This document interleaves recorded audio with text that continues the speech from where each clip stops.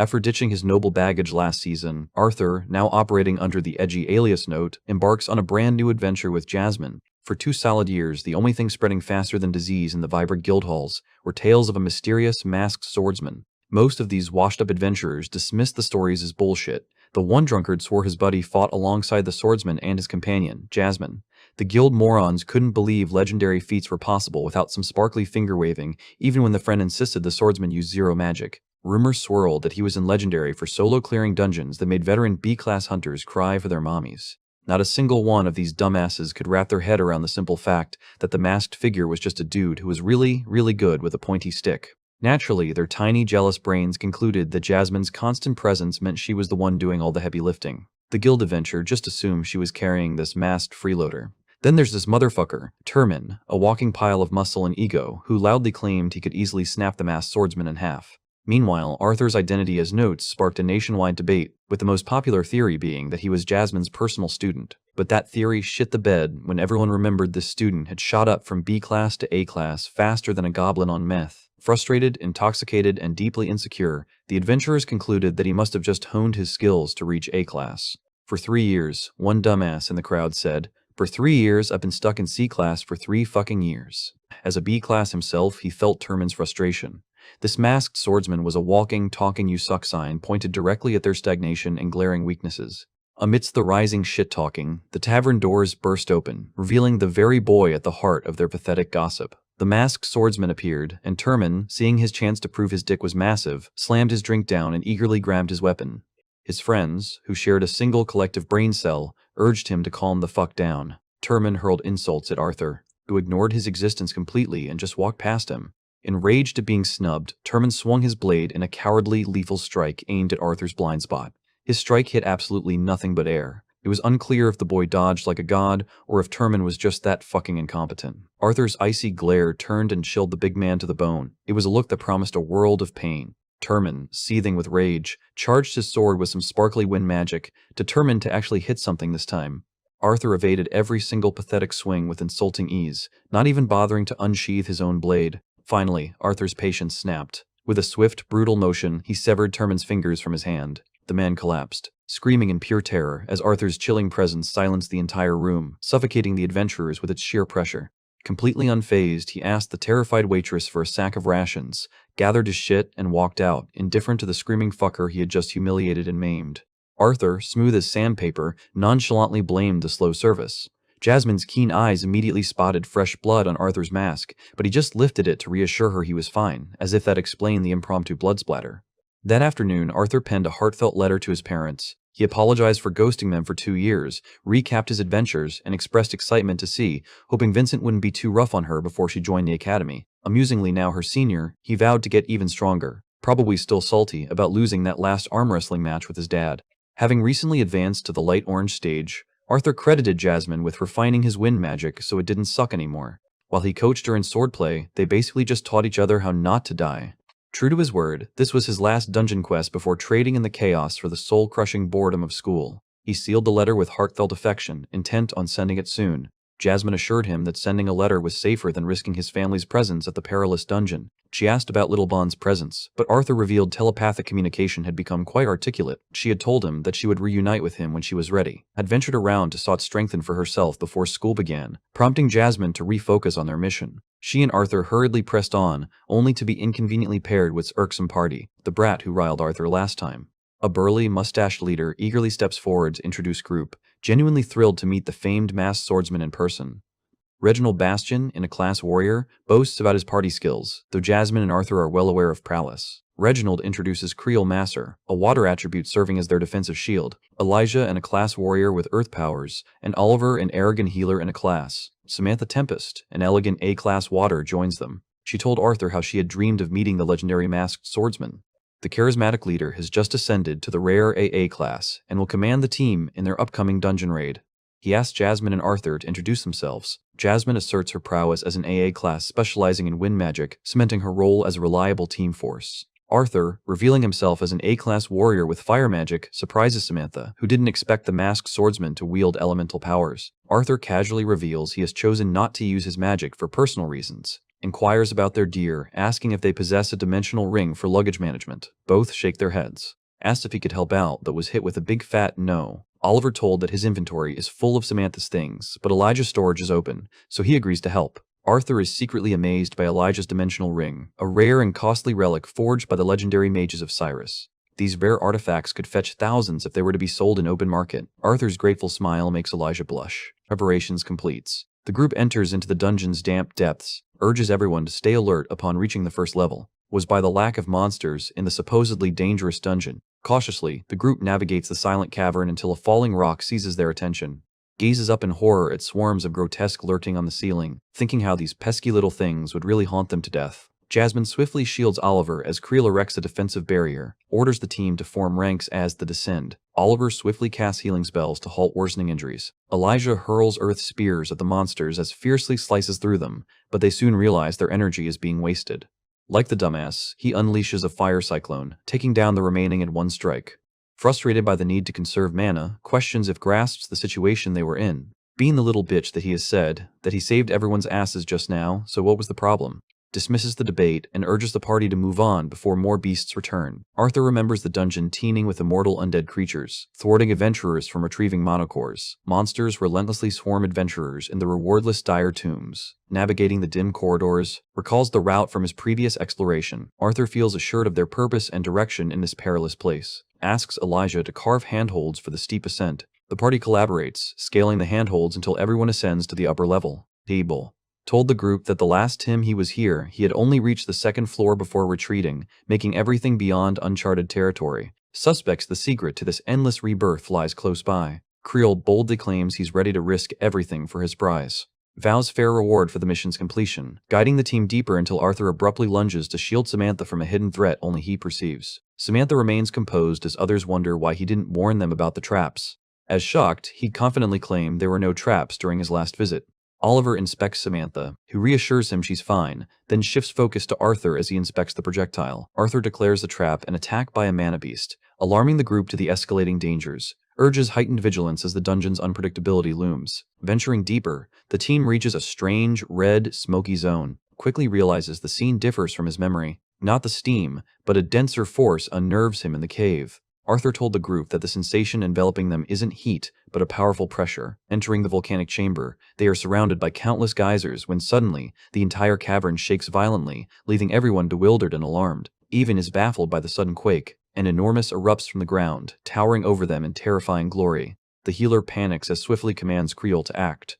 Creel, undeterred by his size, springs into action, conjuring a protective water sphere around the group. The shield grants them time to strategize. Is shocked by the unprecedented power of the mana beast, while Creel is equally perplexed by its sudden appearance in the dungeon. As the men argue, the launches its attack but unexpectedly retreats underground, suggesting they are no longer its target. The arrogant healer insists on advancing to investigate the artifact, ignoring repeated warnings to stay put. Even Samantha finds his actions absurd. He confidently strides away from the team. Arthur's senses were telling him that there was danger ahead. Urgently, he orders to create a heatwave barrier and seizes Brawl by the collar. Under pressure, casts the barrier just in time. Aims near Oliver. The attack erupts with a forceful geyser that engulfs and incinerates him instantly, just as Arthur is about to warn him. Samantha swiftly conjures a water barrier to control the explosion. Stands frozen in horror as the group stares at their healer's charred remains. Arthur quietly collects Oliver's mana crystal from the debris and hands it to Samantha, directing her to insert it into her wand. She swiftly complies as Arthur urges a quick retreat. Even Brog can't deny the urgency. Staying means certain death for them all. Racing for the exit, the party faces their monstrous foe once more, blocking their path. Urgently commands Creel to raise another water barrier, but the now fiercer worm prompts Elijah and Samantha to unleash a joint stun attack. Elijah unleashes his stone serpent grasp to halt the beast. The impact is minimal, startling even their leader. Swiftly changes strategy, rallying Jasmine and Reginald for a joint attack. Energized by fire, he directs Jasmine to distract the creature, setting up Reginald for the final strike. Should this fail, Arthur and Will launch further attacks. Charges in, slicing the worm with blazing blades. Jasmine unleashes precise strikes, wounding the monster. Reginald bashed the shit of the monsters with his giant hammer. All the while, the little bitch remains paralyzed by fear shitting his pants. With no fire spell proving effective, Arthur decides his only chance is to unleash his fire's full potential. His blade ignites in fierce orange flames as he charges, landing a critical slash that shatters the worm's teeth.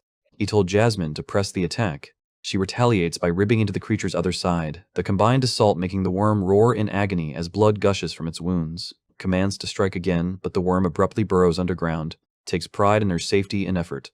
While Jasmine told everyone to hurry, saying that they need to get the fuck away from here as soon as possible, was still high on his overconfidence, saying that the bug must have their power and was possibly gone for good. His overconfidence crumbles as the earth trembles violently again. Arthur is horrified to realize the worm's real strategy was to drive them into the path of another deadly eruption. The team swiftly erects barriers for protection. Jasmine can shield Arthur, but at the cost of leaving vulnerable. Arthur boldly sacrifices himself to protect, conjuring a timely, fierce wall of fire. As the eruption subsides, retaliates in fury, shoving Arthur aside in a childish outburst. Unfazed, Arthur turns his attention to, gravely injured after sacrificing part of his arm to shield his teammate. Samantha averts her gaze from the horrific wound as screams in agony. Arthur wields his blade while his friends frantically work to stopping the bleeding. Cries out while Arthur swiftly takes action. With him stabilized, Samantha moves in to heal their leader. Masked swordsman Creole, ever kind, sits by Arthur and offers him a cherished sandwich to lift his spirits. He told Arthur that he always carries these sandwiches for tough times like this. Arthur eagerly roasts the sandwich with fire magic, filling the air with a mouth-watering aroma. Even Creole can't resist a bite of the warm version. Sharing a quiet moment over a lovingly prepared meal, Arthur reflects on Creole's fortune in having such a devoted partner. As silence envelops the duo, chaos erupts as blames their injured leader. Enraged by the loss of their leader and healer, unleashes his fury, declaring he sacrificed his arm to save Samantha. Is berated for failing to raise a defense, but Arthur, his patience spent, interrupts with a sharp retort, dismissing skills as an ore. He sees only a liability weighing the team down. Storms off in frustration as Reginald calmly advises their leader to rest. With gone, Arthur confronts Brawl, demanding a final decision. Reginald thinks for a while and said that the damage is not that great, so the team remains battle-ready, but the leader is critically injured. Arthur insists on a clear response. Brawl, teeth clenched and eyes locked, declares his unwavering resolve to complete this final dungeon raid. Samantha expresses her doubts, aware that battling one-armed is nearly impossible. One of the top insists he can still contribute without being a burden. Yet he urges Arthur to lead the team, trusting the boy's capability amid uncertainties. The team swiftly endorses the leadership shift. Arthur took the command, ordering a 1-hour rest. After a brief rest, the team presses on, but fresh obstacles constantly catch off guard. The tunnel ahead was always clear. Reginald's weapon slices through the air, yet barely scratches the surface. Harnessing the earth element, he unleashes a powerful blast. Jasmine taps his shoulder, readying her, and proposes they combine their attacks despite the small spiral outcome. Unleashing a dual assault, they break through the tunnel's barrier, forging a new path. Blinded by a sudden brilliant light, they unexpectedly stand in an unfamiliar forest. Arthur quickly realizes something is amiss. The ceiling stands firm despite the absence of support pillars. The forest blooms with vibrant flowers and serene resting spots. Creole suddenly announces his drowsiness, despite their recent rest. Arthur urges the group onward, his instincts warning that something is amiss. Creole hesitates, yet Arthur's instincts remain on high alert. Jasmine glimpses a cloaked figure and briefly falls into a trance, snapped out by a sudden loud bud. Creole drops his weapon, eyes locked onto something. He saw his late wife appears in the distance. He sprints to her, ignoring his teammates' urgent pleas. Arthur races after him but couldn't catch up to him. Jasmine stops Arthur, revealing the mist's illusionary manipulations that heightened his senses. Arthur swiftly gathers everyone, revealing the mist's mind-altering effects. He instructs Samantha to create a water barrier to counter the illusion. Samantha nods as she quietly inquires about. Reginald somberly discloses that perished long ago in a dungeon raid, and that he and Broad personally laid her ashes to rest, making this impossible. Reginald urges a swift search for Creole Testing's patience, furious at senior members for abandoning formation despite the strict plan. Arthur turns to Jasmine, who trembles as he asks if she saw anyone too. She confesses to seeing a mirage of her father. Seeing her struggle, Arthur comforts her, promising everything will be alright. She offers him a sincere smile, and feeling encouraged, Arthur requests her wind spells to clear a path through the mist. She conjures 2 wind orbs and drives 4 of magic.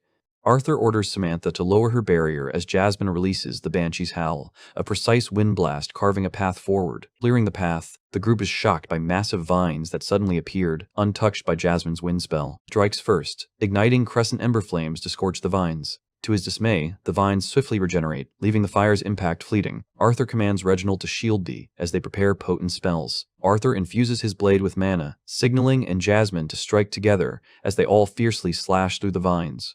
Trapped briefly, Arthur unleashes a vortex slash to escape. Channeling more mana, he unleashes a powerful attack, halting the vine's regeneration. Seeing success, he urges to scorch his weapon, but is shocked as charges in, swinging wildly without a plan. Arthur watches, who, losing his composure, fights with the desperation of a man ready to die, eyes on Jasmine. Arthur notices her handling things smoothly and hurries to aid, who is soon utterly trapped. Arthur frees him, asking if he truly plans to waste his life here. Arthur implores him to fight wisely and survive, as they still rely on him to conquer the dungeon. Downs a mana potion and unleashes his full power with a flame spell. The attack, though weaker, spreads wider and ignites easily. Arthur is truly impressed by newfound prowess. Reginald warns Elijah of the oncoming vine, but swiftly regains composure, shielding Elijah.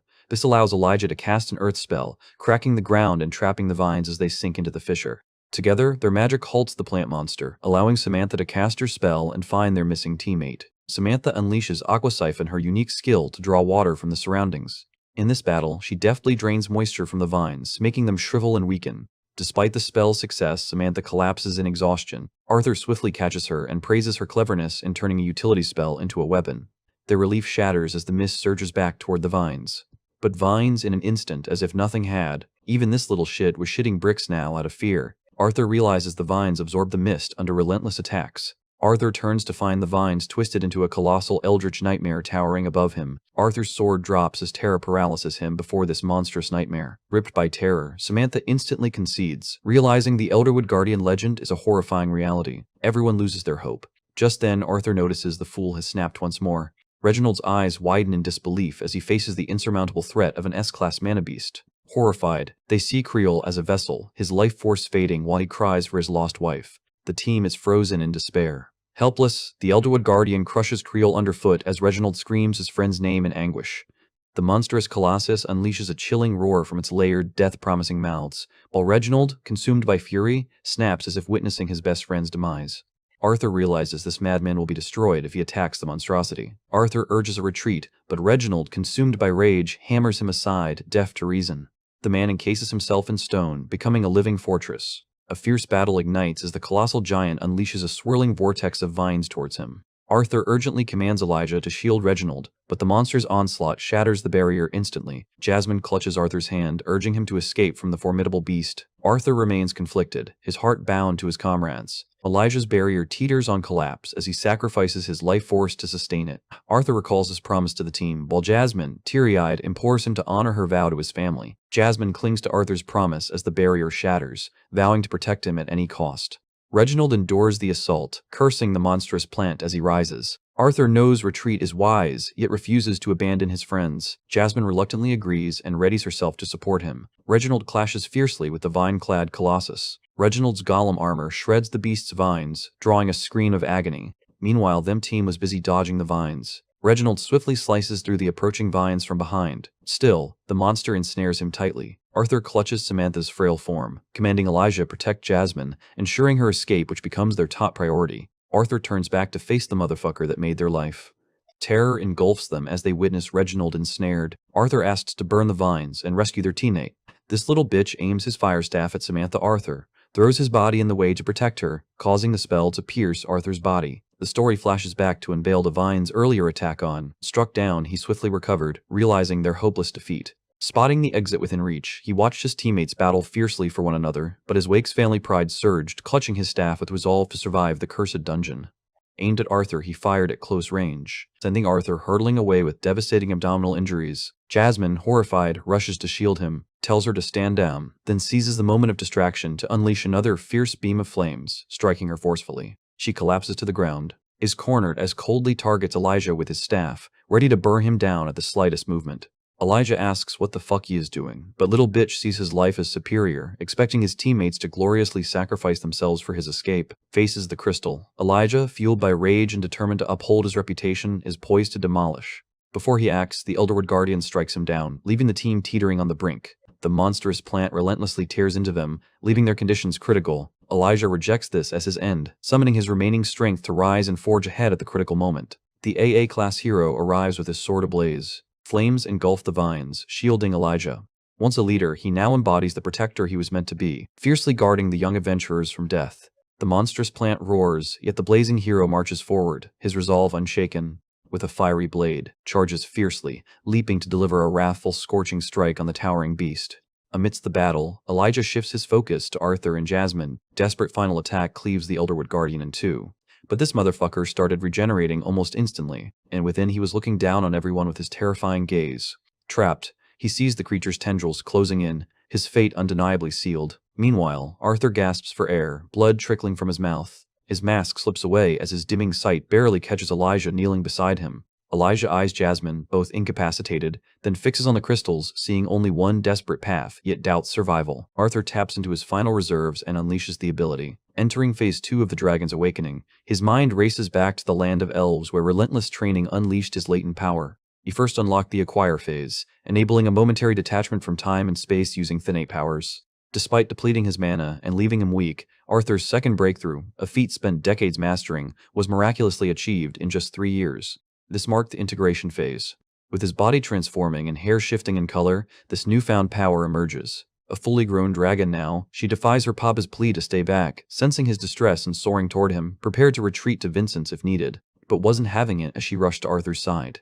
Believing he'll return, she yields to his words as he limps toward the eldritch creature, climbing a boulder with determination. Overwhelmed with emotion, he casts an ice spell, channeling all his focus to freeze the S-class beast and launching the first strike, reminiscent of during Arthur's integrate phase, aiming to swiftly end the battle and reduce the backlash. With potent ice magic, he temporarily freezes the vines, but they shatter through, forcing him to cast Absolute Zero, immobilizing the creature and giving him time to channel 3 elemental powers into one devastating strike. Purple lightning surges from his palms, obliterating the beast's head and disintegrating the vines. Victory comes at a cost as he collapses, blood streaming from every wound. Mission accomplished, his life fading and distant while his family confronts their own destiny. Collapses from intense training, tucked into bed under watchful eye when suddenly a glowing ring fills both parents with dread. His mother desperately hopes it's a malfunction, not a real warning. In the dungeon, Arthur awakens in agony, blood in his throat, as Elijah urges him to shatter the crystal in his glove. Elijah complies, unleashing healing magic that frees Arthur's frozen hands. Despite the relief, Arthur's mind races back to betrayal and the traitor's abandonment,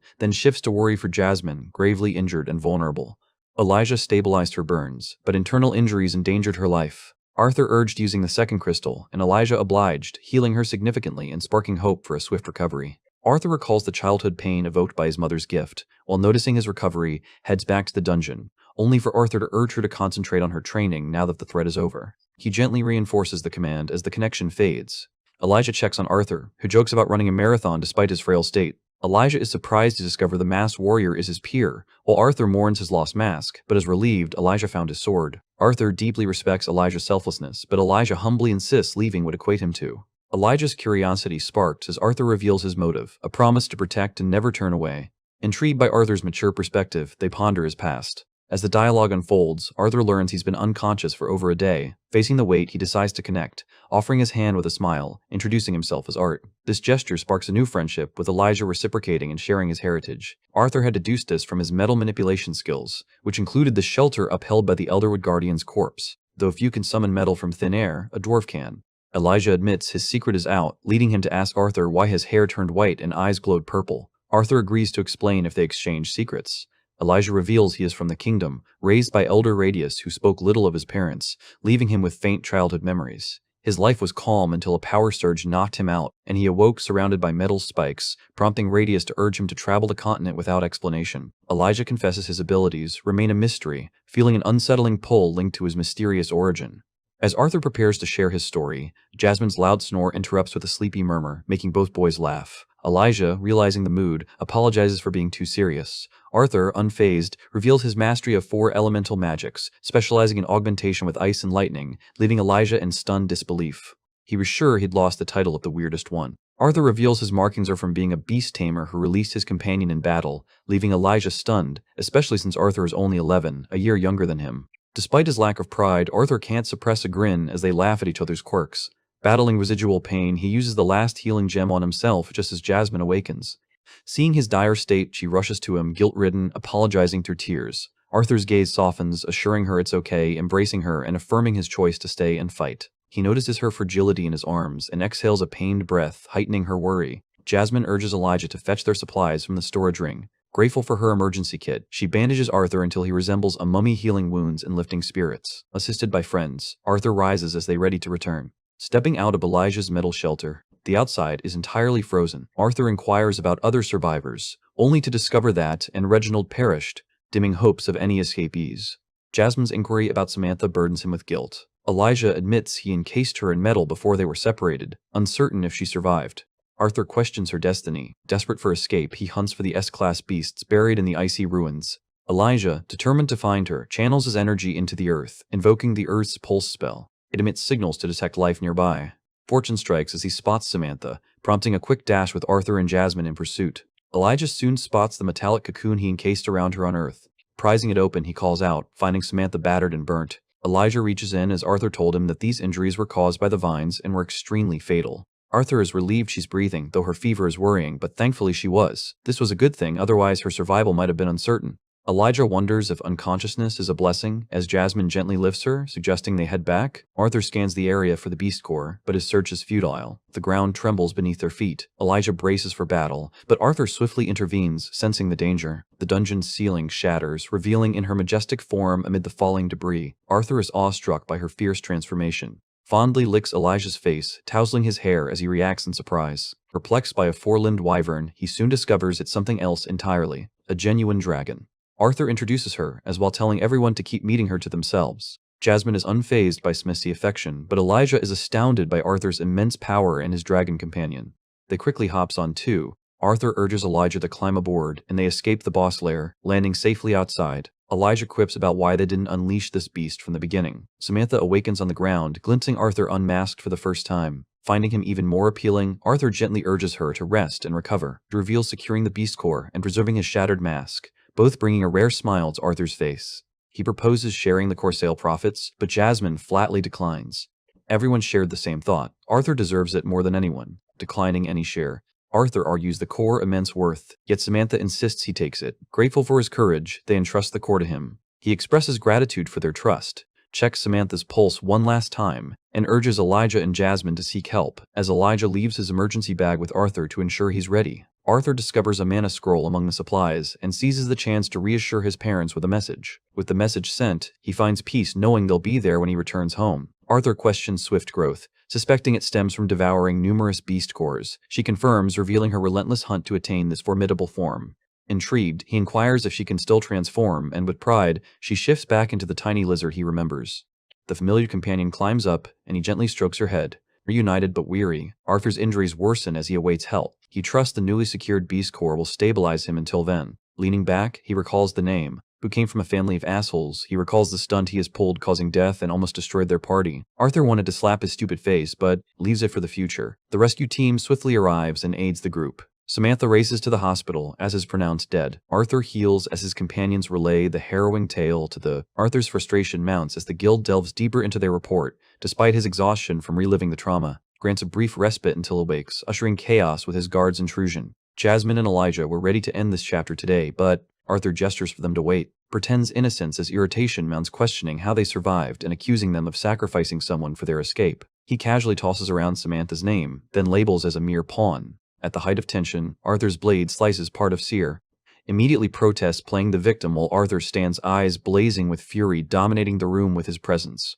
Despite warning, Arthur calmly steps forward, retrieves his blade, and feigns misunderstanding. Trembles, frozen in fear. Told his assistant to take to the infirmary as Arthur asks for a private moment with the... Jasmine and Elijah hesitantly emerge, fearing for his life, as cautions Arthur against provoking the...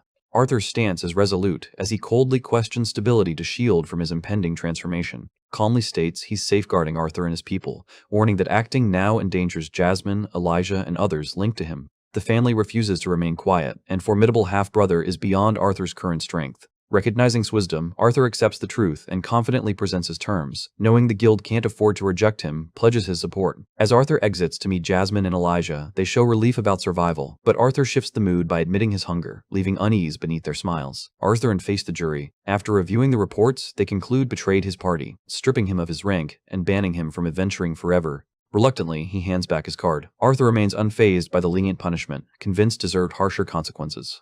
The panel scrutinizes Arthur's actions against, considering the threat to the family. Their ruling, ban note from the city until finishes at the academy, a decision Arthur secretly wanted despite his feigned objections. The jury upholds his adventurer status for his honor and courage. He must stay away while he's in town. Fears notes hidden identity, suspecting danger. The panel agrees to record Arthur's identity secretly, with only a few aware, keeping it from the family. Cedes and protests, but nobody listens to him. Leaving, he warns Arthur to keep his distance. but was not in a mood to play. He shot a death glare, storms off in anger, while Arthur, on the verge of being escorted out, is personally led by the panel's head. Through a secret passage, once the door shuts, it's revealed the entire scenario was a premeditated plot. Arthur appreciates their persistence, yet the court warns the truth won't stay hidden from the family indefinitely.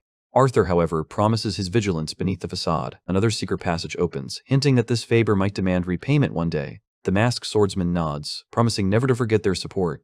The elder acknowledges warning about Arthur's fearsome nature just as he opens the door and is joyfully tackled by, with Jasmine and Elijah waiting nearby. With everything settled, it's time to return home. Elijah told them that he wanted to visit Samantha before leaving. Arthur advises against it for himself, but urges Jasmine to check on her later. At the gates, Elijah realizes their paths will soon diverge. Recalling Arthur's outsider status, he extends an invitation to hang out before school starts. Elijah bristles with irritation as he explains a school, never having imagined attending one. Arthur's plan comes as a surprise. Arthur reveals that joining the academy is a strategic step to advance in rank. Elijah doubts his eligibility, but Arthur assures him he'll handle all financial and social hurdles. Elijah just needs to appear at the school gates. Arthur instructs Jasmine to take Elijah home, as he needs to handle other issues.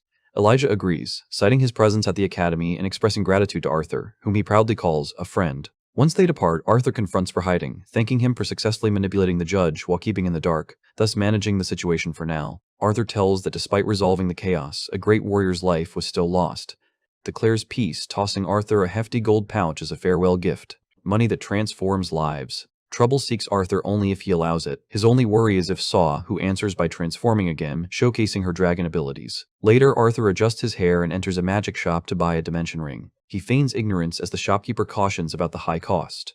Arthur casually unveils his gold, leaving the man speechless. He invests his gold in a ring, just large enough for a sword and beast core, with his preparations complete. Lost in thought on the way to Hillsday Manor, he ponders his 2 years under a new identity, gazing out the window and contemplating academy life ahead. Night falls as he returns home, met by tearful glare and mid-Souter, sentence scolding for his prolonged absence. Arthur beams, embracing her tightly, proud of her growth, yet suddenly dreading the day she might start dating. A shiver races down his spine. His parents embrace him mournfully, quips that his son's hair is the only thing gaining strength. His mother hugs him tightly, overjoyed he's safe as they tease each other. Vincent and the others warmly welcome him back. While Arthur showers, he discovers a letter from Jasmine. She embarked on a new mission, guided by a terse, emotionless letter. Like her, he regrets missing the chance to say goodbye, but at least he knows where she is. Vincent excitedly announces sneering 1-year milestone at Academy. Arthur feels relieved. Vincent thanks Arthur for his unwavering support, while Arthur hints at a future request, eager first to hear tale of the dungeon. Arthur hesitates, then unfolds a gripping tale that visibly shakes Vincent. He astonished them by single-handedly defeating an Elderwood guardian. Arthur inquires about his father's progress and learns, remains trapped at Dark Orange despite ongoing mana purification. Arthur hurls the leftover beast core to him, saying, though the core remains potent and could aid his breakthrough, hesitates to embrace such a prized gift. Stunned by Arthur's decision to part with a lucrative S-Class core, Arthur desires his father to catch up. While noticing Arthur's progress to Light Orange, vows to surpass him in their next spar, fueling their ongoing rivalry. Elijah finds tranquility in a shower, interrupted by Arthur's abrupt entrance with pajamas, unfazed as Elijah slams the door. Arthur inspects his mask, reflecting on the past 2 years. Notes she's now taller than him as Elijah asks why she took so long. Arthur reveals he was aiding Vincent in securing Academy sponsorship. Elijah is ecstatic to finally become a student. Arthur is eager to learn and push his limits, acknowledging that his powers may make school dull, but finding the opportunity to explore Elijah's dual affinities exciting, especially since lightning drains his mana and ice remains challenging despite a beast's will. Concerned about handling, Elijah is reassured by Arthur, who intends to delay revealing his true identity. Elijah is surprised by Arthur's restraint regarding the family. Amidst teasing about a pillow wall, Elijah nervously asks about finding a girlfriend at the academy. Arthur jokes he'll end up with a nerd girl, while Elijah retorts that Arthur's charm will attract many girls. Arthur counters that they're not his type, and both eventually drift to sleep. Arthur awakens to Vincent's news of meeting Gideon, a brilliant and respected inventor. He was currently out of town, but was scheduled to return in 3 days, allowing a brief detour before they meet everyone in the city. Arthur nods, pondering if something significant is happening downtown. Vincent announces that the 3 royal families will make a major public declaration in the city square. Vincent's time with Arthur moves him, and he eagerly anticipates the meeting with Gideon, ready to leverage his past life's wisdom. Appears reminding Vincent of a meeting prompting his swift departure. Reveals to his father that he's advanced to the solid orange stage and hands over the intact beast core, noting its unusual resilience despite absorbing all its energy. Arthur ponders deeply, his meditation interrupted by the looming shadow of the beast. Acknowledging the core's retention of the creature's will, he contemplates beast wills, spiritual imprints from potent mana beasts conferring great power. Driven by curiosity, Arthur tests merging the Elderwood Guardian's will withs but finds them incompatible and repelling. That's why I couldn't fully absorb the crystal. It all hinges on compatibility. Arthur knows the perfect recipient for the core and starts pondering his well-being. The days pass as he trains and cherishes family moments. Storms in one morning, fed up with his sleep talk and body slams him awake for breakfast. Arthur teases her as a brute, and she retorts, reminding him not to skip the meal. Arthur and Elijah explore the town's shops despite Arthur's empty pockets. Elijah wisely manages his savings. Arthur dispatches to accompany Elijah as he visits the inventor. Arthur and Vincent reach Gideon's. Arthur halts abruptly, questioning the foul stench assaulting his nose. Him simply notes, it's easier to ask what's not causing it. Gideon finally emerges, resembling a decaying corpse untouched by water for decades. His anger fades upon noticing Vincent's guests. Irritated, he grumbles about the royal messengers pressuring him to share his expertise overseas. Arthur questions why anyone would bother, further souring the man's mood. Gideon inquires about the boy, who introduces himself as Arthur, an admirer of Gideon's work. The inventor dismisses apprentices, but Vincent explains Arthur's voluntary arrival, prompting Arthur to present a sketch to solve Gideon's travel problem. Gideon initially dismisses the drawing as childish until he spots the innovative steam engine design, an idea so fucking out of the world that couldn't even imagine it. He quickly skims through it and finds that there was something missing. Arthur confesses to Gideon that he's crucial details, promising to disclose them once their deal concludes.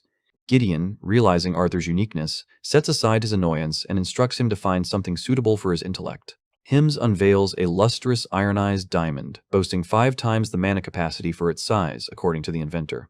Yet Arthur stays indifferent. Gideon unveils more treasures, including a secret mirror unseen by others.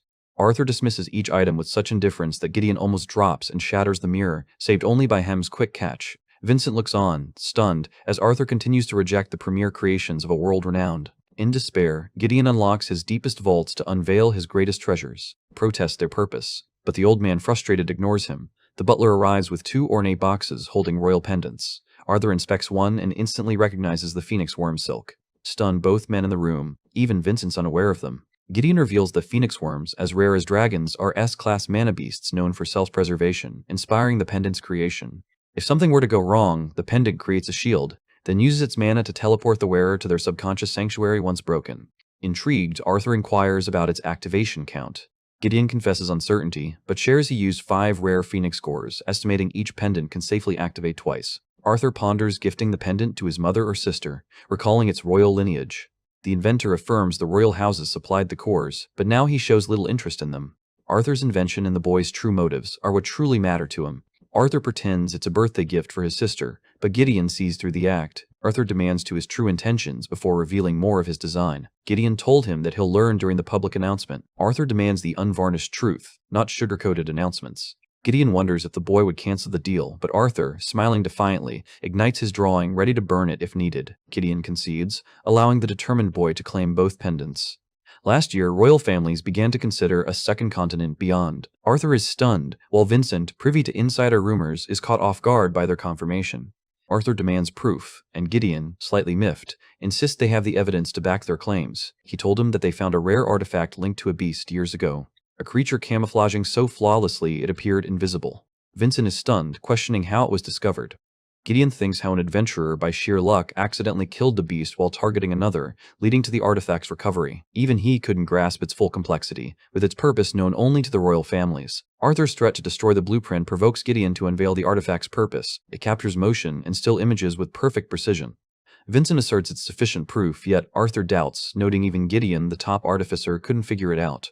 Gideon defensively claims that if he can't decipher it, no one on this continent could have made it. Arthur argues that claiming another continent exists solely because of Gideon's failure is foolish.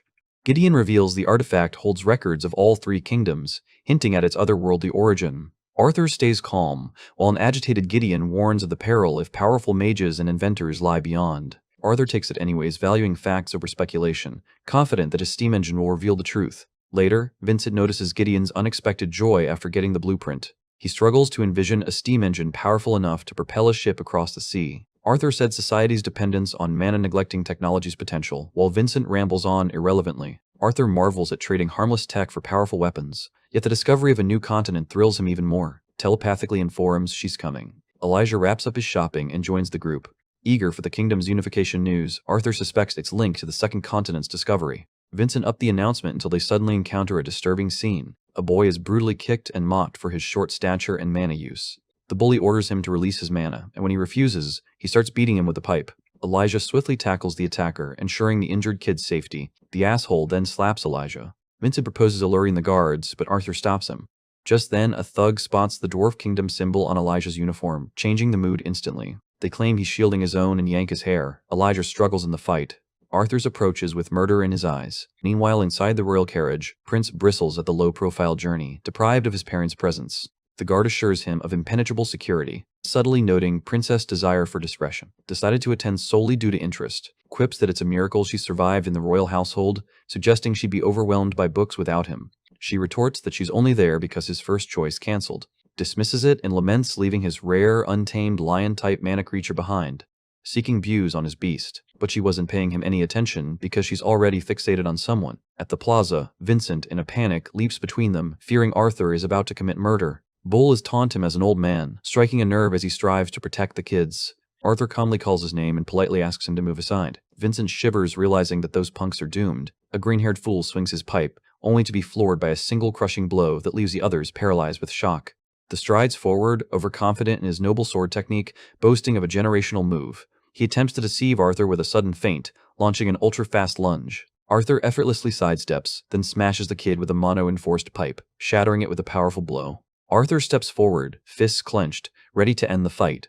The leader mocks him and prepares his trident's fist technique, but as Arthur draws near, his calm, deadly blue eyes strike fear into, reminding him of his father's presence.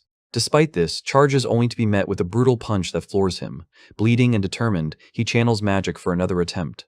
An icy shield materializes, deflecting the blow entirely. Princess steps forward to shield them. Her sudden arrival stops the chaos, freezing the scene just as demands answers. Panicked, the bullies drop to their knees, pleading for mercy. They insist they were peaceful, until Arthur suddenly attacked. Elijah attempts a defense, but interrupts, declaring they were the true victims. Elijah quietly aids the dwarf boy, while sees his injuries and immediately detects the bully's deceit. Her brother believes them, and starts interrogating Arthur about the truth of their claims. Arthur dismisses the oblivious with indifference. Seeing this, the bullies believe Arthur was done for. The royal escort blocks Arthur, ensuring he properly addresses the prince. Arthur seizes the knight's hand and was ready to break it in half. The knight admits his harsh language flares up against nonsense, but Arthur's strong grip unsettles him. Vincent swiftly intervenes, clarifying that Arthur accused the bullies of lying. Can't believe Vincent is here. Vincent says they stumbled upon the scene on their way to the announcement. The dwarf boy's bloody cough reveals the truth. Can't overlook the fact that someone's gravely injured. He turned to the bullies and asked them for their identities. Declares himself as House Trident's first son, causing to pause, aware of their significant support to the royal family, despite being the aggressor. This causes to hesitate. Tries to speak, but her brother intervenes. Advises making peace and moving forward, noting no serious injuries and urging against escalation. Confident in his father's wealth and influence, anticipated this, proving himself untouchable once more. Arthur refuses to let it go, quickly asking Uncle Vincent about the communication scroll. Upon grasping the situation, Arthur promptly contacts the director of Academy, prompting to scoff. Irritated and expecting Vincent, thinks Arthur looks foolish for involving someone so high-ranking. Her tone shifts from cold to warm, flirtatious upon realizing Arthur is speaking, leaving everyone else behind. Arthur reveals Trident and his group are racially bullying students and wielding deadly magic in the city. Panic strikes the offenders, making them nervously glance at each other, feigns ignorance, casually asking what he did wrong, sparking a flicker of hope in him. Convinced her allegiance is to his family's wealth, he discreetly threatens to leave the academy, believing alone might convince her. To his shock, unhesitatingly sides with Arthur, instantly declaring the expulsion of and his group. The prince approaches Arthur to apologize for his earlier judgment. He confessed to acting impulsively, not embodying the dignity of a true prince. Arthur regrets losing his temper, but the prince admires his resolve, expressing relief that those troublemakers from House Trident are finally gone from the academy. After talking, the prince returns to the carriage, remarking on Arthur's oddity, acknowledging his strength yet sensing deeper layers beneath. His sister, suddenly distracted, stands up and invites Arthur for tea once they're back at school. Arthur, with no reason to refuse, calmly accepts the invitation. Behind him, Elijah watches, jealousy barely concealed, as the typically aloof princess shows genuine interest, leaving him and the prince equally stunned. In the heart of city, a curious crowd awaited a life-altering announcement about a newly discovered continent, but was thinking about something in his mind. Arthur was troubled by the idea that another land had been secretly studying, using disguised mana animals and strange recording devices, and he questioned his drive forward to expedite connection to this distant continent. If these people constituted a genuine threat, securing Sedge, even by a preemptive strike, may be critical. Lost in thought, his mother sensed his unease and asked if something was wrong. He quickly reassured her with a smile that all was well. She warmly assured him she would always worry, but never hinder his pursuit. Arthur wanted to tell her that she has nothing to worry but couldn't lie. He thanked her softly, filled with gratitude. Suddenly, mages conjured a radiant screen above the crowd, offering a clear view as the king took center stage alongside other leaders. The king addressed the crowd, recognizing the enduring human-elf conflicts and the dwarves' role as mere business allies. They resolved to abandon this mindset. Over the past few years, he and fellow leaders tirelessly pursued continental unity, notably opening adventuring parties to all three races 2 years ago. Last year, Academy brought together students from and fostering connections through shared education. Arthur was troubled by the idea that another land was secretly studying, with disguised mana animals and strange recording devices, and he questioned his desire to connect to this distant continent. If these individuals posed a genuine threat, securing edge even through a preemptive strike could be critical to foster cooperation for the continent's survival and future growth. The crowd erupted with enthusiastic approval, clearly supporting the message. Elven King stepped forward, honored to partake in this historic moment, echoing the Human King's words. Despite their growing unity, much within its borders remains unknown. Untamed lands loomed, highlighting their limited knowledge, but his announcement was crucial. They had found undeniable proof of another continent across the seas. The crowd erupted in frenzy. He reassured them, confirming the continent's existence despite lingering questions. They were stunned to discover that the enigmatic land had also tried to contact, despite neither possessing the technology to close the gap. Amidst the shocked murmurs, the king urged unity, declaring pride in their shared homeland despite differences, hoping future generations would embrace this bond. He questioned the crowd's belief in the vision, and after a moment of silence they erupted in applause, affirming their support for the future. A groundbreaking initiative was unveiled, steering a new era of exploration and alliances. 6 exceptional individuals were appointed by the royal families to protect and represent the continent, chosen for their courage, wisdom, strength, and leadership. The 6 lances emerged as symbols of unity and guardians of future. Each was given a unique ring that represented their function and was known across the continent. The identities were revealed. Earthborn and Baron. His name startled the audience, freezing Elijah in disbelief. Arthur tensed, reliving unpleasant memories of his brother's betrayal and escape from justice. Now exuded power and prestige. Arthur sets aside his worries for the day, focusing on his little sister's birthday. Dressed sharply, he's every bit the gentleman, ready for the celebration. When insists on joining, he gently advises her to stay back, hinting at potential spies at the party and avoiding unnecessary risks. He assures her someone will return with food. Spirits soar with that simple assurance. With cheerful farewells, the night bursts to life as guests flood the mansion with music and chatter. Arthur, poised at the entrance, greets everyone with his usual charm, catching the eye of a girl's mother who nudges her daughter to ask him for a dance. Elijah, nestled in a corner, charms a pretty girl with a lunch invitation. True to form, Elijah fumbles, spilling his drink all over himself, causing the girl to awkwardly step back. Arthur swiftly averts his gaze, sparing his friend further embarrassment. The evening's highlight emerges. Smother playfully covers her eyes and leads her into the living room, unveiling a surprise gathering of loved ones. Arthur steps forward, inviting his sister to dance, is clearly taken aback. The father signals the musicians, and as music fills the air, the siblings begin their graceful dance, captivating every guest with their flawless and emotive performance. Amidst the festivities, Gideon, the ever-inventive genius, unexpectedly arrives. He's here to discuss business, even at a birthday party. The scene cuts outside. A lavish royal carriage halts at the estate, remains inside, ensuring Smomant shines undisturbed. She discreetly sends her servant to deliver a gift, allowing the family their time. Meanwhile, inside, Gideon pulls Arthur aside for a private conversation. Arthur, already cautious, questions if the trip was solely for council matters. Gideon shakes his head, admitting that he brought a gift, but more importantly, that the council has approved Arthur's blueprint, and that building has begun. The ex-monarchs now refer to themselves as the council. Arthur congratulates Gideon on his well-deserved triumph, but Gideon dismisses fame and fortune as mere tools, seeking something more valuable in the council's reach. Gideon's admirers swarm him, granting Arthur a second of until arrives, breathless and apologetic for her delay, to which Arthur reassures her swiftly. Acknowledging her hectic schedule as student council secretary, he warmly greets her, noting how long it's been since they last met. Now standing face to face, notices Arthur's new height, and they start catching up, with Arthur admiring her progress from sneaking meals with the staff to thriving its top academy.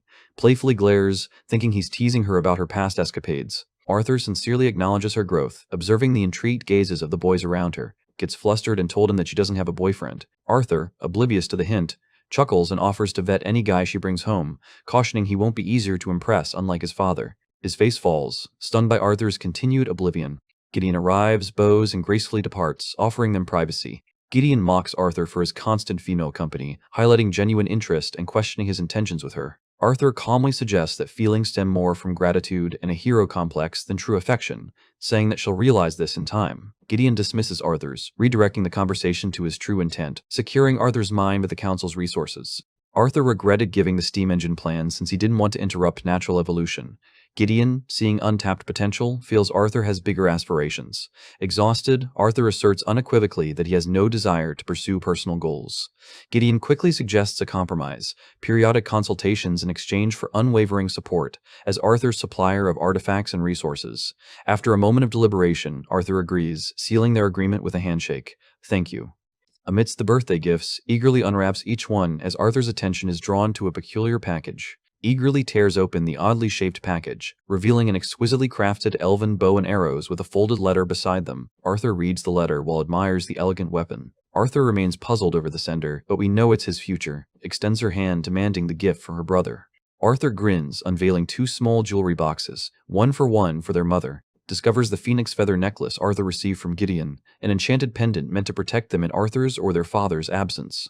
Mrs. appears shocked by the extravagant necklace, as their father calmly reveals only 2 exist on the whole continent. Arthur tenderly clasps the necklace around his neck, wishing her a heartfelt happy birthday. The scene transitions to a high-security facility exclusive to council members, where Arthur walks alongside Gideon with special access. Amidst their casual conversation in the facility, Gideon casually notes Arthur's recent, quietly passed birthday. 4 months had swiftly passed since celebration. Despite the delay, Gideon gifts Arthur a small box. Arthur thanked him for making it for him. Gideon dismisses it, saying that it's nothing in comparison to Arthur's assistance with the steam engine project. He mentions a persistent concern. Did Arthur hide 2 elemental affinities, hinting he might secretly be a quadri-elemental mage? Arthur's confirmation hits like a punchline, leaving Gideon breathless as he realizes the bracelet he gifted was meant to suppress half of Arthur's magic. Bewildered, he questions Arthur's timing, to which Arthur smirks, revealing that impressing Gideon increases his chances of freebies. Gideon, stunned by the earth-shattering revelation, demands proof, which Arthur eagerly offers. The shipyard's rapid progress leaves Arthur in awe. The ship was almost completed. Gideon boasts that by the time Arthur starts his first day of classes, they will be ready to set sail. Alone now, Arthur marvels at Gideon's incredible speed. In just a few months, Arthur is struggling to comprehend the construction of a steam-powered ship. He abandons informal training after becoming aware of the dangers of the continent. Armed with Gideon's artifact, he decides to improve his wind and earth magic to match his fire and water abilities. Arthur, lost in thought, collides with a burly man carrying 2 women, a mere local thug. Arthur opts to walk by discreetly, but the man seizes him by the head, crossing the line. Arthur initially maintains his composure, ignoring the taunts, but physical contact pushes him over the edge. Arthur's lethal glare halts the man, suddenly cautious of his provocation. As the man brags about teaching at academy, Arthur freezes. With a flick of his wrist, he drops a pendant at the man's feet, leaving him stunned. The brute didn't notice Arthur taking it. Speechless and shaken, the guy watches Arthur walk away. Arthur arrives home and skillfully calms the chaos as his sister and tackle him, lifting them gently with a breeze of wind magic. He asks about their parents' whereabouts, and replies they're in the living room with Elijah, examining a package from Academy for both Arthur and Elijah. Arthur discovers his official uniform, feeling the weight of his journey from lost child to king, baby, and now Academy student. As dawn breaks, Elijah attempts to rouse him by poking his feet, prompting to leap onto Elijah, leaving clawed marks on his cheeks. Arthur rises to get ready for school, while Elijah stands dressed and waiting. Buttoning his uniform, Arthur is questioned by Elijah about his choice to attend academy as a scholar mage, rather than pursuing battle magic. Arthur seeks deeper magical knowledge, but Elijah warns that choosing a scholar's path might clash with more combative mage students. His anxious Arthur might hospitalize half the students for disrespecting him. Arthur shrugs, vowing to behave. Sulks over breakfast, clearly unhappy about not attending the academy yet. Her brother's uniform only fuels her desire. Arthur and Elijah get ready to leave after breakfast. Arthur warmly hugs his parents, playfully ruffles hair, and reminds everyone to wear the pendants he gave them. His mother and sister proudly flaunt theirs. His father, eager for inclusion, asks if his son has any final words for him. Arthur smirks, warning him not to torch the house during training. Arthur arrives at the bustling Cyrus Academy, where students converge from all sides, some on magical beasts that captivate onlookers. A senior commands the crowd to line up before the grand white building for the entrance ceremony. Students must attend and approach the front desk individually to check in. Arthur approaches the registration desk, leaving the receptionist speechless at his rare wind and earth affinities. She quickly regains composure and signals him to proceed. In the packed auditorium, Arthur and Elijah weave through the buzzing crowd to find 2 seats. As they settle, Academy chairwoman takes the stage. Her piercing gaze locks onto Arthur, punctuated by a knowing wink. With a snap of her fingers, the room falls silent. Arthur is stunned by her commanding presence, not from doubt in her strength, but from witnessing such influence firsthand. She apologizes for the abrupt silence, joking about her voice not carrying as far at her age. After her introduction, she skips the usual formalities, noting this moment calls for a personal touch. Proudly, she reveals the Academy's record enrollment of elves and dwarves, choosing to welcome students through representatives of their unity. She gestures to the entrance, urging applause as the Academy Student Council strides onto the stage. The first 3 members arrive quietly. The moment the final member enters, the atmosphere transforms. She magnetizes the crowd, lights up with excitement, prompting a smile from Arthur. Finally emerges her mere presence, commanding respect and admiration from the entire hall. Rumors swirled about her year-long mentorship under director at the Academy, an unprecedented event, as the director has never mentored anyone before. Talent speaks for itself. Steps forward and congratulate the newcomers on their admission to the continent's top magical academy. As a fellow first year, she offers her year-long observations of the academy's structure, emphasizing both academic problems and persistent biases against scholar mages. She emphasizes that if minor uniform differences can cause division, racial differences could be even more divisive. She urges students to abandon inherited prejudices and draw inspiration from the royal family's unity in forming the council. Her heartfelt speech earns thunderous applause, leaving Arthur stunned as proudly calls her mama. He mentally notes to inquire later. Elijah is clearly smitten, while Arthur remains unsurprised by this irresistible charm. Once the ceremony ends, students flood outside for fresh air. A nearby commotion erupts. Students taunt a dwarf over his height. Elijah, exasperated, intervenes. Arthur observes from afar, contemplating the immense task faces in eradicating such behavior. Nicholas, a human bully, taunts the dwarf until challenges him to a pride-defending duel. Nicholas instantly agrees, revealing a magical artifact in his uniform that activates a dual barrier, intriguing Arthur with its genius for creating safe combat zones. Elijah cheers wildly for Bronze and Boar as Arthur coolly assesses the match. Nicholas reveals himself as a dark red core mage. Is a black core, lunges with his axe as Nicholas swiftly conjures duel. A remarkable achievement for his core level, proving he's both skilled and well-trained. The dwarf stands firm, his axe slicing through attacks with formidable might. Nicholas attempts a sneak attack, but swiftly counters with nimble footwork. Nicholas resorts to a dirty trick, blinding the unyielding dwarf by kicking debris into his eyes. Nicholas ends the duel with a decisive blow the instant the dwarf stumbles, as the magical barrier falls. The match ends, but he stomps over, breaks the dwarf's arm, and as the victim lies defenseless, Elijah seizes his moment to become the hero of his dreams. Just as he's about to intervene, Arthur casually calls for the student council president, leaving Nicholas startled and searching. Elijah glares at Arthur, frustration boiling as his heroic moment is snatched away, heightening the awkward tension. Nicholas seizes Arthur, his irritation evident. Arthur calmly asserts that the duel is over, and anything further crosses into bullying. Shoving Arthur aside, Nicholas storms off, muttering petty insults. Arthur dismisses the words and starts to leave, but unexpectedly spits on Nicholas's neck as he walks by. He snaps, fury boiling over, ready to explode. Arthur deflects blame to the real culprit just as the student council enters, changing the atmosphere. The vice president then addresses rules, conduct, and the academy's strict no-discrimination policy. Its mind drifts, consumed by thoughts of Arthur. She couldn't find him at the ceremony and began to doubt his attendance. Director confirmed Arthur was on campus, yet the thought of him missing the speech left her anxious and uncertain about their reunion. Should she play it cool or be friendly? What if he finds her first? These thoughts swirl until the vice president interrupts, checking if she's okay and suggesting to cancel their meetings. Dismisses him, insisting she's fine, then notices Arthur casually observing the scene. The vice president meets her gaze and starts the briefing. That redhead is Nicholas Frum. He was a standout student last year, while the boy next to him seems to be a freshman, likely a commoner, absent from noble family gatherings. A council member spots Arthur, her eyes sparking with recognition. Both girls immediately sense that Nicholas is about to do something profoundly stupid. This motherfucker has no idea he's poking a goddamn dragon. Steps up to confront Nicholas, questioning his intent to use his magic. He immediately shits his pants, claiming he was just finishing a friendly duel with when some random first year just happened to intervene. Arthur gives a cheeky little wave while steps in, demanding the actual fucking story. Gives the side eye, asking if she knows this chaotic dumbass. Puffs out her chest, proudly announcing Arthur's dad has been serving her family forever, basically screaming, "We're family, bitch." Arthur casually drops that they've been living together, sending Brain into a blue screen of death as she pictures all the scenarios that entails. While she's lost in horny confusion, the vice president finally decides to do his job, demanding an explanation from Nicholas and reminding him that drawing a weapon outside a formal duel breaks academy rules. Nicholas, still trying to save his pathetic ass, insists he was just trying to spook the kid, not actually hurt him. Utterly unimpressed and completely spineless, Clive decides to just let it slide for now, shows no mercy. She asserts that Nicholas broke academy rules, warning him that it could mean suspension. Had he actually harmed anyone, she warns, expulsion would be the least of his fucking worries. Finally admitting defeat, Nicholas mumbles a pathetic apology for being an angry little shit. Arthur ignores him so hard it's practically an art form, while calmly informs Nicholas that his fuck-up is going on his permanent record, and he should piss off before things get worse. As the losers retreat, immediately turns on Arthur, pissed that he caused a scene on day one. She remembers director mentioning Arthur's wish to stay under the radar. This isn't helping at all. Disappointment floods Arthur's space. He argues she's judging from a brief encounter, stressing he never meant to fight but remains firm, insisting he should have anticipated the consequences. Arthur holds his ground, pointing out that the dickhead Nicholas was about to rearrange the dwarf's entire face. Without his intervention, that poor dwarf would be a smear on the pavement. Elijah, sensing the incoming shitstorm, tells Arthur to just let it go, reminding him kinda has a point.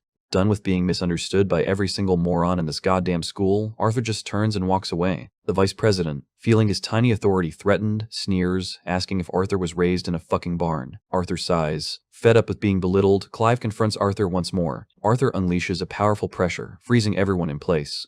Before anyone can process it, Clive is launched into the fucking stratosphere, flailing like a cartoon character. Rushes to his side while the others watch in shock as he groans on the floor. Fed up with the chaos, he silently walks away. Even dares not intervene, as his frustration lingers heavily in the air. After fucking up spectacularly, paced her dorm room. Her brain was a dumpster fire of guilt, and what the fuck was I thinking? Guilt and confusion were having a goddamn cage match in her head. Sure, she was just trying to stop Arthur from getting himself booted out on his ass for being a reckless dumbass. But maybe, just maybe, she'd overplayed her hand like a complete amateur.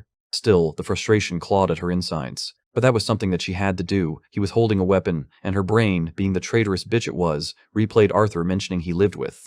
Little tidbits stung more than on the fucking eyeball. How the hell did that even happen? Did this dude just collect roommates like they were fucking? None of this shit made any sense. Her entire world was spinning off its axis, face planted into her pillow. Letting out a scream, she squarely blamed that old hag director for saddling her with this student council president bullshit without this stupid-ass title. She could have jumped the guy, not given him a goddamn lecture. Instead, their reunion had all the grace of a car crash. Just then, a knock at the door signaled the arrival of Clive. He'd seen her looking like a zombie during their meeting and decided to play the concerned puppy. Still radiating fuck-off energy, told him she was fine. Clive, still shitting his pants from the earlier beatdown, just had to bring up Arthur again. His little pea brain couldn't compute how a freshman had the balls to speak to her like that. He even offered to go snitch to the director, but his patients had already left the building. He shut that shit down hard, telling him to drop it before she dropped him. As his pathetic footsteps faded, she collapsed onto her bed, completely drained. Everything had gone to shit so fast, and to top it all off, Arthur had the audacity to grow up into a handsome motherfucker. He just knew he was going to be catnip for every girl at this goddamn school. That thought alone made her want to suffocate herself with her pillow, letting out another muffled scream of pure agony. Meanwhile, Arthur and Elijah finally dragged their asses to their dorm after trekking across a campus the size of a small country. Academy wasn't just big, it was a fucking labyrinth of stone paths and endless buildings designed by someone who clearly hated feet. Elijah was still geeking out over the sheer scale of the place. Laya, ever the observant one, started poking the bear about body slamming the student council's second in command. Arthur just grumbled, admitting the dumbass was still on his mind, but there was more to the story. Normally, he wouldn't give a flying fuck, but something about Slexshire had gotten under his skin. The bitch if it was, she wasn't wrong, which only made her words hit harder. Maybe it was just because it was her, a thought he immediately tried to yeet into the void. Arthur told himself, it is what it is, but his brain refused to shut the fuck up. A knock at the door pulled him out of the conversation. Arthur opened it only to find Good Sky, the director of Academy, standing there. Her appearance was unexpected and commanded immediate respect. Elijah, stunned to see her up close, bowed deeply in awe, greeted him kindly recognizing him by name, and mentioning Vincent, which made Elijah beam. Arthur welcomed her in, and Elijah quickly excused himself, offering to bring drinks from downstairs. Accepted the offer with a smile. Once they were seated, she gently reminded Arthur, as always, to call her by her first name. Arthur, in return, gave his usual firm refusal. Expression shifted as she studied him. He noted the change not just in his bond, but in Arthur himself. Hermana's senses told her something was missing. She could only detect wind and earth attributes. Arthur held up his hand, showing her the artifact Gideon had crafted. It was the seal that masked his other two elemental affinities. Ava soft sigh, a mixture of disappointment and understanding. She had hoped to boast about having a rare quadra-elemental student under her guidance, but she respected Arthur's reason. Arthur opened up and explained he had made a dangerous enemy during his time as an adventurer. For now, it was safer to hide his full strength, and avoid drawing unnecessary attention. Understood the weight of what he said. Referring to that little bitch, she remarked that calling such a powerful and influential person merely troublesome was bold, and made her wonder what kinds of enemies Arthur would eventually face in the future. Arthur couldn't help but chuckle at her ominous tone. It wasn't the kind of thing most people said to a 12-year-old, laughed with him apologizing for sounding so grim. Arthur shifted the topic towards something that had been on his mind. Wanted her help with something more specific. He explained his wish to take higher-level monotheory classes, particularly those focused on deviance, and not to attract unwanted attention he would still attend classes meant for his age group. But his curiosity about deviant man and manipulation had grown too strong to ignore. He had hit a wall in his understanding, and unlike the other forms of magic deviation, magic was something his past world had never known. That alone made it fascinating and urgent for him to master. Listened with an amused smile. She had expected this from him. She agreed without hesitation, which caught Arthur off guard. He stared at her thinking, that was too easy. Just then, the dorm door burst open and stormed in yelling, dramatically as he accused Arthur of being rude to the director. He scolded him for daring to question her kindness, but waved off the moment and admitted she did have an ulterior motive that silenced the light. And she told Arthur about the student council, a body that maintained order and represented the academy's best. But this year, she had decided to create something different, something more direct. A group that didn't just protect the school's rules, but enforced them. Arthur blinked, confused. He asked if this kind of role was even suited for a first-year student. After all, he wasn't even officially a battle mage yet, but didn't care about anything, and simply told him that it's her school, her rules. Arthur didn't like the idea of it, so he told her that he'd skip extra theory classes, and rather he just learn from books in the library, but he was not getting out of this so easily. Grinned as she told him the books on deviance weren't available too, and even most needed to prove themselves as actual deviants before gaining access, which she noted Arthur currently couldn't do. Arthur had no options left but to give in. Elijah still standing to the side. Couldn't help but feel like he was watching two old friends having a casual argument. Battle Mage simply reminded him her school, her rules. Arthur quickly backtracked, added more to her offer.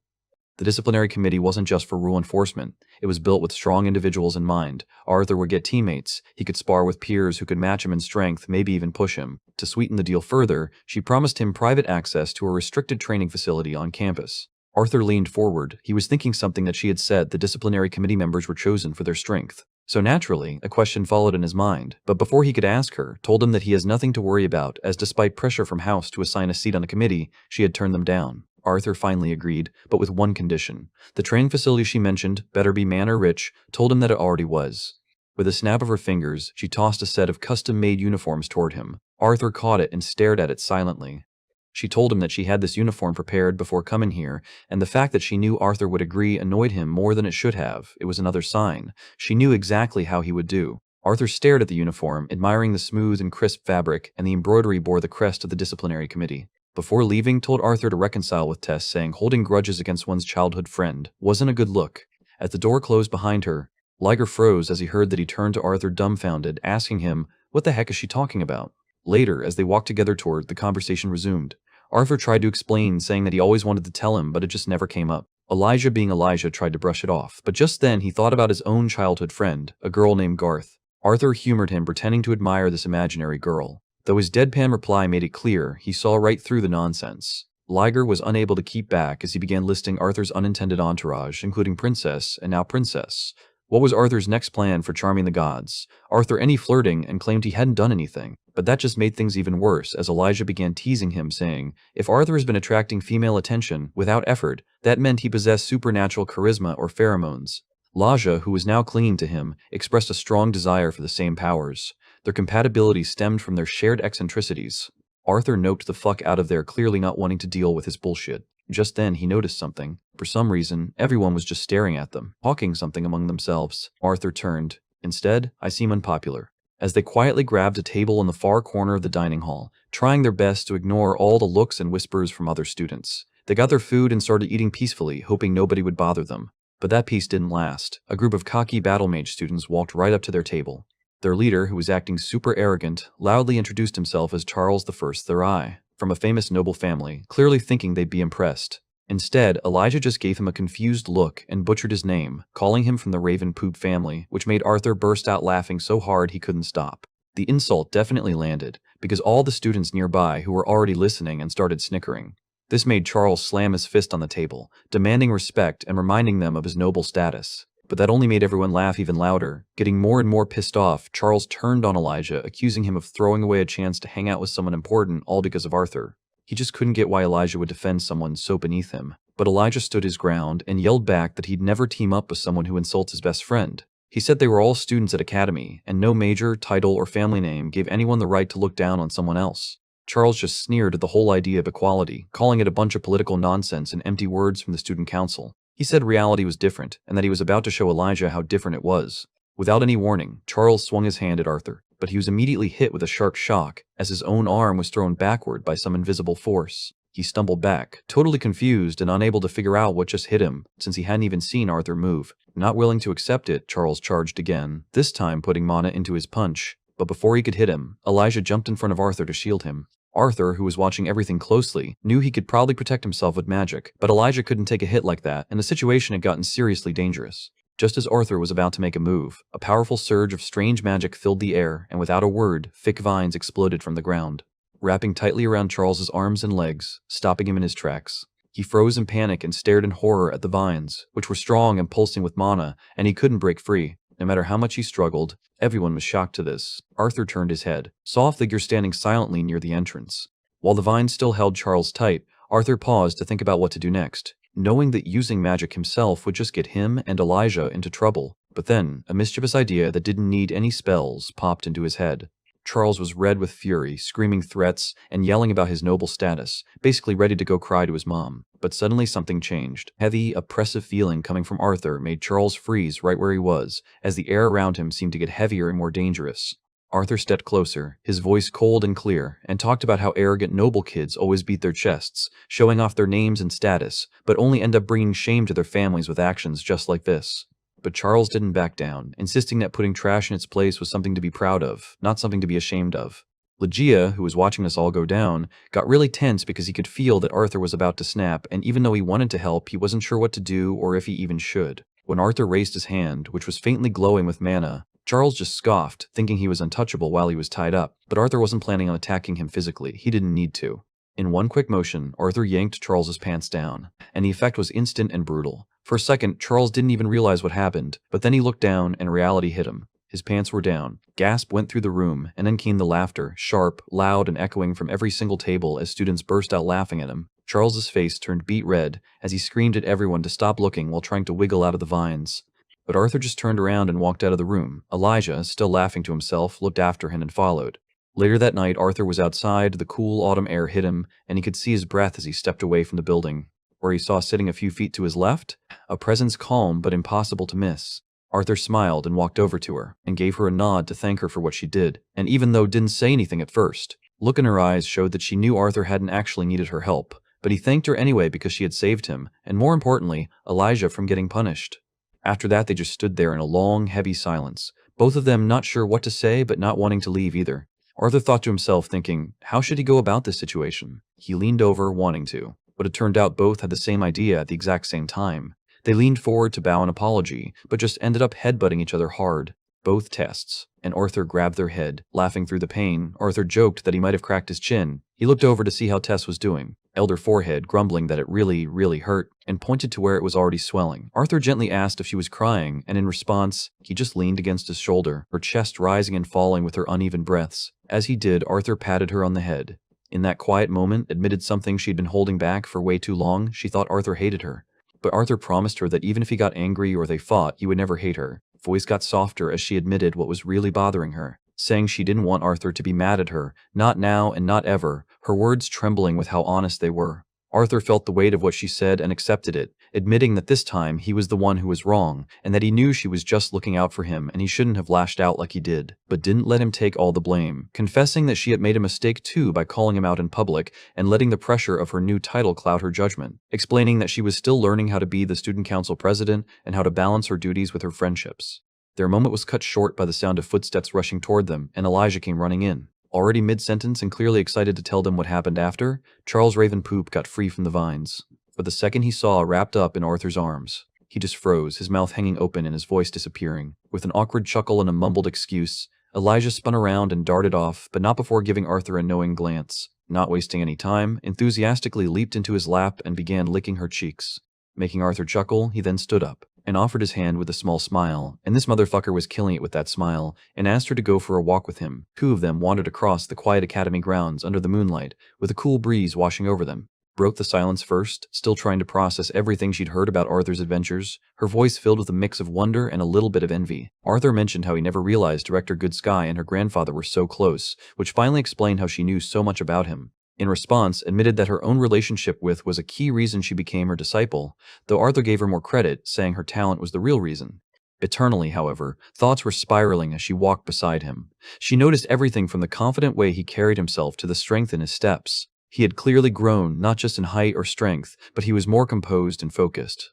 Just looking at his face brought back old memories and made her feel jealous of a girl named Jasmine who had been with him during his adventures for the past 2 years, wishing she could have been the one to see the world with him. Arthur picked up on her silence and asked if something was wrong, but she just brushed it off with a nervous laugh, and in what felt like no time at all, they were already back at the dorms. Just as it was about to head in, Arthur stopped her, reached into his coat, and pulled out the faintly glowing beast core of the Elderwood Guardian. He simply held it out to her, explaining it was a gift to celebrate her becoming a dual elemental mage. Was so overwhelmed that she froze and tried to refuse something so rare and valuable, but Arthur insisted it was the perfect gift for her and was meant for her. Before she could argue, he smiled, told her to get some rest for the big day ahead, and walked off, leaving her completely speechless. Stood frozen at the entrance, clutching the core tightly as warmth filled her chest. Done that, he would so casually give her something so precious that meant the world to her. Later, Arthur carefully opened the door to his room, trying not to wake Elijah, only to jump back in surprise.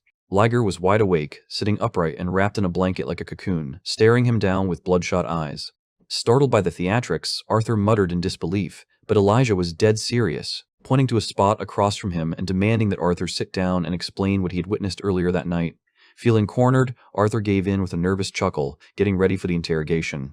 Elijah, using a despair-filled theatrical voice, brought up the moment he saw, whom he dramatically called the lunar goddess, lean her head on Arthur's shoulder. The nickname confused Arthur at first, but Elijah explained with dramatic flair that the students at Academy called her that because she was beautiful and radiant, but seemed as distant and unreachable as the moon. And somehow Arthur had managed to touch that moon. He had even started to snuggle with the idea, but before Elijah could ramble on, Arthur, having had enough of the theatrics, chucked a pillow right into his face and told him to get some sleep, which made Elijah give up with a dramatic sigh and fall back onto the bed and surrender. Next morning came quickly, and Arthur was already dressed and fastening the shoulder strap of the knife that signified his role on the disciplinary committee. He made his way to the auditorium through a back entrance. He straightened his shirt and vest to look presentable, although he was tired and a bit nervous. As he stood in front of the gate, he was also curious to see what the most powerful students at Academy were really like. The second he opened the door, a massive roar blasted him, blowing his hair back and forcing, who had been sitting on his head, to cling on tightly so she wouldn't fly off. In front of him stood a huge beast, about 6 feet tall on all fours, which would have terrified most people. But to Arthur, it just looked like a giant kitten trying way too hard to be scary compared to its dragon form. Just then, a student, who was clearly amused but also a little disappointed that the test failed, peeked out from the side. Arthur asked if it was a prank to test his nerve. Student, a 4th year named, then questioned if Arthur's position was earned through his skills or some kind of hidden connection, leaning in to cryptically mutter something about blood not lying. That left Arthur confused for a moment, just brushed it off as an old saying, and offered his hand, which Arthur shook while formally introducing himself, and his bond, who had just swapped the giant kitty's ass, making his expression flicker with curiosity as he wondered what sort of beast could make the giant creature they used for the test so docile. Just then, a loud, brash voice echoed through the hall, criticizing the committee for lacking real men and calling the new guy another delicate, pretty boy. Arthur thought he recognized the voice from his chat with Elijah and muttered the name Helgarth, but a muscular, aggressive girl quickly snapped back, demanding to know who he was talking about and introducing herself as a first year like him. When Arthur, caught off guard, tried to laugh it off and shake her hand, she slapped it away and told him he was too stiff.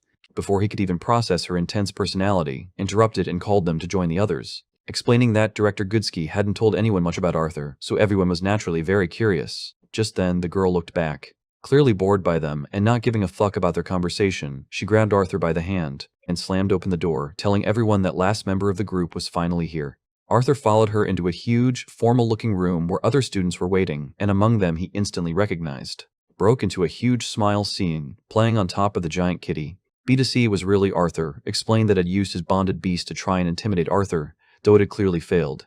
He asked if it was the same world lion from the auction they'd met at, and confirmed it was, saying they had formed an equal contract after the beast reached A-class. With a genuine smile and a handshake, officially welcomed him to the disciplinary committee. Surprised, asked if they knew each other, to which just chuckled and said it wasn't just him. At that moment, a soft voice came from the stairs, and Arthur turned to see the familiar figure of Princess descending, who greeted him calmly. Arthur respectfully greeted her back by her title. She nodded, accepting his greeting just before she could say something.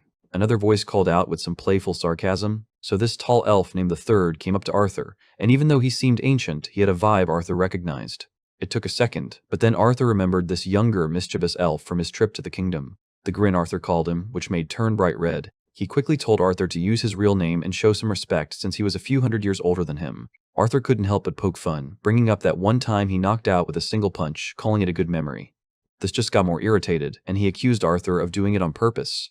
Just then, a strong and graceful girl with scarlet red hair named stepped in, introducing herself as a 6th-year battle mage student and the official leader of the disciplinary committee. The name made Arthur think of, and when he asked, confirmed was her uncle who started training her as soon as she awakened, which is where she got most of her fighting style. Arthur was pretty impressed, but tried to play it cool, and a tall, lean student with sharp eyes and a cold, arrogant voice introduced himself as Maxwell and immediately threw some shade at Arthur, questioning why he was even recruited, then extended his hand for a handshake. Thinking it was a simple handshake, Arthur took his hands, but dude had shady motives behind it, and suddenly, Arthur felt his body get incredibly heavy, cracking the ground beneath him. He realized was a rare type of mage who could control gravity. Thanks to the power he got from Stragon Will, Arthur used his mana to stand firm without showing any weakness, staring right back at him. This shocked everyone. The guy finally let go, saying that Arthur wasn't bad. A whistle broke the tension as joked that Arthur was more than just a pretty face, teasing that when tried the same gravity trick on, the elf had fallen flat on his face. Super embarrassed, defended himself, saying it wasn't a fair comparison between a fighter like Arthur and a magic user like himself. Before things could get heated again, clapped her hands and took charge, telling everyone to get ready because it was the day of the Club Rush announcement.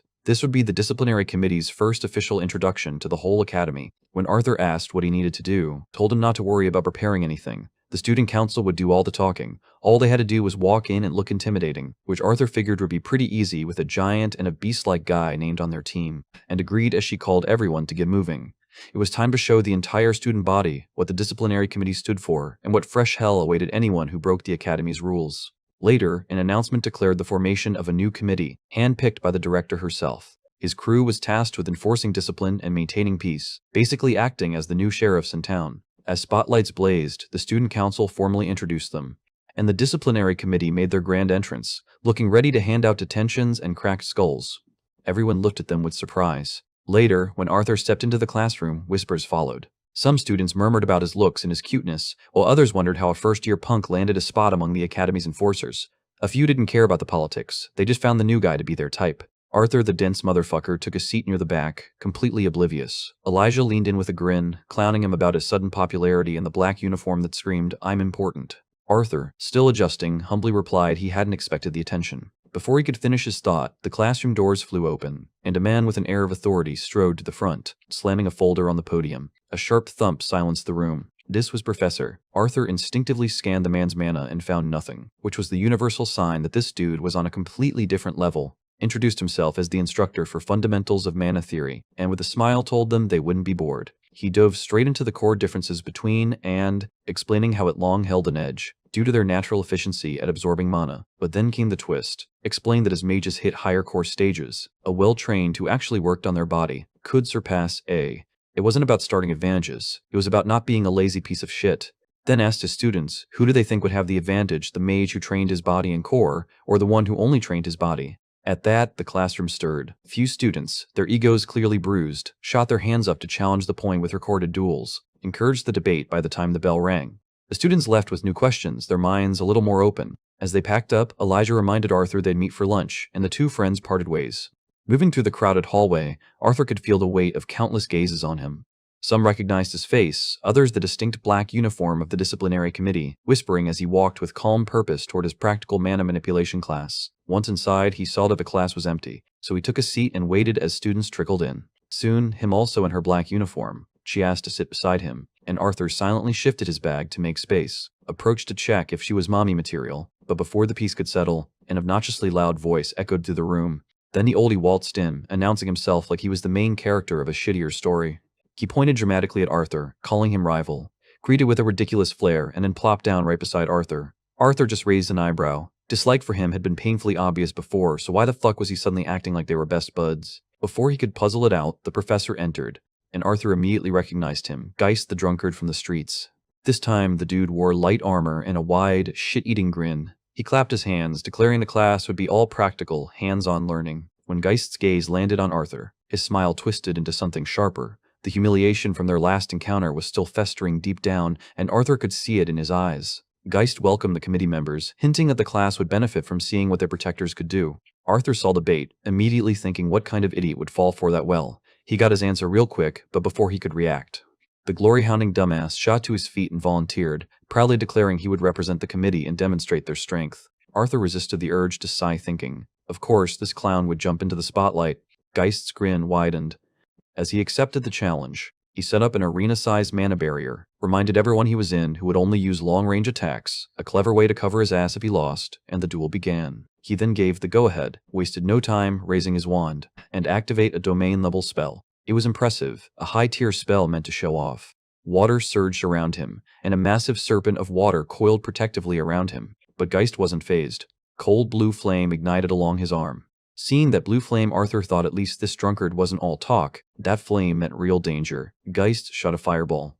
That collided with the water serpent as it did steam swallow the stage. Moment later, a fireball streaked through the mist directly toward. His face went pale as he hastily formed a weak shield around him, but it wasn't enough. The fireball, though no bigger than a fingernail by the time it hit, burned a hole straight through his uniform and sent him stumbling backward. He landed hard, soaked, and utterly humiliated. Geist emerged from the smoke, still smirking, casually juggling 2 more fireballs. Accepted his defeated. Arthur, watching with narrowed eyes, knew this had been more about ego than education, and that motherfucker's grin told him everything he needed to know. And sat down. Arthur gave him a nod of reassurance, knowing despite the embarrassing loss he had shown skill. Geist, however, turned to the class with a smug look and asked for another volunteer, his eyes lingering on Arthur, and Arthur began to move. But was faster, she volunteered to go next, to surprise the elf, but she just rose from her seat and started heading to the arena. Arthur knew that this matchup was against who was ice type. She would clearly have a disadvantage against Geist, who had a fire type.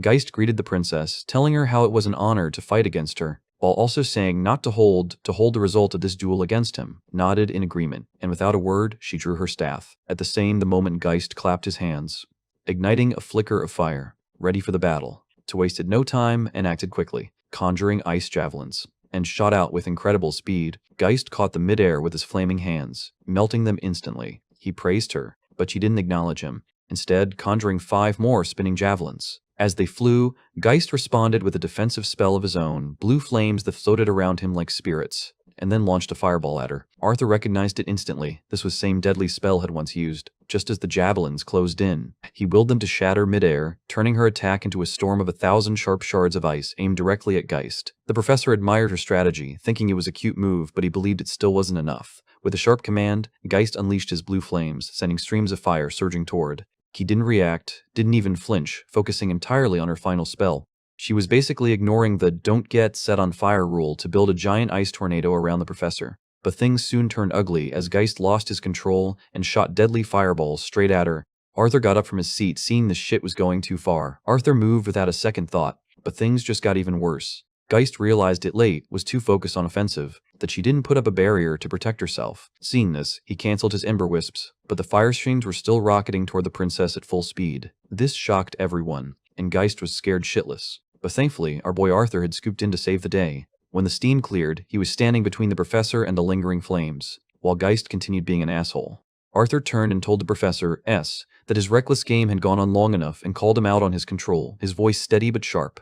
Geist, trying to save face like the lying sack of shit he was, insisted everything had been under control and that he would cancel the attack. But Arthur knew better. He'd seen that spell before, and knew ember wisps couldn't be recalled once fired. Since was unharmed, he couldn't just deck the professor, so he made a decision. The offer 2 takes place, requesting the demonstration continue. Guy smirked and agreed. Since was done, she got up and started heading to her seat, after quickly checking if was okay, to which she thanked him and replied that he didn't have to step in. Arthur smiled and then turned to face the professor with murder in his eyes. Geist gave him the choice of combat method, but Arthur refused to play his games, telling him to fight however he wanted, shocking everyone watching. That indifference only fueled the professor's irritation. He went to grab his sword, while Arthur got ready for the battle. Geist grabbed his sword, lit it up with blue flames, and charged at Arthur, his blade coming down hard, but Arthur was ready. The attack cleanly, controlling the leftover fire with wind mana. Geist attacked again, faster and more aggressive, but Arthur splendidly, and effortlessly dodged every attack. Clearly getting pissed off, Geist tried to insult him, calling out the committee for only dodging, while cranking up the heat. Arthur, meanwhile, calmly responded, "Why should I attack at all, especially when the esteemed professor can't even land a single fucking hit?" The words cut deep, and Geist's forced smile vanished as his expression twisted in anger. He started weaving spells into his movements, his sword strikes becoming unpredictable and laced with fire. Cast Flame Pillar and a blue inferno erupted right under Arthur, but he hit by inches without even flinching. Geist charged again, his blade slicing through the air, but Arthur leaned back, narrowly avoiding the attack, and recovering his footing with a quick tap of his hand. Not letting up, Geist leaped high into the air and came crashing down with his sword. But Arthur slipped past the strike just as it slammed into the ground. A few students whispered nervously, wondering if they should get the director. The duel had gone way past a simple demonstration, but Arthur had no intention of backing down. In a blink, he was done playing defense. He closed the distance, mana swirling around his blade, delivered a clean, precise strike aimed right at Geist's throat. The professor, shocked out of his arrogance, jumped back farther than he needed to, bead of sweat finally appearing on his temple. Meanwhile, Arthur flared up. The message was clear. "Playtime was over, motherfucker." Arthur then flared up, throwing insults at him, which naturally pissed off Geist. Arthur didn't pause for a goddamn second. With explosive speed, he shot forward like a missile aimed right at the professor's smug face. Every swing of his sword was a blur, leaving visible streaks in the air, each one sharper and more refined than the last. The sheer force of his assault started pushing Geist back, step by agonizing step. From the sidelines, Elfin watched in awe, realizing Arthur was forcing the seasoned professor into a full-blown retreat. Even the walking ego had to admit that Arthur was operating on a completely different plane of existence. As Geist neared the edge of the arena, the flames on his sword flickered and dimmed like his career prospects. Seeing his opponent on the ropes, Arthur decided to end it, and charged at him. He used a flicker of earth magic, causing the ground beneath Geist's next step to collapse just enough to break his rhythm. The professor, being inexperienced, recovered almost instantly, but that brief fuck-up was all Arthur needed. Every trail of wind left by his earlier strike suddenly activated, and the arena filled with dozens of wind blades. Shooting forward from all directions, Arthur's attacks accelerated until his sword vanished into a blur, his speed surpassing anything the students had ever witnessed. The protective barrier around the arena couldn't handle the sheer chaos. Cracked and flickered violently until, with a loud snap, it shattered completely. A final stray blade of wind slipped through, grazing the professor's neck and drawing a thin line of blood. Overwhelmed and outmatched, Geist fell to the ground and rolled out of the ring. His mana protected him from serious injury, but he lay flat on his back, his face pale and his confidence utterly shattered. Arthur stepped forward, planting his blade firmly in the ground right beside Geist's neck, the message clear. Then, withdrawing his sword, he looked down at the man who had tried to humiliate him and spoke with a calm, chilling respect, thanking the professor for his guidance, just as the bell echoed through the academy. As the match ended, he looked to see Elfin's reaction. He saw walking away, having left the room without a word. Arthur stepped out of the classroom quickly, making his way through the hall. Wanting to catch up, Arthur picked up his pace, but a firm hand grasped his shoulder. The proud elf gave Arthur a nod of approval, a pathetic attempt to keep his dignity intact after his earlier trouncing. He admitted Arthur's performance was impressive, what he would expect from someone he now considered a rival. Arthur, not wanting to be an arrogant prick, returned the compliment, acknowledging Sefford and saying he would have done better if he'd known what kind of spell Geist was packing. Laughed, puffing his chest out and claiming that if he'd known the professor was going to be such a tryhard, the result would have been different, maybe even a victory for him. Right on cue, slowed and turned to face them, her sharp gaze locked directly on Arthur. She asked him what her mistakes had been during her duel. Arthur, a bit hesitant but honest, told her plainly that her main mistake was prioritizing her final spell while completely forgetting about the basic need to not get incinerated. Her expression was unreadable for a moment, her silence heavy. Then, after a pause, she gave a slight nod, accepting the criticism, and turned away without another word. Sensing the mood had just died, let out a small, awkward laugh, gave a quick goodbye, and disappeared down another hallway, leaving Arthur alone. The halls began to fill with students again. Perched on his shoulder, tilted her head, sensing something was off, Arthur patted her on head to clamber down. Arthur gave a small smile. Deep down, he was frustrated. Even though he had completely outmatched Geist using only his wind attribute, he realized just how far he still had to go. This current level of strength wasn't enough, not for what was coming. He needed to get a hell of a lot stronger. Arthur trudged to his next class, Basics of Artificing, hoping it would be less of a headache than swordplay or whatever the hell mono manipulation was. This subject was at least new, and he was morbidly curious if it was just this world's fancy term for the kind of tech he knew from his past life. He slipped into the classroom, a sea of unfamiliar faces chattering away in their little cliques. Just as he settled in, he heard a voice. The girl his age shuffled over. She quietly asked if the seat next to him was taken, and Arthur, figuring she wasn't a threat, told her to go for it.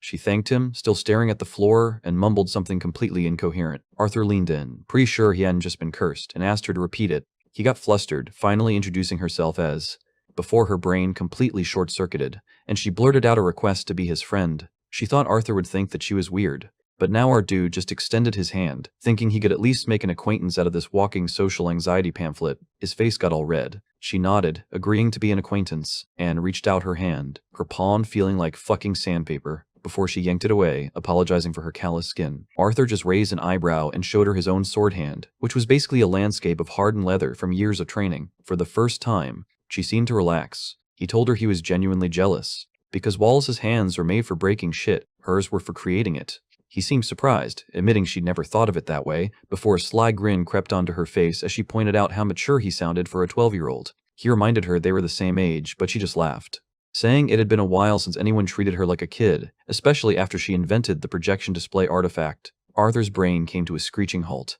This nervous wreck of a girl was the prodigy behind one of the most popular new devices. She was basically a fucking legend. He gave her a nod of pure respect, but just turned the compliment right back around, teasing him. Or being the mysterious freshman with a weird fox thing on his head and the balls to humiliate a professor. Before he could retort, the classroom door burst open with the force of a hurricane, and the familiar, booming voice of Gideon filled the room. Professor strode in like he was on a goddamn runway, calling his students plebeians and demanding they feel honored by his presence. His eyes scanned the room with a disgusting amount of pride until they landed on Arthur, at which point he clutched his face in a display of theatrical shock, so fake it was insulting.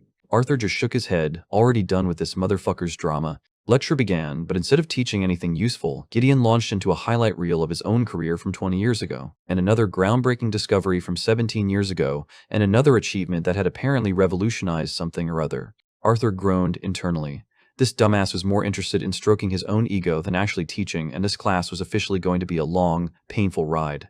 Just as Professor Gideon was about to climax in his self-congratulatory monologue, the fucking window creaked open. Then Olive Green Owl flew inside like it owned the place. It flapped its wings once and landed squarely on Arthur's shoulder, perched regally on his head, let out a low growl, clearly pissed that this feathered intruder had invaded her personal space. The owl, an absolute professional, just ignored her and started grooming itself as if getting death stares from a divine beast was a regular Tuesday. Gideon, ever the drama queen, spotted the bird and immediately recognized it as a summons from director. Seizing the opportunity for more theatrics, he loudly announced that Arthur was being the privilege of hearing the rest of his life-changing lecture, a statement so full of shit it was almost impressive. The class chuckled at the professor's meltdown and gave Arthur a knowing look that screamed, "I told you so," a silent reminder that news at Academy traveled faster than a magical plague. As Arthur walked out, he could hear and the owl bickering like an old married couple, and he shot a mild glare between the two, internally sighing at the prospect of refereeing their stupid rivalry for the foreseeable future. He arrived at the director's office just in time to see storming out with an expression that could kill small animals, slamming the door behind her. That was definitely not a good sign, hesitating for a moment, and slowly pushed the door open, half expecting to walk into an ambush. Inside director welcomed him with a serene smile that did absolutely nothing to calm his nerves. The owl flew off his shoulder to rest on a window behind her, watching silently like a feathery bodyguard. Assuming he was in deep shit for the duel with Professor Geist, Arthur immediately started explaining himself, but gently cut him off, clarifying that this wasn't about him publicly humiliating a faculty member. Arthur was completely baffled. If not that, then what? Hit him with her mischievous smile and asked him to guess. And Arthur had no fucking clue what the Lady Dumbledore was cooking, and dropped the bombshell, calmly asking how he would feel about becoming an interim professor for the practical mana manipulation class. Hallway extended on and on, the path running deep through its length. He caught sight of Princess Catalan stepping out of the director's office, a clear look of displeasure on her face. Arthur's stomach tightened with a sense of unease, hinting that something crucial was underway. He leaned into the room with careful steps, his tone respectful as he asked if the director had called for him. Her irritation was clear for anyone to see. With a hint of hesitation, they signaled for him to enter and sit. As soon as Arthur settled into the chair, he dove into a heated rant about his awful encounter with Professor Geist. Before he could continue, Goodsky interjected, explaining that Geist wasn't the reason for the meeting. After a short pause, she caught him off guard with an unexpected question, asking what he thought about stepping in as a temporary intern professor for the practical mono manipulation course. A wave of doubt rushed through Arthur's mind almost instantly. She found herself thinking about the precise words Cathian must have chosen to bring about this sudden suggestion. She chuckled as she lightly cautioned him, tossing out a joke about not enchanting both princesses. The last thing they need is an all-out war breaking out between elves and humans. With a heavy sigh, Arthur, clearly fatigued, made an effort to shift the focus back to the matter at hand.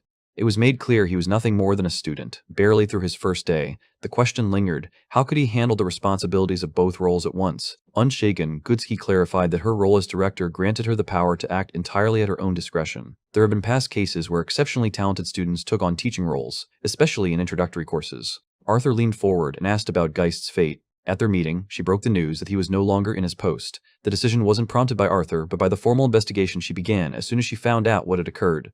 Geist was backed into a corner with Princess Kathleen's help. She acknowledged that the level of distress the princess showed earlier was something she had never witnessed before. Arthur couldn't shake his confusion. Why had she, of all people, picked him for the job?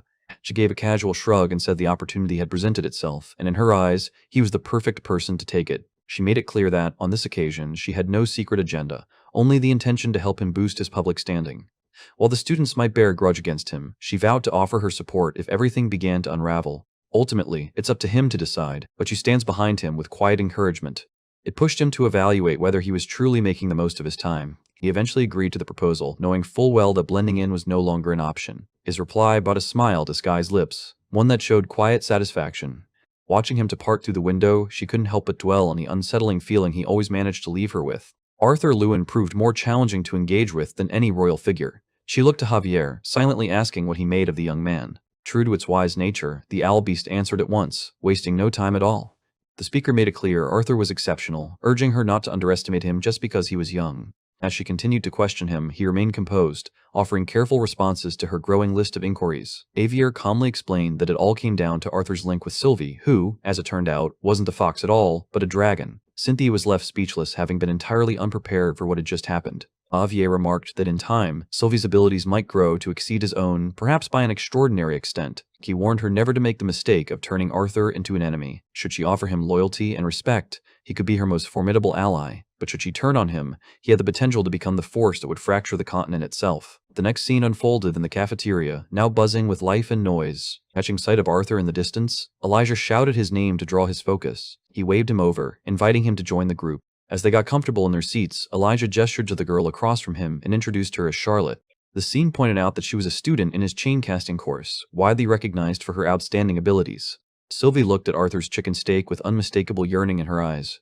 With a gentle motion, Charlotte reached for the fluffy being, intending to caress its velvety fur. Sylvie hissed sharply, making Charlotte jerk back in surprise. Elijah chuckled awkwardly, then mentioned the talk going around stories of Arthur besting a professor that had only fueled his growing fame. Arthur shrugged it off and verified the rumor, explaining that he was now serving as the professor.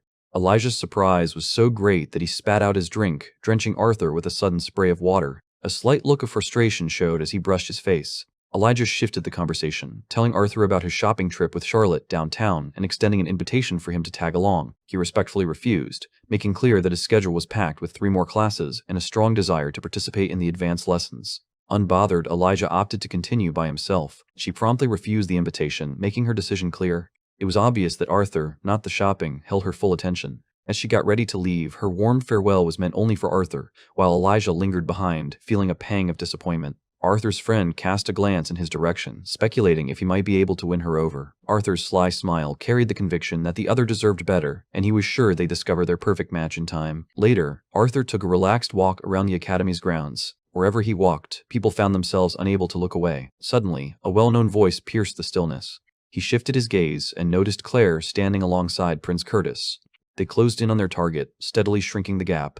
Among the throng of people, members of the student council moved through the crowd, engaging with others. Before long, Tessia noticed Arthur standing nearby. Moments later, Tessia realized that Arthur was standing just a short distance away. Her attention shifted to Claire, who was holding Arthur close with an unwavering grip. A sudden rush of energy surged through Tessia's body. Without slowing down, the person walked right past the rest. Oblivious, Claire failed to notice the tension slowly building around her. Arthur managed to pull away at last and paused, trying to regain his breath. All at once, the character sensed a vile presence nearby, one that felt disturbingly familiar. Something about it compelled Lucas to move closer. The instant they see him, a wave of emotion crashes over them. The entire scene stirred a flood of discomforting recollections. His hands clenched into fists, trembling with fury, just as it happened. The courtyard shook as a towering flarehawk came diving down from above. The figure in the hawk's grasp turned out to be Professor Glory, the expert in team battle mechanics. Torch wasn't just any bird, it was the creature bound to them by contract. Something in Arthur's gut told him something wasn't right. With effort, she reached inward to tap into her abilities. At that moment, their eyes found each other and didn't waver, an unspoken connection forming between them. Everything was so intense, it felt like their heads might split from the pain. It was obvious she was holding back, concealing her strength the way experienced mages typically did among students. As she began approaching, Arthur caught the smile on her face, warm yet puzzling in its intent. She approached Arthur with a cheerful demeanor, seemingly excited to meet her new teammate. Whispers rippled through the crowd of students nearby, each wondering aloud if he was the one meant to teach them. Taking control of the situation, Professor Glory clarified the truth. Arthur was a disciplinary committee officer, and starting now, he would also be acting as the interim professor for practical monomanipulation. Even though it was only a temporary role, she made it clear how important it truly was. They were stunned, completely thrown off by the idea that someone so new had reached that level. They stood in shock, unable to believe that a newcomer had already risen so far. Glory reminded everyone that Arthur had earned his position by defeating the previous professor, and that the director fully trusted in his abilities. Amid the growing enthusiasm, a single student let out a scoff, their expression making it clear they weren't convinced.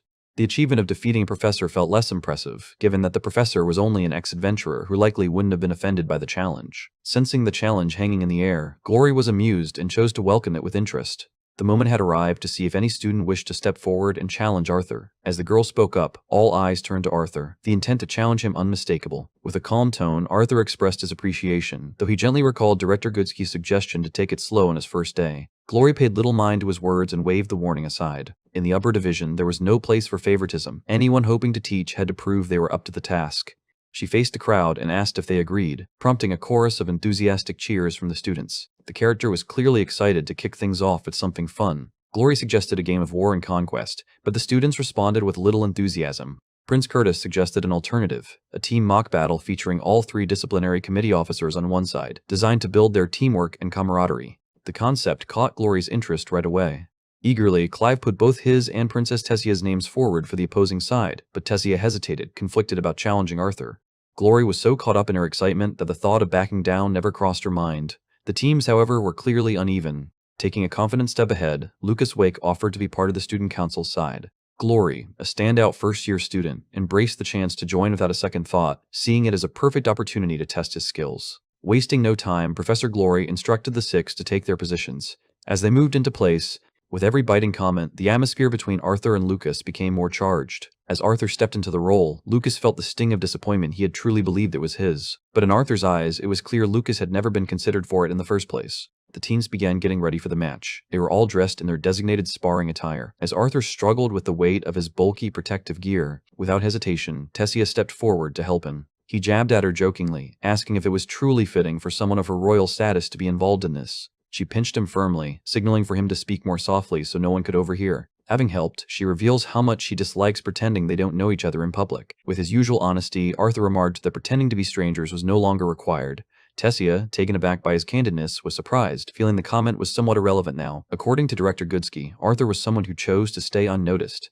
Arthur shrugged off the matter casually, admitting he'd already drawn attention. Still, he felt comfortable as long as the true extent of his powers stayed hidden. With the moment between them turning more intimate, the remaining details no longer seemed important. Without warning, Glory showed up, leaving everyone shocked and leading to Tessia reacted by pushing Arthur back, as if he were an unwanted presence encroaching too close. The 2 sides were now positioned opposite each other, and Glory stepped up to set the ground rules. After 30 minutes of combat, a comprehensive assessment would take place, with the disciplinary committee facing an initial disadvantage. Curtis and Claire had received traditional training, unlike the student council team, which featured 2 freshmen. As the king, Arthur's elimination would result in defeat for his entire team. Created with precision by talented artificers, the gear served to measure the damage endured. Upon hitting the set point, the gear sounded a loud, high-frequency alert. Choosing to overlook the alert and press on with combat or magic could mean removal from the course, or possibly expulsion. Glory cautioned that the equipment could only do so much. True protection came from mastering mana, and failure to do so could lead to severe consequences. In a fluid movement, she set the match in motion. Curtis approached Tessia head-on, driven by unwavering resolve. He decided against lingering, certain Tessia would stand firm. Curtis understood that delaying her for as long as possible was valuable, even if winning was out of reach. Holding his wand firmly, Lucas approached Arthur with confidence. In a swift motion, he created his own weapon, ready for what lay ahead. Though he kept it to himself, Arthur hoped Lucas had matured at least a little during his time at Xyrus. Nothing about him had changed. He was exactly as Arthur remembered. They stood eye to eye, defiance in their stance, both bracing for the inevitable showdown. Lucas held back his strike on purpose, choosing instead to spit out taunts. Arthur released a powerful surge of mana, catching Lucas off guard and forcing him to stumble back. Glory observed from above, a knowing smile on her face, as if everything was unfolding just as she had foreseen from Arthur. The sheer power Arthur unleashed was so striking that even the other fighters on the field paused to take notice. Tessia showed no sign of surprise. It was exactly what she had always expected. In time, Arthur revealed this concealed side of himself. He walked ahead, every movement infused with calm certainty and unmistakable self-assurance. Something in him stirred. Lucas was driven to retaliate, At his command, flames erupted, forming under the force of his will. The move he was executing was the infamous Inferno's cage. Reacting swiftly, Arthur harnessed his magic to call forth a rushing wind, meeting the attack head-on. The fall came to a graceful stop as he landed without the slightest stumble. In a fluid burst of movement, Lucas positioned himself for yet another offensive. Luminous fireballs swirled around Arthur, forming a radiant shield that surrounded him. Lethal projectiles revolved around him, forming a threatening ring of destruction. A number of fireballs suddenly shot toward the onlookers, crackling with heat and force. The two moved in perfect sync, slipping between the attacks with practiced finesse. Unfortunately, as he advanced, his footing slipped for just a moment. His movement set off a trap, culminating in a violent detonation. Fortunately, he slipped past the danger, untouched by the explosion. Lucas chuckled at the turn of events, continuing to hurl taunts at Arthur without pause. He had no choice but to rely on his speed and reflexes to avoid being burned. The sight of his difficulties left her feeling increasingly anxious. Arthur offered a calm reassurance that he was fine, then asked her for an update on the situation. Arthur calmly assured her of his well-being before shifting his focus to the current situation. Claire, unwavering, met the irritable man's intensity with equal resolve. With a sense of relief settling over him, Arthur turned his focus back to Lucas. A single glance at his adversary told him the truth. His opponent possessed a far greater pool of mana. He noticed it seemed much larger now than it had back when they were adventuring together. It caught him off guard, yet he pressed forward undeterred. He moved forward, intent on narrowing the gap. Once again, he was pushed into retreat by a relentless burst of blazing force. The stifling heat pressed down on him, made worse by his inability to wield fire or water magic. The longer the fight stretched on, the more Arthur feared his mana would run dry before it ended. A sudden explosion erupted, hurling him backward with force.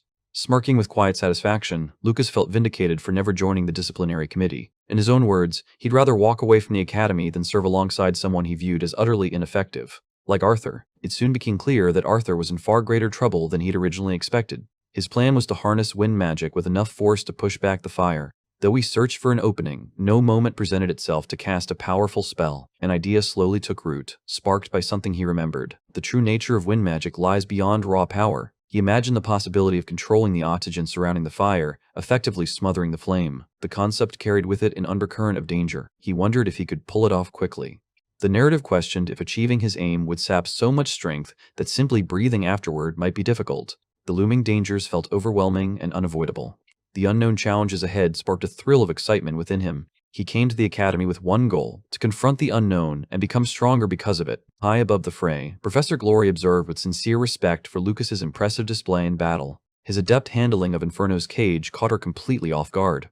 The spell, complex and deeply rooted in flame magic, was one that most mages struggle to comprehend for years, yet he wielded it with a precision that defied expectations, especially from someone so young. What truly shocked the observers was the sheer volume of mana he wielded, an amount nearly rivaling that of a silver core mage. The pace at which the new generation was advancing stirred a complex emotion within her, equal parts sorrow and quiet joy. It was becoming clear that experienced fighters like her risked being left behind as the younger generation surged forward. In spite of it all, watching students like Arthur stirred a quiet sense of hope within her. Unlike most dual-element mages, his arsenal of spells was surprisingly limited. His exacting technique and refined command of mana easily offset any perceived limitations. Initially, her interest was only mildly stirred when she heard a freshman had bested a veteran adventurer like Geist. But then, as soon as Arthur let loose that formidable force, those around him were instantly struck by its intensity. She had no uncertainty about how he managed to accomplish it, leaving her to ponder about the kind of life he must have experienced. Achieving that degree of proficiency at his age was undeniably impressive. Suddenly, her attention snaps back to Arthur, and she notices something out of the ordinary. He stood frozen in place, appearing utterly detached from his surroundings. It looked as though he was holding his breath, completely still. As the fireballs closed in, she instinctively steeled herself, certain he was about to be badly burned. Moments before the flames could touch him, they vanished into thin air. The unexpected moment drew her in at once. She signaled to her beast to descend, wanting a closer look at the unfolding scene. Observing from above, she recognized that Arthur's power wasn't ordinary wind magic. It was refined control over the atmosphere itself. Such a powerful casting occurrence was now in motion. The task demanded an extraordinary level of focus and understanding. Creating a vacuum was an endeavor attempted by only a handful of mages. Drawing oxygen from the air required absolute control and unshakable concentration. Because of the immense difficulty in hitting a mobile target, this form of air manipulation was often restricted to a controlled radius or remained close to the caster. Even in the thick of the fight, Arthur continued to hold the vacuum around his body, an incredibly difficult feat under such pressure. He was performing the feat effortlessly, despite its difficulty. Watching him not only attempt but succeed at it silenced her completely. Inside the arena, Arthur used a subtle vacuum shield to neutralize the fire before it reached him. While the idea sounded simple in theory, its execution was anything but. Although his uniform was already damaged, he knew it wouldn't hold up under much more strain. He believed that the moment he cracked Lucas's magical defenses, the tide of the battle would finally turn in his favor. Lucas was clearly losing patience. His rising exasperation etched across his face. He was at a loss, unable to figure out how Arthur maintained such protection without employing obvious wind spells. Each failed strike only served to fuel his growing frustration. Resolved to end it, he conjured a colossal guardian forged from fire. Flames crackling across its body, the golem stormed at Arthur with unstoppable momentum. Unafraid and composed, Arthur welcomed the escalation. It pleased him to see Lucas reveal his strongest move, but just as he readied himself for the attack, just as he moved forward, a sharp burst of magic erupted, halting him without warning. Sensing the dark pressure in the air, Selby swiftly warned him of the looming danger caused by the nearby monopresence. In his urgency, Arthur didn't have time to pinpoint the source of the sound. The fire golem barreled toward him, its fiery body set to slam into him at any second. The impact sent him flying, his body tumbling helplessly across the ground. Fortunately, he managed to shield himself just in time, narrowly avoiding a direct blow. The creature lunged forward again with sharp, aggressive speed. With a familiar move, Arthur distorted the flow of time, making every second stretch unnaturally. He tried to advance, but the toll of previous attacks had left him noticeably weakened. Every second counted, and he was keenly aware of it. With each strained breath, he fought against the torment, compelled by the urgency of saving Tessia from harm. It became clear that the intense mana sensed earlier was, without question, originating from Prince Curtis himself. An overwhelming power had just erupted, its full intensity bearing down on Tessia alone. It wasn't just the sound of the alarms that disturbed them, but the relentless frequency and jarring intensity. She suddenly became aware that she stood defenseless, lacking any kind of magical protection or shield. In that moment, she realized just how defenseless she truly was. Summoning the last of his strength, Arthur launched himself ahead, acting in the nick of time. He moved in an instant, positioning himself as a shield between Tessia and the incoming attack. He pulled her close, arms wrapped tightly around her, bracing for impact and prepared to absorb the full force of the blast himself. He knew the pain would be intense, but in his mind, the result made it all worthwhile. A step back in time reveals how Tessia came to be caught in such a perilous situation. In the midst of her duel with Prince Curtis, her attention briefly drifted to Arthur. In that split second when her focus wavered, Curtis wasted no time in launching his advance. Her quick response allowed her to ward off the strike effectively. The irritation on Curtis's face made it clear he felt slighted by her lack of earnestness in their fight.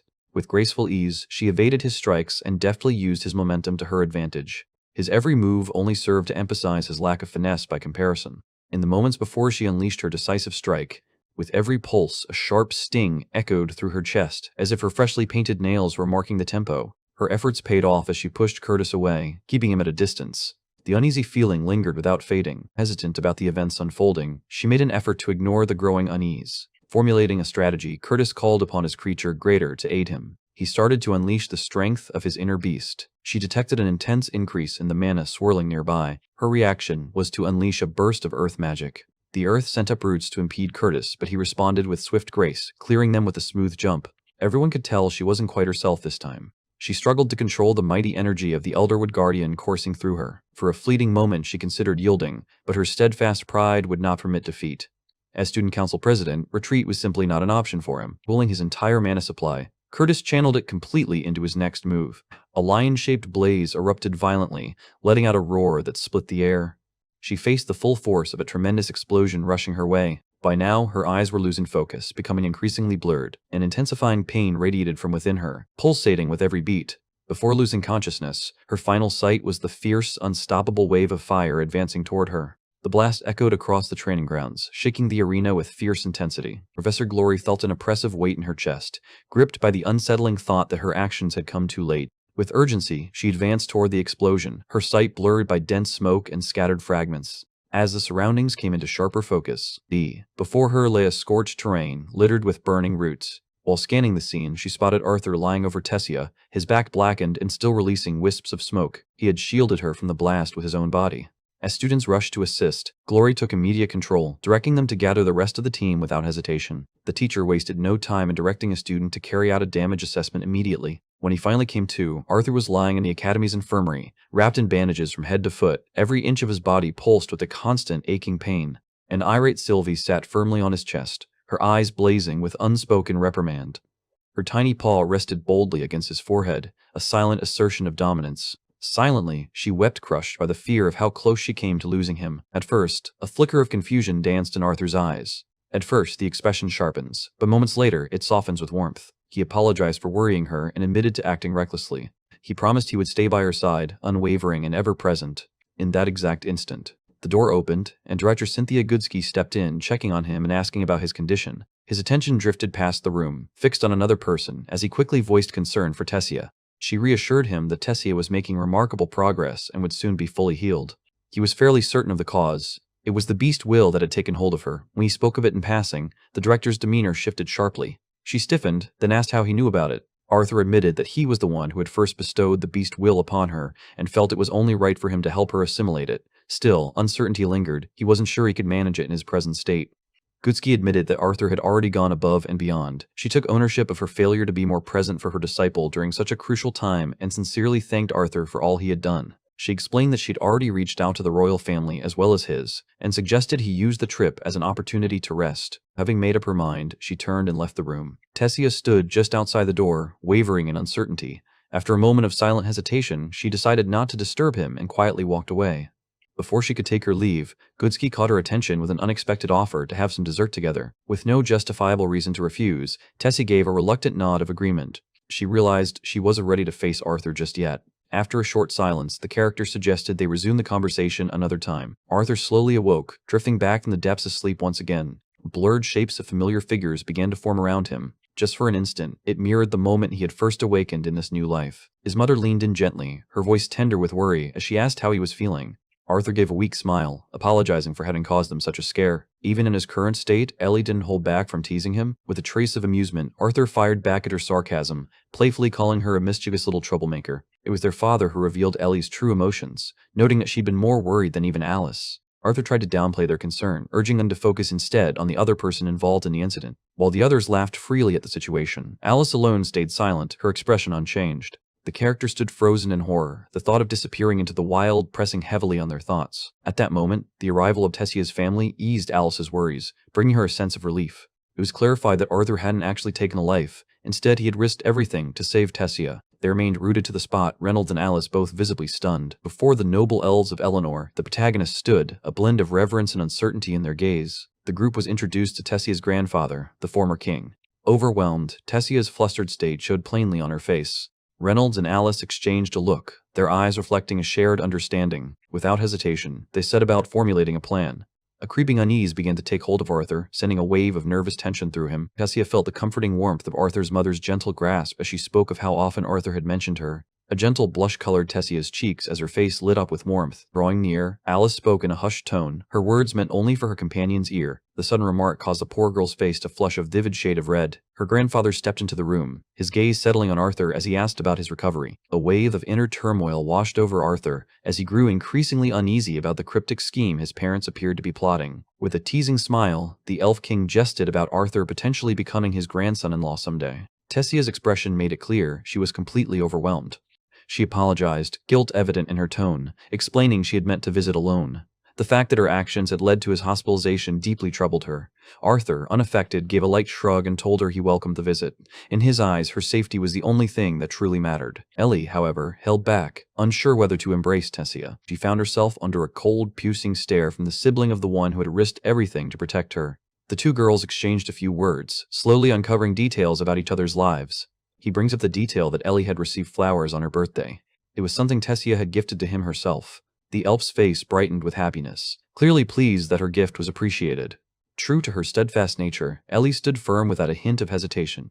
In an attempt to spark some drama, they playfully questioned Arthur about whom he found more appealing. Never one to miss a chance to stir the pot, Arthur made a mocking remark about their looks, calling them both unattractive, prompting a chorus of frustrated groans.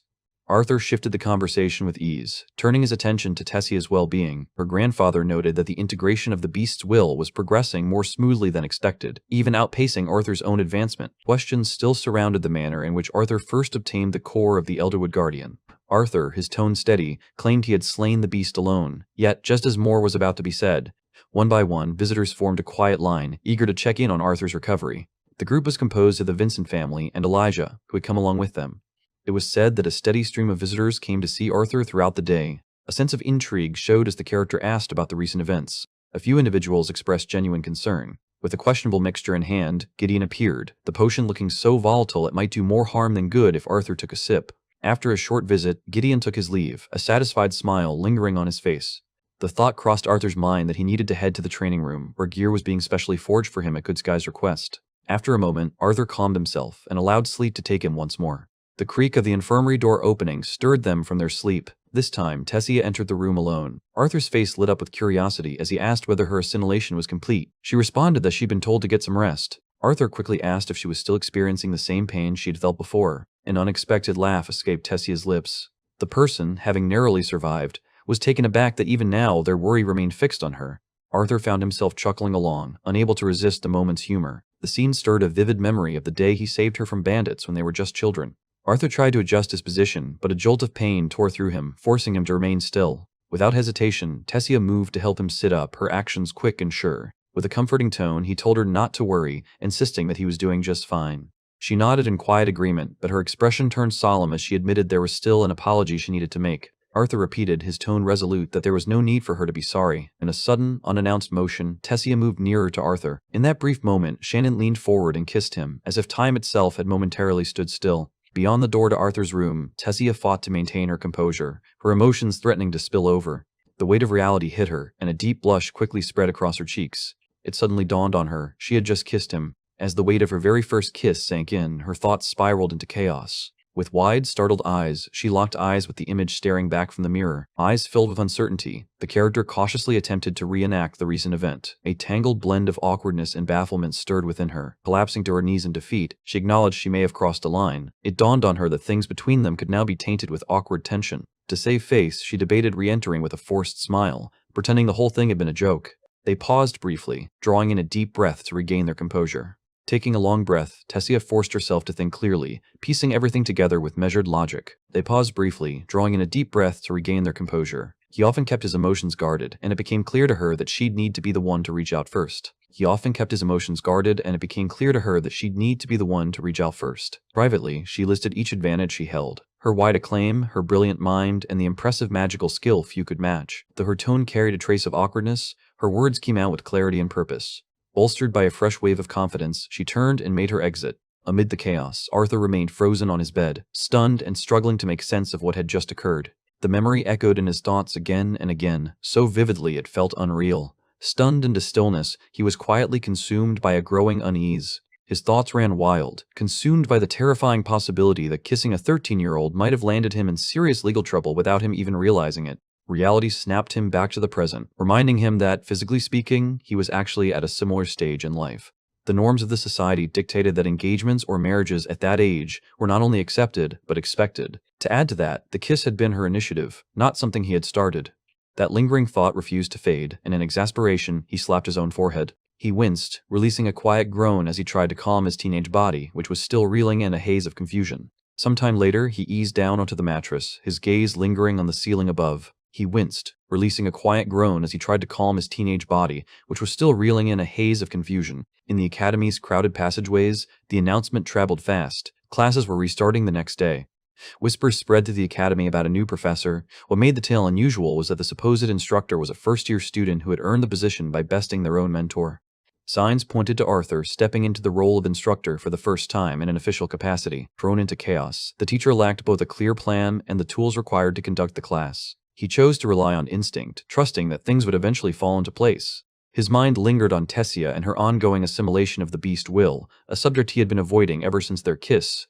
The update reached Virion that she was stable and showing progress. Yet, with his return to Eleanor looming, he couldn't afford to dwell on it for long. With the fervor of a mad enthusiast, Gideon stormed onto the scene, eager to show off his newest inventions. Tessia's continued struggle to merge with the beast will lingered in his thoughts, an issue he'd been purposefully sidestepping ever since the kiss. Gideon performed well beyond what anyone had anticipated. They unfolded the training chair, readying it for use. The scene opened up to reveal a wild, rugged expanse of land. Overhead, a colossal metallic construct shimmered beneath the light. Arthur's attention was drawn more to the synthetic environment than to the robot itself.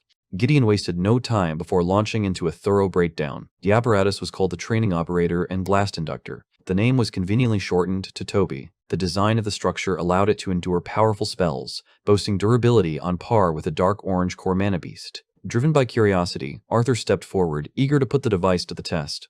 Gideon proudly declared the object's durability, insisting that not even his most potent spells could shatter it. Without a hint of urgency, Arthur called forth a fiery fist, flames swirling effortlessly around it. With ease, he thrust his fist through the structure, punching a hole straight through it. One mighty strike was all it took to reduce Toby to a heap of mangled metal. Words failed Gideon as he stood motionless, overwhelmed by the moment. With a composed expression, Arthur remarked that reinforcing the robot's protection was essential. At a separate location, under the leadership of Lance Barron, a team of explorers ventured into the dungeon was tightly sealed, its depths haunted by eerie, skull-faced wraiths lurking in the shadows. Their vivid colors and overwhelming energy radiated with astonishing intensity. As he looked over the fabric in his grasp, Barron's expression grew increasingly troubled. They quickly understood that things were far more complex than they had anticipated, possibly more than they were equipped to face. Returning to the academy, Arthur was once again deep in the midst of intense training. With fluid precision, they shifted from one elemental force to another, casting a range of diverse spells. Engaging in hand-to-hand combat, the character made use of specially augmented training tools, drawing on both his physical prowess and refined swordsmanship. With practiced precision, he disassembled the machines completely. In the midst of training, an unfortunate mishap led to a fractured leg. Arms and legs were wrenched free, the scene drenched in brutal chaos. Gideon's attention was fixed on Arthur's state, prompting Arthur to admit he wasn't at his sharpest and felt unusually slow. Gideon turned to the others, eager to hear their thoughts. Arthur began his feedback by recommending joint reinforcements, highlighting how easily they gave way under pressure. Gideon admitted that the machines were built without any magical offensive capabilities, tailored specifically for a standard augmenter.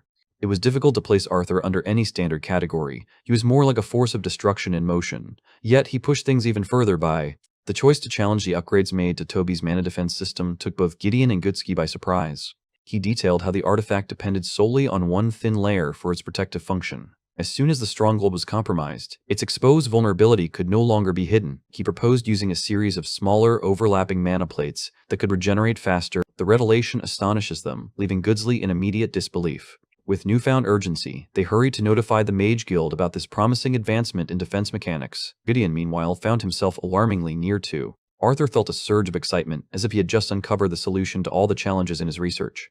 Elijah, with a mischievous grin, interjected to remind Arthur that he was on the verge of being late for his initial class of the day. Arthur moved unsteadily through the hallway, still feeling the effects of his earlier training session. Engaging in a battle with two enhanced Tobys at level 7 left him utterly exhausted and aching all over. He felt his grasp slipping away. Kane accidentally collided directly with Catherine. The observer quietly examined him, choosing not to speak much. His smile was a response to her composed demeanor. Together, they made their way into the classroom. In the bustling halls, students were already whispering excitedly about various rumors. Half of the group felt a mix of doubt and annoyance. The students questioned why they had spent so much on tuition only to be instructed by a seemingly inexperienced first-year student. Some individuals watched with a sense of fascination, eager to witness Arthur's potential downfall as he attempted to take on the role of a teacher. Meanwhile, Fifi, his former adversary, silently offered him her best wishes, aware that the day's events promised to be anything but ordinary. Arthur entered the room accompanied by Princess Kathleen. As she entered the room, every student turned to look at her, their mouths dropping open in astonishment. The crowd unanimously believed that the theatrical entrance had been meticulously planned. The students were inspired by their new teacher's presence and felt compelled to leave a strong impression, particularly because he was accompanied by the kingdom's princess. In reality, Arthur hadn't orchestrated anything and found himself equally astonished. Despite his inner turmoil, he expressed gratitude to Kathleen and reassured her of his well-being, yet internally he felt a lingering doubt. She silently settled into her chair. Arthur found himself moving forward as others stepped back, leaving him in the spotlight. He identified himself as a member of the disciplinary committee, the son of two powerful mages, an attentive older brother, and the newest addition to the teaching staff. The class immediately erupted in chaos, with students vocally expressing their objections. The students were unwilling to believe that someone in their first year possessed the necessary skills to instruct them. Their frustration reached a point where they seriously contemplated lodging a formal complaint with the academy, accusing it of squandering their valuable time. Arthur shifted his gaze towards Sylvie, coming to the conclusion that it was his responsibility to address the issue of her current attitude. He hoped that the headmaster had been present to give a proper introduction, sparing him from the hassle. A sudden burst of energy propelled one of the students onto the stage with enthusiasm. The air was thick with confidence and a touch of conceit as the individual stood unfazed, daringly confronting Arthur for the coveted role. The boy boasted that he could secure the title by overpowering his opponent. The rest of the class erupted into cheers, enthusiastically encouraging him and repeatedly chanting his name. Arthur cast an unimpressed glance toward him, questioning the seriousness of his statement. In a composed and unwavering tone, the speaker instructed Lester to take a seat. The directive swept over Lester like a tidal wave, causing him to reel backward in shock. Quickly recovering, he addressed the speaker with deference, calling him Sir. The students remained in their seats, utterly shocked by the events that had just unfolded before them. Arthur firmly established his position as the professor, regardless of whether others approved or not. The teacher made it clear that anyone who felt out of place could choose to depart at any time. He generously extended a hand to assist those interested in transferring to another class. Those who wondered how someone like him had secured such a position found an open invitation to linger and discover the answer. Noticing that nobody was departing, Arthur considered it a victory and proceeded to begin the initial lesson. The teacher informed the class that the day's lesson would focus on a hands-on activity centered around the control of mana. The teacher inquired of the class about the most effective method to extract mana from the surroundings. A student lifted her hand into the air. Natural mana gathered itself into the core, allowing it to be molded into various techniques from there. Arthur found value in the well-considered response and decided it would serve as a useful starting point for his next steps. The narrative delved into the distinctions between augmenters and conjurers. The narrative unfolded by concentrating on the manner in which they consumed their prey. Mana flowed through channels in various ways. Conjurers summoned mana by directing it through their veins. Augmenters directly channeled the energy into their core. The inquiry led to a more profound contemplation. Both types had the ability to absorb mana, yet it was solely the augmenters who utilized it to construct their core. The statement sparked deep contemplation among the students. When the same girl shared her belief, she suggested that conjurers typically do not focus on enhancing their physical abilities. Arthur concurred with the notion, elaborating that conjurers ought to handle mana with finesse, avoiding excessive dependence on their innate abilities. The thought arose once more, leading to another point of consideration. If conjurers indeed expend less mana, then perhaps the mana core might not be the most dependable indicator of their true strength. The students, now completely absorbed, started generating their own thoughts. Arthur looked out at the gathering, seeking 6 individuals who possessed affinities for elemental powers. The group was split into 2 sections. Conjurers took their place on the left, while augmenters gathered on the right. He instructed everyone to demonstrate their simplest spellcasting abilities, specifically without the aid of wands. The students followed the instructions without hesitation. Each of them began to craft their own spells. Arthur gave clear orders to the augmenters, directing them to unleash their spells. The conjurers were instructed to draw the essence into their own beings. The idea seemed utterly absurd to every one of the 6 individuals. Arthur's lips curled into a smile, suggesting he anticipated an exciting event on the horizon. As expected, the augmenters were unable to unleash their spells. The conjurers found themselves unable to take in their own power. Kathleen herself was unable to completely handle it. Despite the efforts of many, she was the one who managed to get the nearest.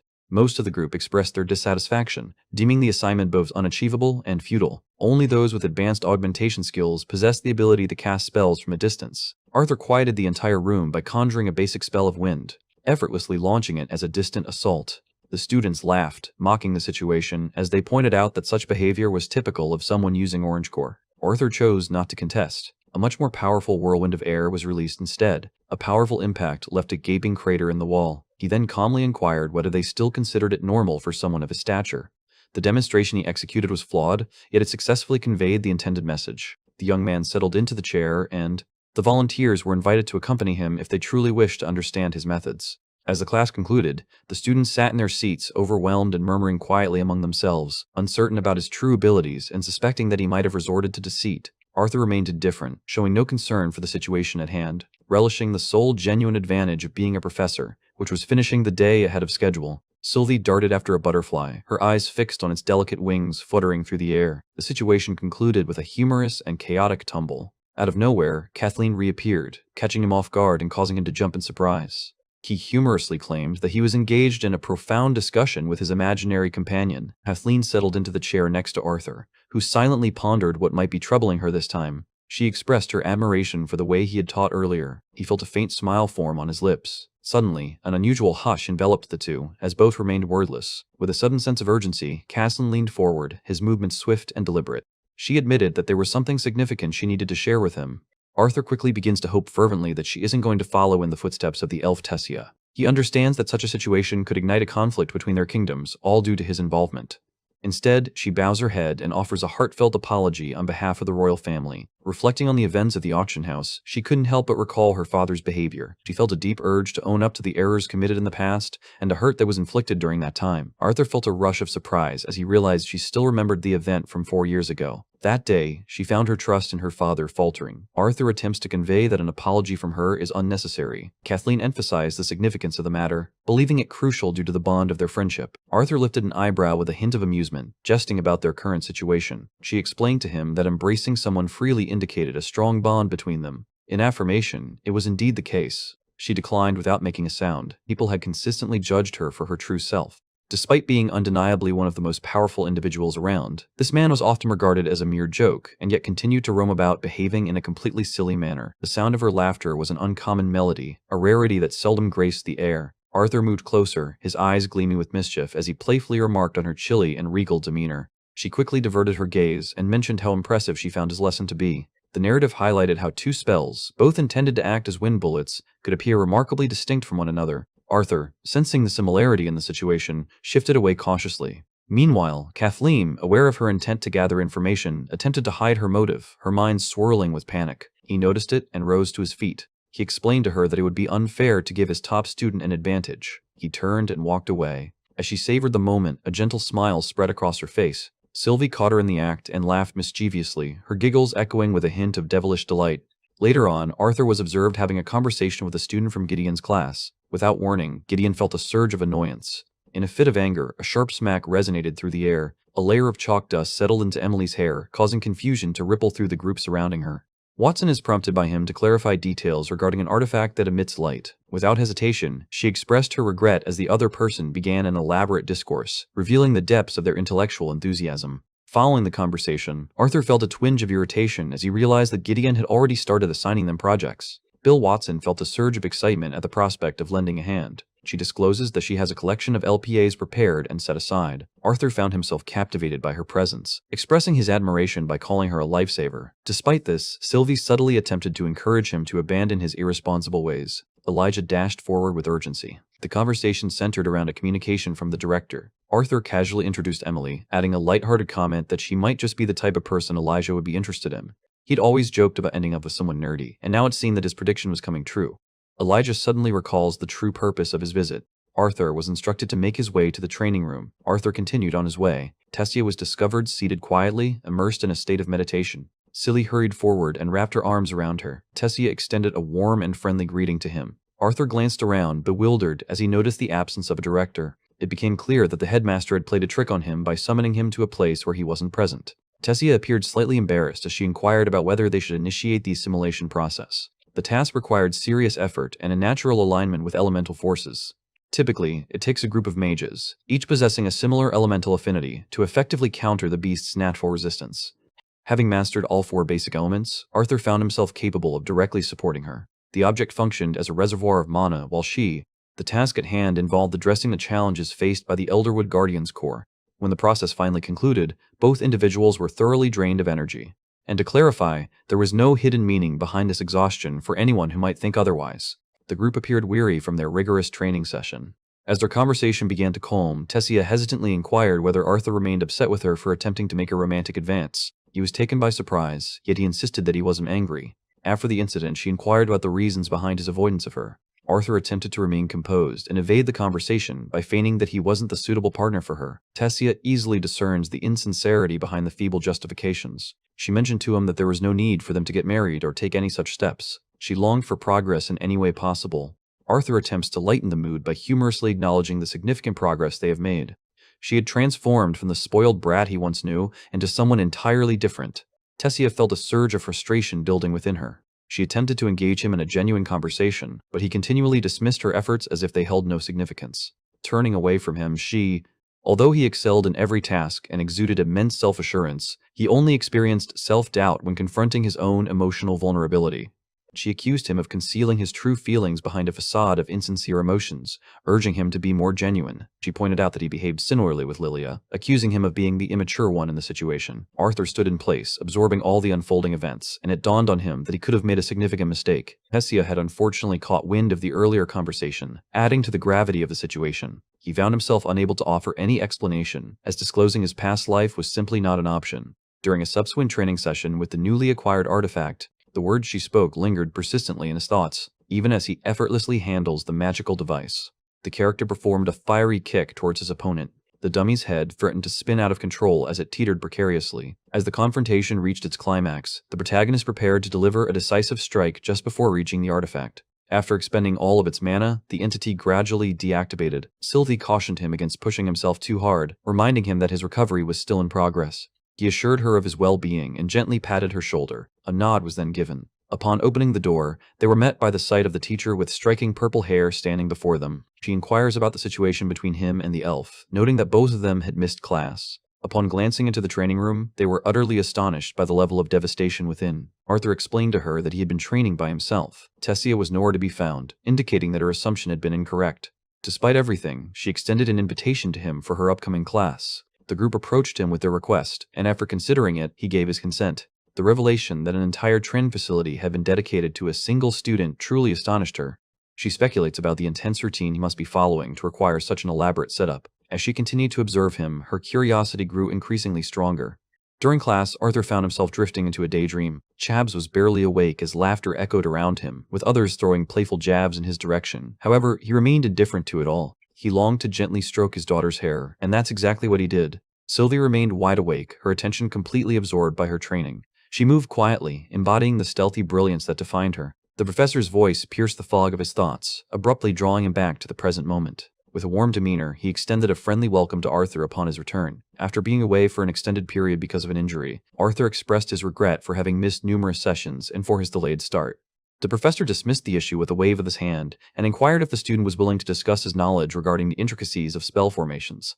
Arthur rose from his seat and provided a lucid explanation about spell formations. He described how they utilize simpler spells as their foundation, employing the same fundamental principles but applying them in varied manners to produce distinct results. Impressed by the response, Maynard seized the opportunity to begin his lecture. He introduced an unusual concept that allowed people to access one another's thoughts. The statement suggested that the world would descend into chaos. The merest hint of suspicion could transform an ally into a foe, or even acts of kindness might be misinterpreted as hostility. In a world shaped by such conditions, the mages emerging from that environment would be nothing less than formidable beings. Sylvie found it amusing because she and Arthur seemed to possess an uncanny ability to understand each other's thoughts. To her, this made them ideal illustrations of perfect compatibility. Maynard was curious about the differences among mages and wondered why some relied on incantations while others did not. A certain student proposed that chanting became unnecessary once a spell was fully mastered. The professor contended that the concept of mastery was rather ambiguous. He explained that chanting served as a tool for mages, aiding them in concentrating and forming their spells by harmonizing their intentions with their mana. The importance lay not merely in articulating words, it was about honing the vision within one's mind.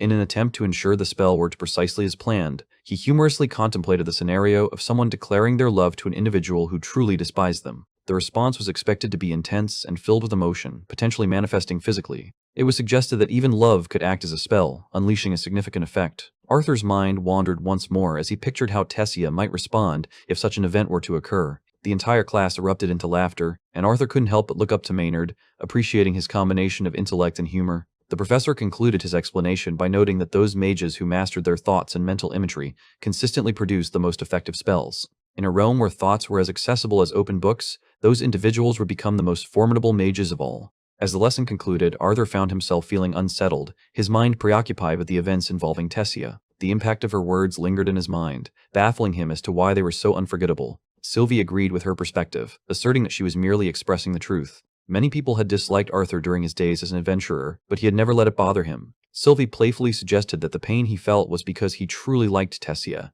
though he couldn't bring himself to acknowledge it. Arthur found himself increasingly irritated as the young child persistently confronted him with blunt truths. He came to an abrupt halt, sensing that something was amiss. A group of students attempted to sneak up behind him, foolishly believing he would remain unaware of their presence. It was undoubtedly Lucas and his troupe of jokers. Sylvia felt a wave of irritation wash over her as she observed them. They made an effort to appear strong and unyielding. Arthur didn't wait for a word to escape their lips before he began to roast them. Lucas forcefully pushed aside one of his own teammates and confronted Arthur directly, getting right up in his face. The accuser labeled him a coward for fleeing from their confrontation and insisted on uncovering the secret behind his survival. Arthur spoke nonchalantly about a tiny opening he used to sneak away. Lucas was seething with anger as he sought to uncover the mystery of how Arthur had managed to escape the Inferno Cage spell unscathed and rescue Tessia. Arthur, with an air of nonchalance, dismissed the gesture with a casual wave of his hand, expressing that inquiring in such a manner was impolite. He then leaned in closer, making it clear that he felt no obligation to a troublemaker. Lucas reasoned that Arthur likely employed an artifact, with possible assistance from Sylvie or Tessia. He found himself unable to entertain any other possible explanations. An imposing figure, one of the other henchmen, stood out with his large frame, simple-minded demeanor, and closely cropped hair. The character began to express intense frustration, accusing Arthur of also taking Cathian away from him. He argued that the disparity in their ranks should have naturally kept them separated. Another student advised him to relax, noting that he was actually harnessing mana right there on school property. The man was already on the verge of losing his composure. Lucas decided to abandon his companion, choosing to avoid entanglement in the chaotic situation. Arthur insisted that he had no intention of seducing anyone. The deranged clown was unwilling to accept the truth. His thoughts descended into a whirl of delusion, convincing himself that Kathleen had already fallen in love with him. Lucas could see that the man had completely lost his mind. Sylvie let out a low growl as an ominous feeling crept over her, suggesting that something more troubling was on the horizon. Arthur became acutely aware that the individual was releasing an extraordinary surge of mana. His body trembled and his eyes blazed with anger. The deranged individual suddenly lunged forward, intent on ending Arthur's life on the spot. Sylvie felt her muscles tighten as she prepared to step in, but Arthur held her back was the name that stood out in the conversation. The character swiftly strengthened his magical barrier to fend off the assault. At the very last moment, he managed to evade the impending danger. In an instant, the earth was completely destroyed by the impact. Arthur raised his voice, pointing out that the individual had just assaulted a certified teacher right on the school grounds. However, the frenzied fool had stopped paying attention altogether. Lucas and his gang observed the scene, their expressions filled with a sense of self-satisfaction. The individuals insisted on their lack of involvement, thus ensuring they wouldn't be held responsible. Lucas felt indifferent towards the fate of the clown. Arthur faced a tough decision. Either he would fight back and risk expulsion, or the clown would end up causing him harm. In any case, Lucas considered it a victory. As he departed, he left Arthur with a reminder to prepare for their upcoming battle. Suddenly, their world shifted. The ground erupted once more, unleashing a relentless onslaught of sharp earthen spikes. Harnessing the power of wind magic, he effectively cleared away the debris.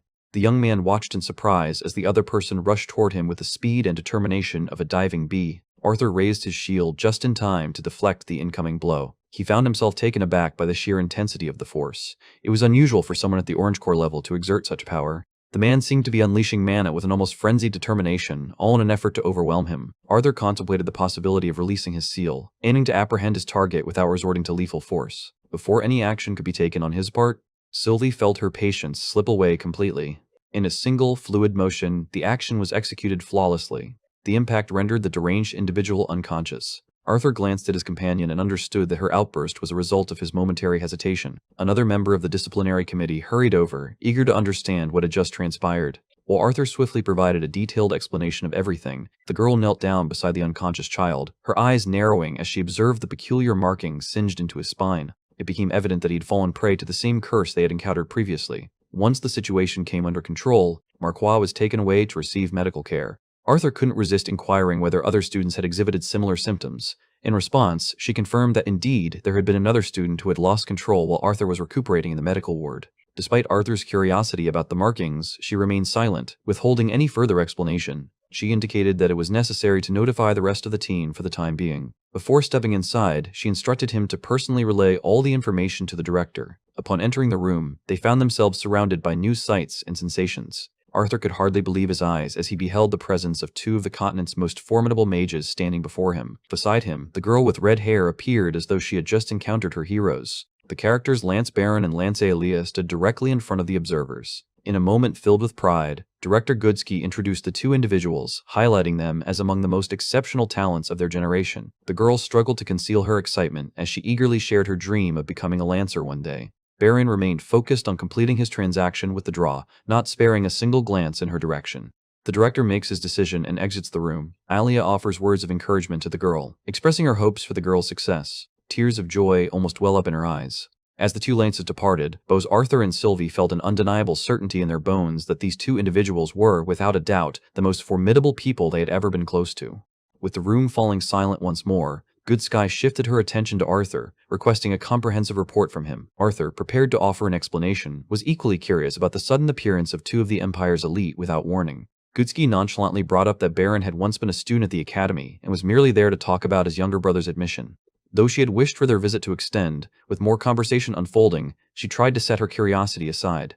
She concentrates her attention on the incident involving Lucas and Marcoy. Arthur meticulously recounted the events, focusing particularly on the unusual surge of mana and the subsequent loss of control experienced by Marka. As he spoke, Goodsky appeared visibly concerned, particularly at the mention of the peculiar symbols adorning the child's back. The thought lingered in her mind, unspoken, suggesting she wasn't quite prepared to voice it yet.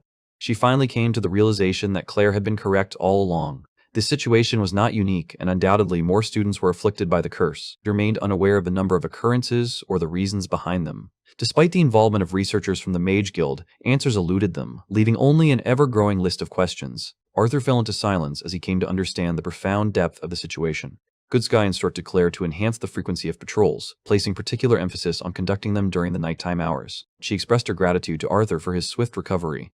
Recognizing the necessity for any assistance they could secure, it became evident that every bit of help was crucial. With the conclusion of the meeting, she made her way back to her office. Feeling the weight of uncertainty, the character questioned the wisdom of involving students in such a perilous situation. Despite her apprehension about the potential repercussions, she understands that making sacrifices is unavoidable. They found themselves pondering why events were accelerating more rapidly than anticipated. Beyond the confines of the building, the world stretched out in its vast openness. Arthur and Claire went their separate ways. The observer noticed Baron reprimanding his younger sibling. Arthur found himself taken aback as he witnessed Lucas being brought down a notch. In the presence of his older brother, the guy's arrogance held no significance.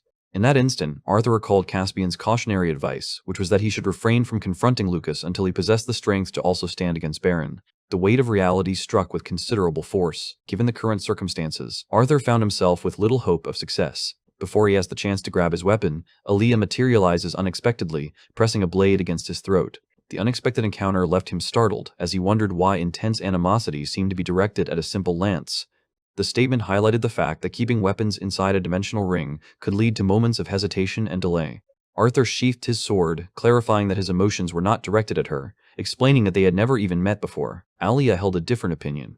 She noted that she could perceive his hidden intentions and acknowledged that despite his potential, he knew that any confrontation with Baron would be futile. Arthur came to the stark realization of just how outmatched he truly was by them. When he inquired about Aaliyah's strength relative to Baron, she teased lightheartedly, using her hands to dramatically illustrate the disparity in strength. He felt a twinge of disappointment when he realized there was no laughter in response. She acknowledged that she was the least powerful among the lances. Despite Baron's perceptiveness, hers was even keener, enabling her to halt his actions with remarkable swiftness. Arthur expressed his admiration for her with a respectful compliment. Aaliyah appeared to be thoroughly enjoying the conversation. She even went so far as to pat his head, mentioning that he reminded her of her younger brother. The person would have been about the same age as him if they had survived. With a heartfelt farewell, she departs. Following day, whispers and stories spread like wildfire throughout the camp. The classroom buzzed with students engaging in hushed conversations, their words tinged with shock over the surprising event that had unfolded. Sylvie muttered to herself, puzzled by the human fascination with gossip. Arthur nodded in agreement. Upon arriving, she entered the room where the disciplinary council meeting was being held. In the room, tension was etched onto every face. Claire revealed the shocking news that Markway had passed away the previous night due to an uncontrollable loss of mana, which the medics were unable to halt. The mysterious markings on his back were directly responsible for his condition, even as he lay unconscious. Kathleen reported that the investigation revealed no significant discoveries.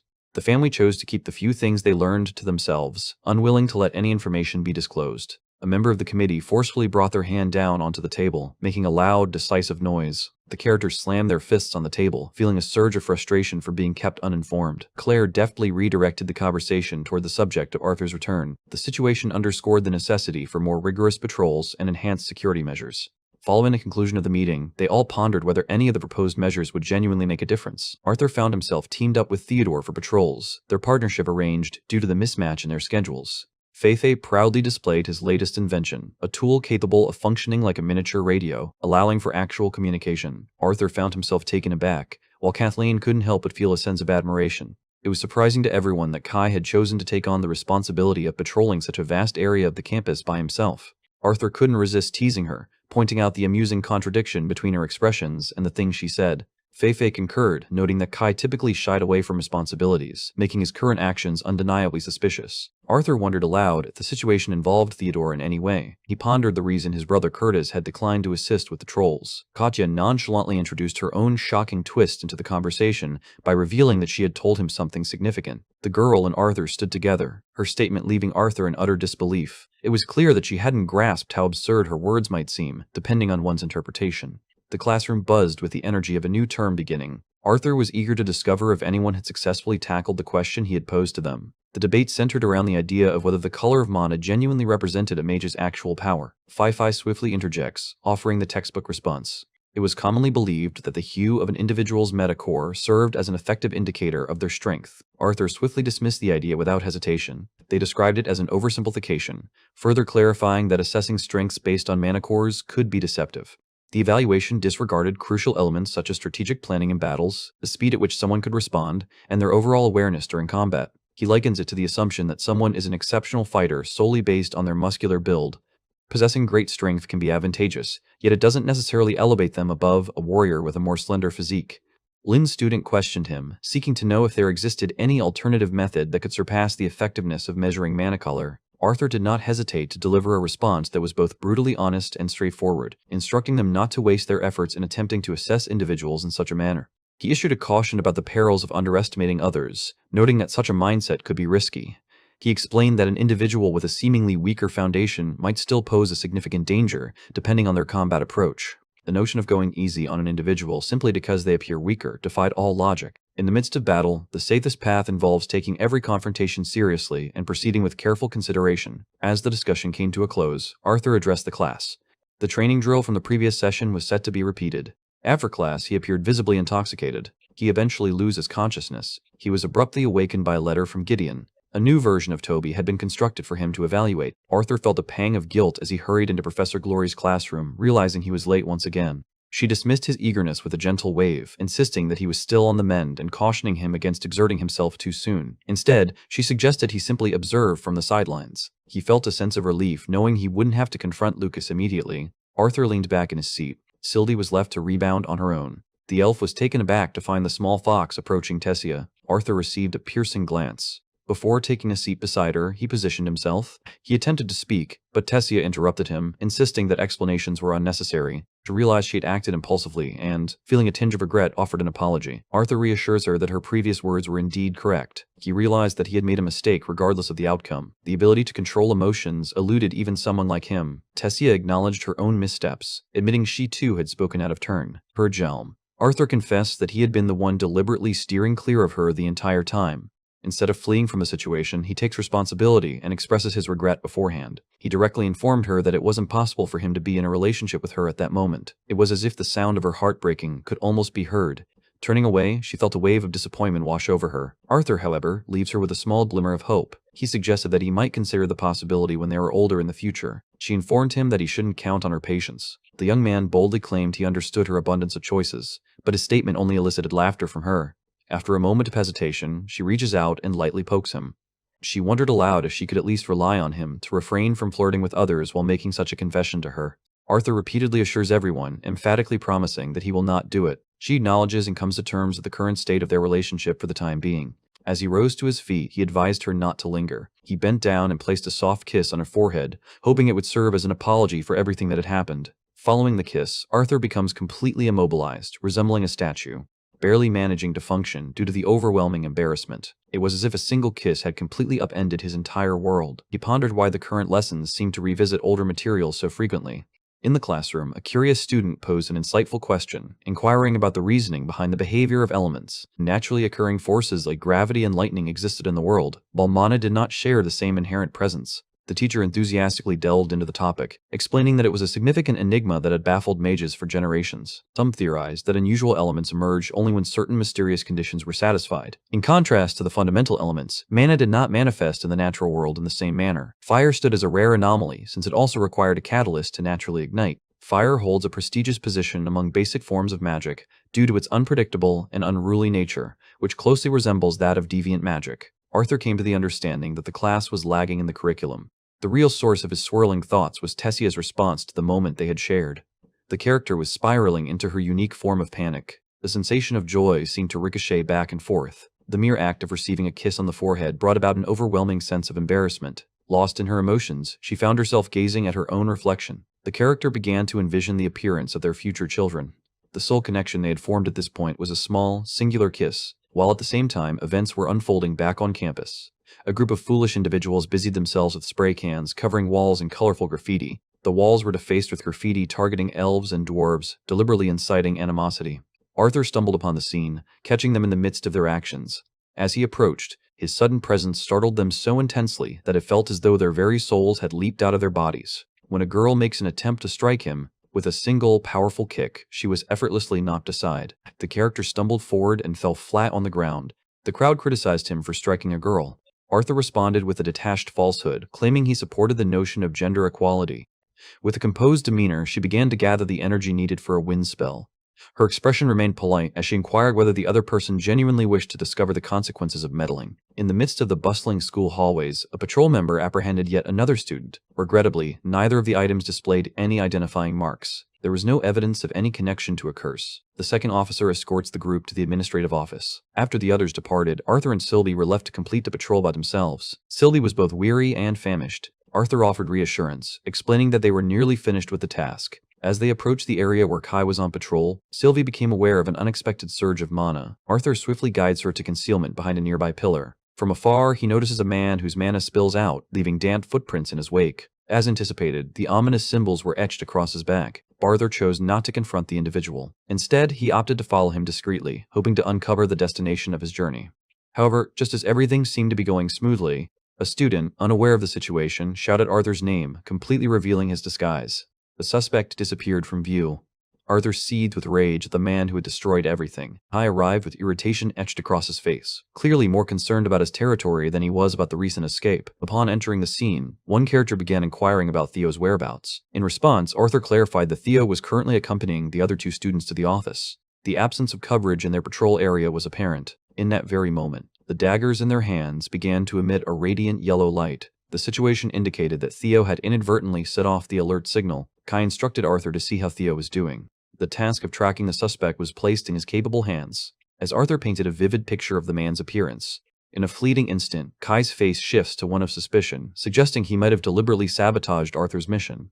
Arthur and Sylvie sprinted directly ahead. The direction was aimed at Theodore and his companions. Arthur slowly began to realize that Theodore's head had been struck with a bat. The impact of the strike carried an intensity that seemed far beyond that of a normal hit. After he had safely guided the children to the administrative building, he remembered suddenly being caught off guard by an unexpected attack. Locating the children would be straightforward, given they were all students. What left him more perplexed was the possibility that a third individual might have attempted to step in. The idea held some merit, considering it was almost inconceivable that Theodore could be rendered unconscious with just one blow. Arthur started to entertain the thought that an individual such as Manhwa could be responsible for the attack. The issue lay in the fact that Theodore had no opportunity to see the attacker before losing consciousness. Arthur recalled that Kai had an injury on his arm. Theodore was truly curious about the whereabouts of Arthur, who seemed to have vanished without a trace. Due to the absence of concrete evidence regarding the enigmatic figure he believed he had seen, Arthur decided to remain silent. The other committee members appeared puzzled as they considered Arthur was merely stepping in on Kai's behalf. He was much stronger and more reliable than his outward appearance suggested. The next morning, Arthur considered the outcome of their search efforts, realizing that both had concluded without uncovering a single lead. His thoughts remained unsettled, still lingering on that disturbing meeting. He caught himself caught in a whirlwind of overthinking, causing his project to unravel into chaos. Gideon appeared suddenly, causing a jolt of surprise, his expression showing clear disapproval. Arthur struggled to generate another revolutionary concept. Observing Arthur's far-off look, someone inquired about his troubles. Arthur confessed that the topic at hand concerned committee issues. The thoughts had consumed him to the point where they entirely occupied his mind.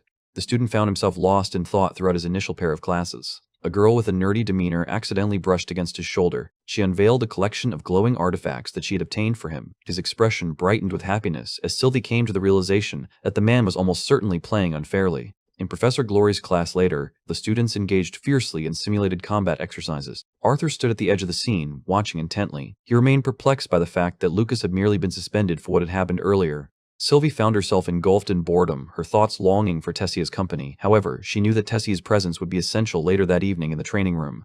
Sylvie felt a wave of relief wash over her at the news that patrol duties were no longer required, as she had always loathed them. Approaching Arthur, Professor Glory sank to the ground, worn out from fatigue.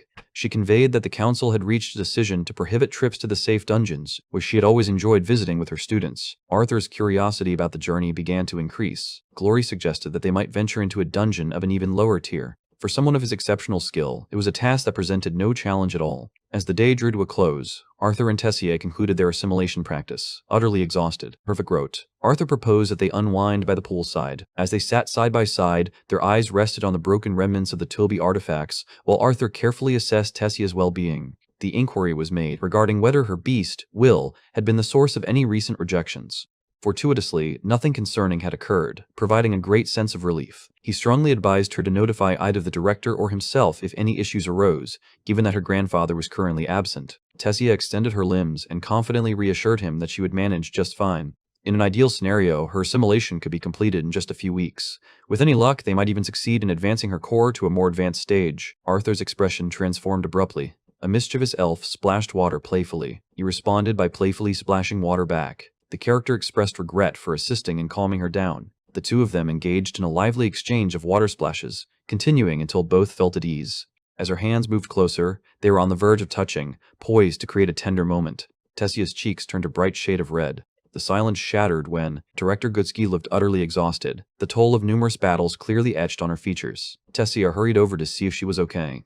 The director insisted that she was unharmed, explaining that she had only engaged in a sparring session at the guild. Arda's expression turned into a frown as she recalled that she had an appointment with the council. Goodsky mentioned that she had made a slight change in her route. Tessia couldn't shake off the feeling of unease, worried that the elderly woman might be pushing herself too hard for someone of her age. Goodsky understood their concern and assured them that he would exercise greater caution. The request was made to utilize Arthur's training room for the evening's class lesson. Arthur nodded in agreement, having finished his practice session for the day. Upon exiting the room with Tessia attending to him, the realization dawned quietly upon them, suggesting that the director was concealing something. He concluded that it wasn't his role to delve into the matter. The following day, Arthur found himself trudging through his classes, each step feeling heavier than the last. Elijah observed Arthur's weary demeanor and speculated about the activities that might have led to his fatigue. His return was delayed due to attending a social club event. Elijah stood with pride as he unveiled his plans to become a member of the Chaincasting Research Club. Arthur's curiosity piqued as he pondered the reason behind the man's peculiar behavior. He couldn't help but feel repelled, speculating that perhaps this man had experienced harsh rejection in the past, which now drove his apparent desperation. Elijah passionately expressed his belief that this stage of life was perfect for experiencing romance and adventure. His bold declaration came to an abrupt halt when the professor intervened. The entire class burst into laughter, ridiculing the boy for prioritizing matters of the heart over his academic pursuits. Even Arthur became part of the scene, while Elijah sat there, feeling the sting of embarrassment. The professor altered the atmosphere in the room by bringing up the recent sorrowful event of a classmate's passing. The students were cautioned about the deadly risks that came with pushing magic beyond its boundaries. The most skilled mages and medics continued their investigation into the mysterious events surrounding Manhwa. However, there was one undeniable truth. He had pushed his body to channel magic well beyond its natural limits. The pressure exerted on a manicure could be as harmful as ripping a muscle, potentially causing lasting harm or, in uncommon instances, resulting in fatality. A girl raised a question, wondering why Marcoe had not survived even though he had used mana elixirs. The professor acknowledged the validity of her argument, yet he elaborated that exceptions could invariably be found. His objective was to warn them about the concealed expenses associated with external enhancers that boost mana capacity. The use of these aids frequently resulted in harsh side effects, such as the leakage of mana. Arthur paid close attention, yet he couldn't shake the thought that Marquaz's strange actions were still a mystery, just like the enigmatic curse markings that adorned his back. In the next scene, Arthur entered his classroom and extended a warm greeting to all his classmates. The teacher chose to offer subtle clues regarding the resolution of the exercise he had given to the class. The initial student summoned by the teacher was Lester, a once boastful and unpleasant individual whom he had put in his place on their first encounter. Lester felt a chill of fear run through him, anticipating that a punishment might be imminent. Meanwhile, Arthur instructed the class to picture a battle in their minds. In the scenario where Lester encounters a formidable adversary, the strategy of an Augmentor would be to steer clear of engaging in close quarters. Instead, they would opt to launch attacks from a distance, utilizing their arsenal of spells. Arthur reached for a folded piece of paper, confidently asserting that it was a spell. The wind carried the object off his hand, but it dropped to the ground before it could reach Lester. Arthur proceeded to demonstrate the solution he had explained previously. The paper was transformed into a ball, which was then propelled through a pipe with a forceful breath. Aiming directly at Lester's broad forehead, the action unfolded with precision. Arthur's clever hint hit its mark, causing the whole class to erupt in laughter. He proceeded by presenting a hint specifically meant for those who practiced magic. The scene transitions to focus on Lance Baron and Lance Alea. Alea initially believed their assignment was supposed to take place in Eleanor alongside Lance Aya. However, to her surprise, they were called in ahead of schedule by Lance Var. Farron conveyed that a pressing issue had arisen concerning a dungeon located at the edge of the Beastglades, which he had recently encountered himself. The action was swift and efficient, leaving no room for delay. The narrative introduces the character known as the Third Lance. A girl with white hair settled into her seat, her hair flowing around her. Without engaging in formal greetings, she immediately delved into an explanation regarding the council's decision to alter their mission. The reason, she stated, was due to a recent discovery in the depths of specific dungeons, where evidence was uncovered suggesting the presence of mages originating from outside the Decath continent. Alia stood up abruptly, her mind racing with the realization that the existence of another continent had only ever been whispered about as a mere rumor. Baron discloses the most troubling aspect, which is that this unfamiliar territory possesses extensive knowledge about them. Meanwhile, they remain completely in the dark about these outsiders. He inquired of Vare whether they had verified the material they discovered. Upon examining the cloth they had retrieved, she confirmed that it contained mana unfamiliar to Dakathan. Baron detected the presence of mana as well, and was curious about the specific spell that had been placed on it. Vare informed everyone that the spell had been deactivated, rendering the cloth useless. She then shifted the conversation to a different topic that concerned Alia. A scroll was unfurled, its contents detailing the occurrences of giant bloodworms spotted across various regions within the Beastglades. Alia wondered aloud about the concern, noting that bloodworms were not uncommon. Vare shared his observations that the worms had begun altering their typical tunneling routes. This unusual behavior suggested the possibility that the foreign mages were concealing themselves within the most secluded dungeon chambers. Vare remembered his attempts at investigating the matter, though he had not succeeded. Consequently, Vare decided that Alia should undertake the mission by herself, ensuring that no one would hinder her progress. Baron had intentions of delving into the depths. Vare permitted Alia to choose Lance Mika if she desired. Alia, however, stands firm in her decision, showing no sign of wavering. Lives hung in the balance, prompting her to take swift action without delay. The scene shifts back to Arthur, who lets out a wide yawn. He witnessed a member of the disciplinary committee being hurled with great force. Princess Kathleen made a valiant effort to rescue her brother. Freezing him with ice proved to be just as harmful as hurling him against the wall. Theodore surged forward with determination. Curtis suddenly found himself struck by a powerful gravitational force. Arthur had not yet mastered the bell. Curtis found himself disarmed, his weapon slipping from his grasp. In that moment, his opponent's opportunity burst forth explosively. A massive column of fire erupted, creating a barrier between them. The maneuver was so ingenious that even Theodore found himself genuinely impressed. The commencement of the 5th training round was announced. Under Claire's guidance, Kai skillfully manipulated threads to hold everyone in place, ensuring their safety for the upcoming class. Arthur observed the unusual magic for the first time, intrigued by the way Kai manipulated strings. After the battle concluded, Claire decided to convene a meeting. In her explanation, she conveyed that Arthur, Curtis, and she were planning to leave the campus for a journey to the Beastglades. They had also ensured that patrol schedules were organized to account for their time away. Kai took it upon himself to sign up for additional patrol duties. Seife trailed closely behind. Dordria found herself compelled to step forward, unable to resist the unseen power guiding her actions. In the scene, there is an arm intricately adorned with strings. He made a lighthearted remark about wanting to spend time with her, and Dordria consented, provided that she was given something to eat. As the meeting concluded, Arthur found himself halted by someone considered his rival. An advisor cautions him about the potential dangers awaiting him beyond the confines of safety. Arthur, unbeknownst to many, had already achieved the esteemed status of an A-rank adventurer. Arthur skillfully sidestepped. He approached Claire with curiosity, inquiring about Kai's magic, and speculated whether his wires concealed any mana attributes. Before he could receive a response, Kai emerged into view, delivering an ominous warning to Arthur. Claire intervened in their conversation, reminding everyone about the upcoming class. In the training room later, Elijah was diligently honing his skills, observing the assaults directed at level 7 Toby on Earth.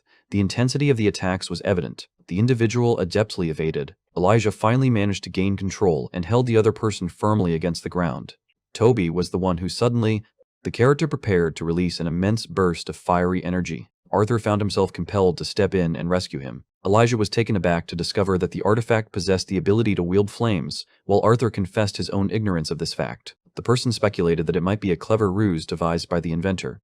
Elijah harbored a deep affection for the craft of artificing, despite the limitations of his feeble magic. Arthur ridiculed him for studying magic merely to catch the attention of girls. Elijah makes no attempt to refute the statement. Arthur extended his hand, offering a wooden sword to the other person. He was advised to grasp the fundamentals of melee. In addition, this was meant for the girls. Elijah launched into an aggressive assault, driven by anger. Arthur deftly evades the attack. Elijah's remarkable skills and abilities caught the attention of those around him. The stance was poised and the footwork precise. He believed he possessed a natural talent for swordsmanship, which he thought would be even more formidable when paired with metal magic. Arthur eventually takes advantage of an over. As the opportunity presented itself, victory was achieved. Upon extending his hand, an unusual sensation was triggered. Elijah's emotions swirled within him. Confusion and pain clouded his thoughts. Arthur felt a wave of concern wash over him. Elijah dismisses the concern, explaining that it is merely a headache. The character departed to freshen up. Arthur stood at the edge, his heart heavy with concern as he contemplated whether to wave goodbye.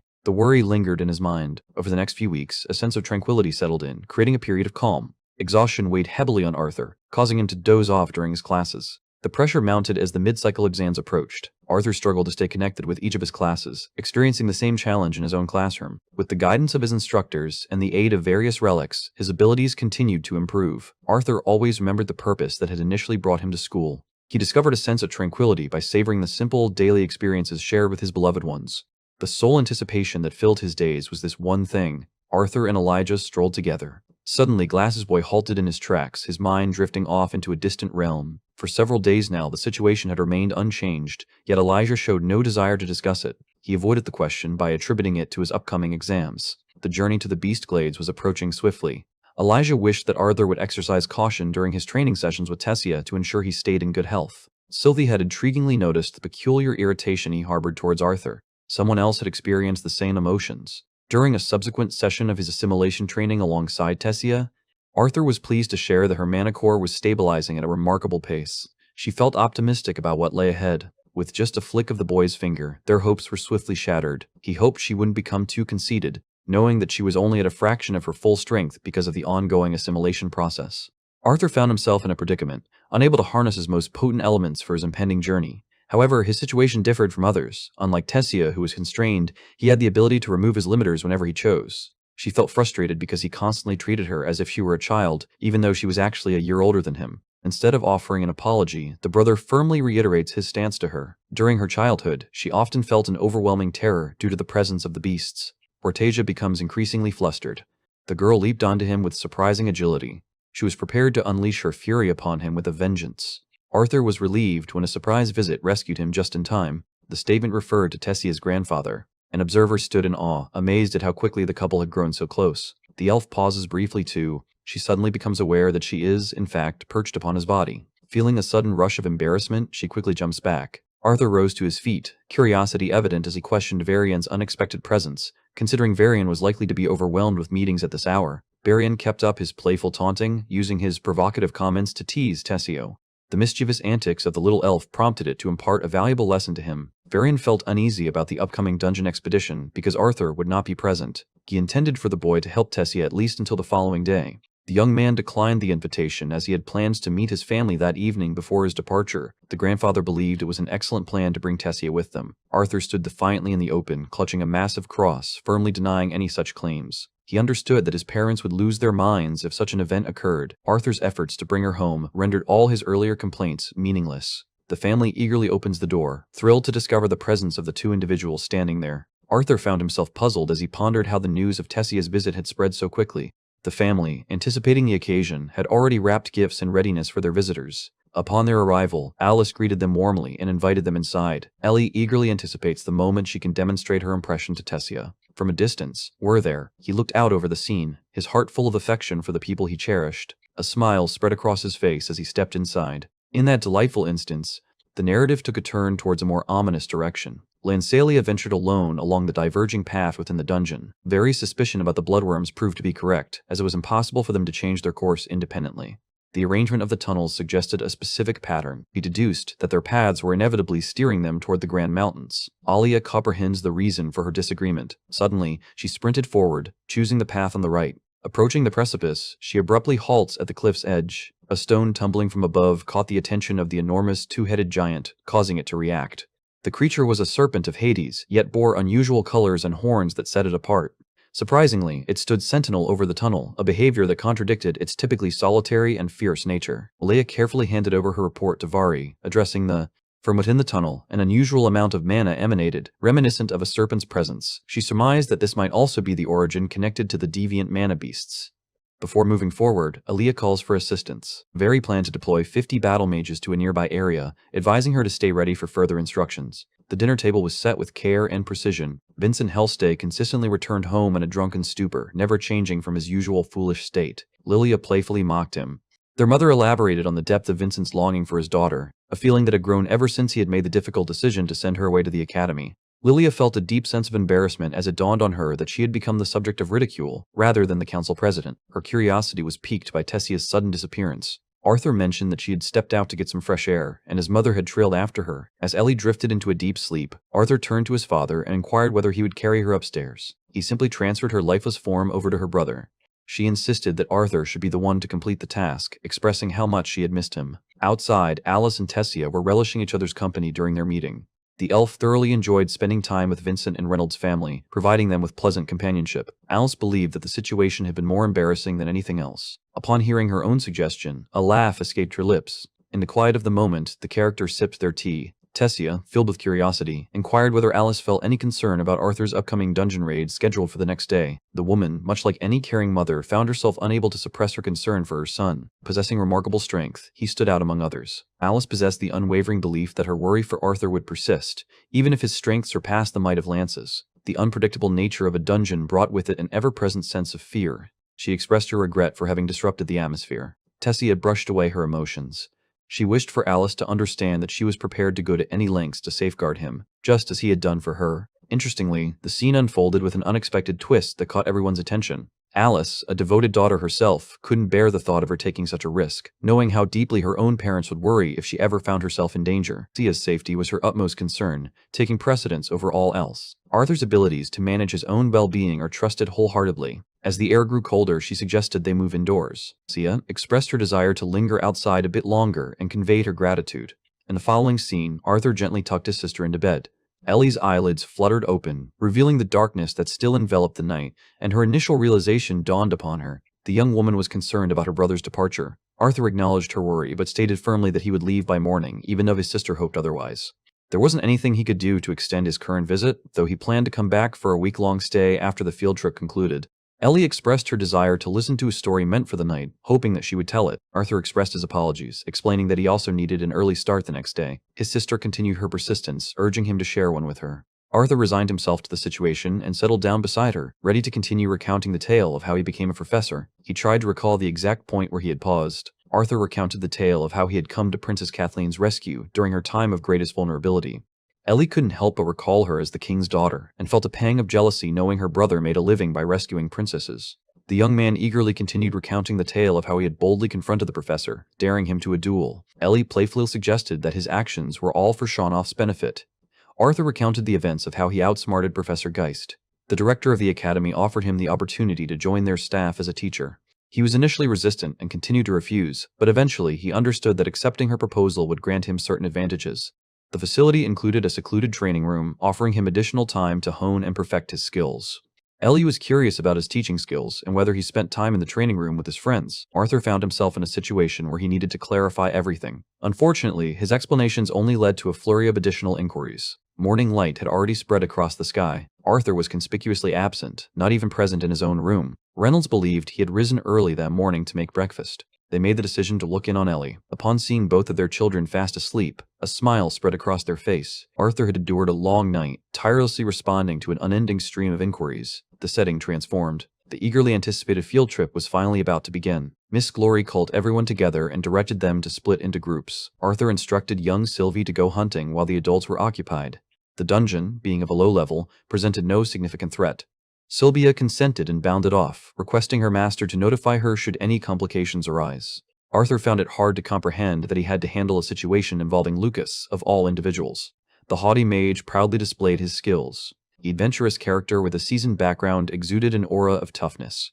Arthur delivered a stinging comment about the revocation of his opponent's license, shattering his confidence with just a few words. Lucas placed a firm hand on Arthur's shoulder, inquiring whether jealousy lurked within him. Arthur, however, remained composed, responding that he had merely stated the truth. Lucas readied himself for the impending battle. Another student suddenly spoke up, emphasizing the crucial need for selecting a team leader. Lucas confidently believed that the role would be his.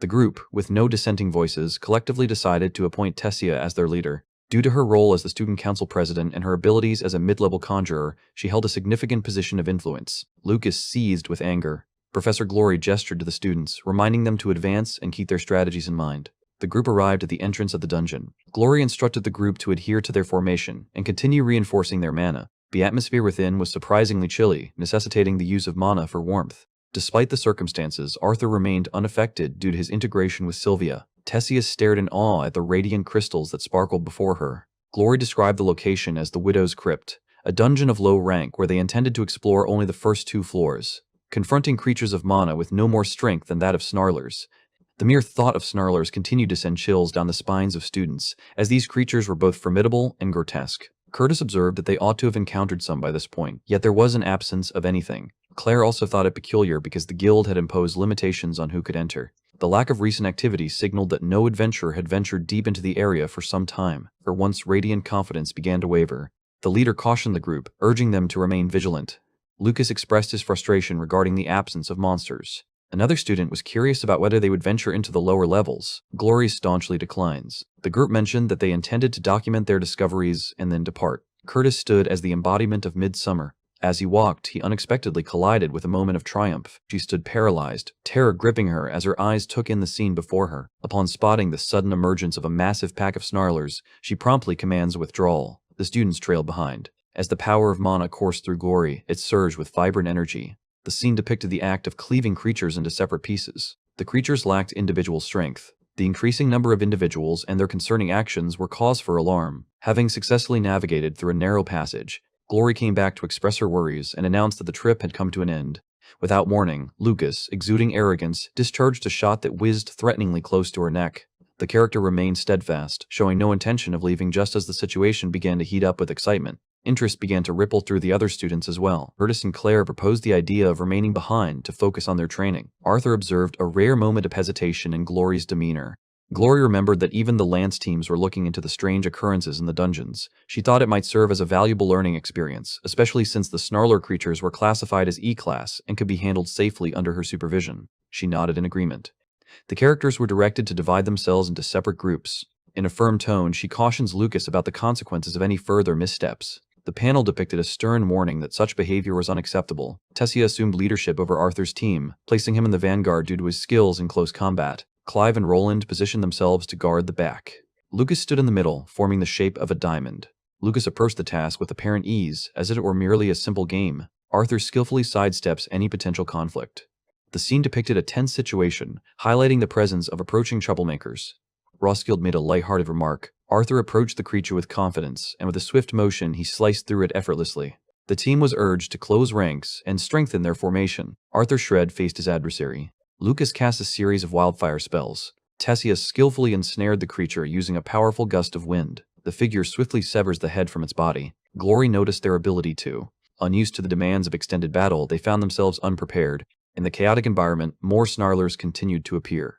She issued an order for everyone to fall back. Amidst the turmoil, Arthur, Rossfield observed the objects around him with a keen eye. With a sense of urgency, she dashed forward, determined to rescue him from the threat of being attacked. Understanding that time was limited, he focused all his energy into one powerful and destructive blow. He revealed a technique that had been unusable against Toby, uttering the words, "Burst Blade." With a swift motion, he unleashed a powerful gust, slicing through and destroying the entire swarm. In the midst of his endeavor, he sustains an injury to his right arm. As the feeling of relief takes hold, a new wave of horrors begins to surface. The snarling creatures soared to the sky, their roars echoing like the cries of demons. On this floor, the presence of Queen Snarlers was something that should never occur. A powerful force surged upward from beneath the surface.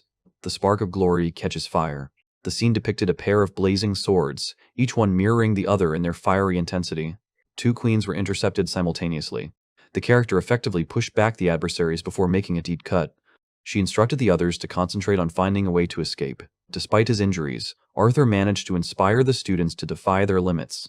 As the situation unfolded, a voice urgently beckoned for Delphine to lend her assistance.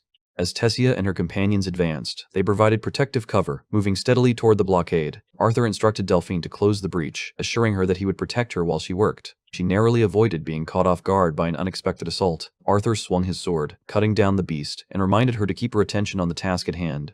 With unwavering determination, she resolved to move forward. The character known as Fiend initiated her magical incantation. Arthur, along with his team, fortified their positions at the front, ready to face whatever challenges lay ahead. Tessia summoned a powerful wind vortex, sweeping away multiple adversaries in its path. Delphine completed the task of crafting her seal. The exit was obstructed by scattered debris. Arthur brace. With a single, powerful motion, he swung his arm, causing the massive boulder to shatter into countless fragments. Delphine was given the opportunity to adjust the pieces. Despite their efforts, the path ahead remained obstructed, not yet fully cleared for their escape. Arthur understood that they needed to make a breakthrough with a single, decisive move. As he moved through the scene, a sudden, pungent odor captured his attention. Without any prior indication, an unexpected scent filled the air, revealing itself as smoke gently rising. The reason suddenly becomes evident to him when he, Lucas was recklessly unleashing his fire magic against the creatures, causing the flames to block their only escape route. The dungeon became engulfed in dense clouds of smoke. Arthur urgently warned the group to cease casting fire spells, fearing they would suffocate before any monster could defeat them. In the absence of AIR, all their endeavors would prove futile. As the tension in the air thickened, Sylvie instinctively felt the looming threat and quickly assessed the situation. Arthur, aware of the urgency, communicated the unfolding events to her and instructed her to soar towards the entryway to observe and relay the scene outside. Her detailed account ignited afresh. Arthur had a concept forming in his mind that included Curtis. He told Curtis to employ World Howl to remove the blockage. Curtis found himself without the necessary mana to cast such an enormous spell. Deprived of his beast, he faced a formidable challenge. Arthur advanced with a determined stride, a strategy clear in his mind. He instructed Curtis to pivot and ready himself to embark on the initial stage of their plan. As Delphine returned to assist her companions, she focused on holding the monsters at a distance. Once they found themselves alone, Arthur took a deep breath, preparing himself as he initiated the process of channeling mana transference. The notion had been deemed obsolete by many over the years. However, his unique ability to wield a rare quadri-elemental affinity allowed him to mimic various elemental types and fine-tune their proportions with remarkable accuracy. Mastery might be distant, but the effort put in remains worthwhile. Arthur's arrogance and carelessness weighed heavily on his mind as his mana surged into Curtis. He believed that his strength would ensure that nothing could ever go wrong. Curtis experienced a sudden rush of energy and strength. The creature within him struggled but ultimately permitted his progression into the initial stage.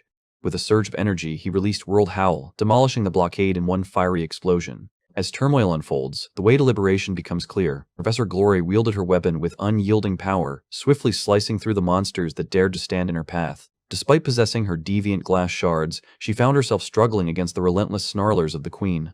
Arthur observed Tessia struggling to remain upright, her balance precarious. In the most unfortunate of circumstances, a painful throb pulsed through her core. He hurried to her side, puzzled by the sudden presence of two queens in that place. Creatures that were only supposed to be classified as B-class at most were proving to be no match for someone of Glory's caliber. Yet, despite her prowess, she was visibly struggling. The earth beneath their feet began to tremble suddenly. Bowles and Arthur were present. Glory's expression contorted into a mixture of emotions. A sense of hopelessness fills the air as a terrifying creature makes its appearance. Its form exuded a sinister venom and emitted an aura of darkness, resembling a living nightmare. Glory instructed the students to run away, yet before she had the chance to act, with a sudden and overwhelming impact, she was forcefully thrown, barely managing to hold on to her. Another powerful strike swiftly follows, slicing through the air with the sharp edge of a blade. The creature's attention was wholly captured by her, drawn to the fragments lodged within her form. She steadfastly refused to allow it to target her students. Claire urgently implored everyone to flee at once. Her voice filled with panic, but Arthur stood firm, unwilling to abandon the situation. The teacher distributed the tests, watching the students prepare to start their assignments. Curtis desperately begged for him to cease his actions. Arthur paid no heed to those around him as he conjured blue flames that scorched through the air. The revelation of his formidable strength left everyone in shock, as his capabilities had remained hidden from them until that moment. Glory found herself taken aback as she witnessed a new elemental affinity emerging right in front of her. Despite her anger at his defiance of direct orders, she silently berated him for coming back. Arthur wore a smirk as he confidently revealed that he was not only a student but also a professor. Before the fierce confrontation began, the monster unleashed a powerful blow upon the ground, causing a catastrophic tremor. The force propelled both him and Glory across the chamber. Arthur swiftly noticed that none of Glory's assaults had managed to penetrate its tough exterior. Understanding the necessity of his intervention, he took action. Though hesitant, Glory accepted his help, while her thoughts lingered on whether the others had managed to escape unharmed. Arthur turned his head slightly, his gaze meeting Lucas's eyes directly. A menacing figure with eyes burning with fury, resembling a wild creature on the brink of attack, stood before them. After turning away, they confirmed that everyone else had already retreated. Glory reignited her flames, determined to prevent the creature from following them outside. She knew they needed to weaken it just enough to ensure their escape. Arthur requested a brief moment to gather himself, and Glory managed to secure those precious 10 seconds for him. The battle erupted into a fierce confrontation against the monstrous entity. He had never anticipated that Arthur possessed the abilities of a tri-elemental mage. Observing with incredulity, he witnessed the astonishing feat of someone channeling 3 different affinities simultaneously. The character's abilities were formidable, yet there was an inherent limitation in his strength. He commanded her to step aside and then bellowed his spell with a fierce intensity. Bladestorm unleashed a mighty swing with his weapon, channeling an overwhelming force that ripped through the monster. The creature roared in pain, its skin blistering and tearing away. The devastating assault shattered Arthur's body. His arms were a mess of broken bones, each fracture a silent cry of agony. Before he has a chance to regain his composure, the creature strikes aggressively. Glory swiftly pulls him to safety and urges that they withdraw immediately. The sharp edge of his sword remained lodged deeply in the surface, within the chest of the creature. Despite the circumstances, they chose to run away.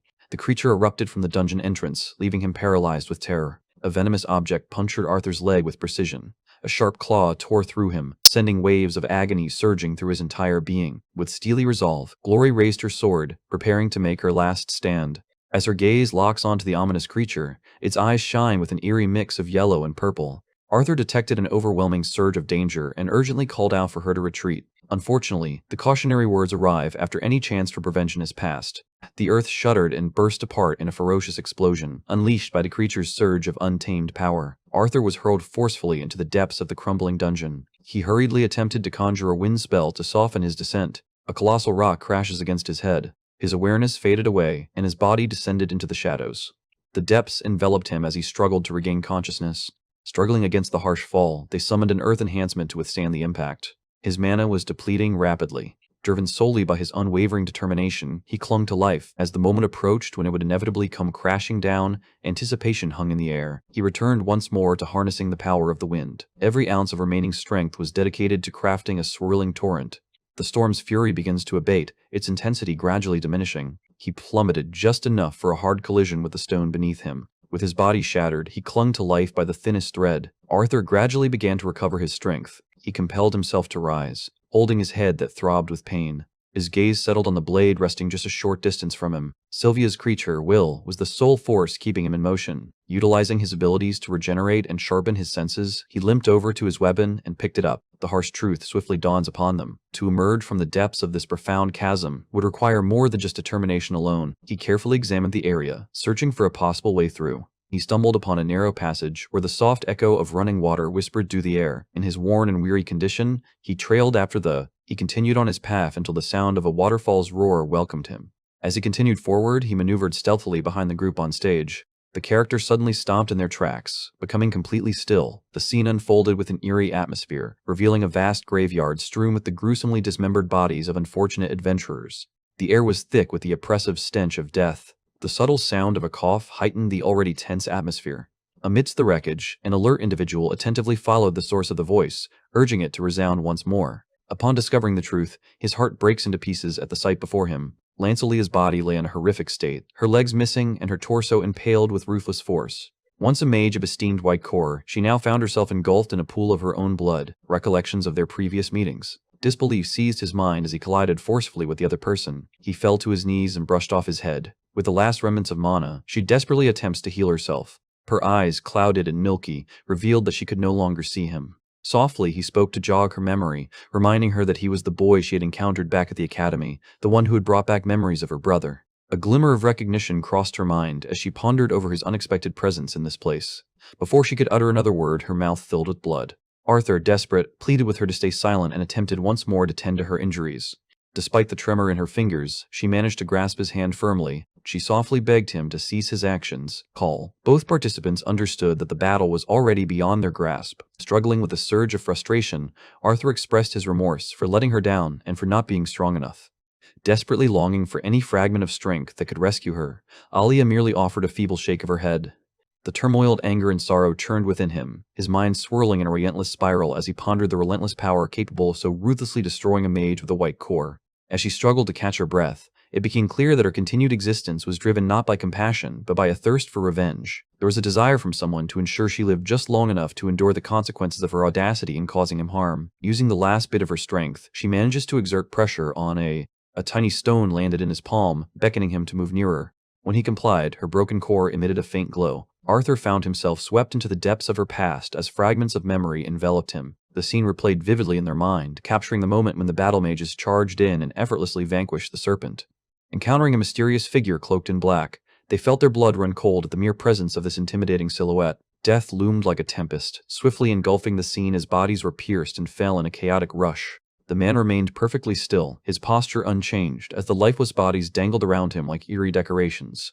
His visage was a terrifying nightmare, adorned with menacing horns, and his voice oozed with malice as he presented Alia with a grim choice: either engage in battle and face certain death, or betray her companions to ensure her own survival. In alignment with her character, she opted for conflict. Despite her defiance, she could do nothing as she watched helplessly while her squad was mercilessly slaughtered right in front of her.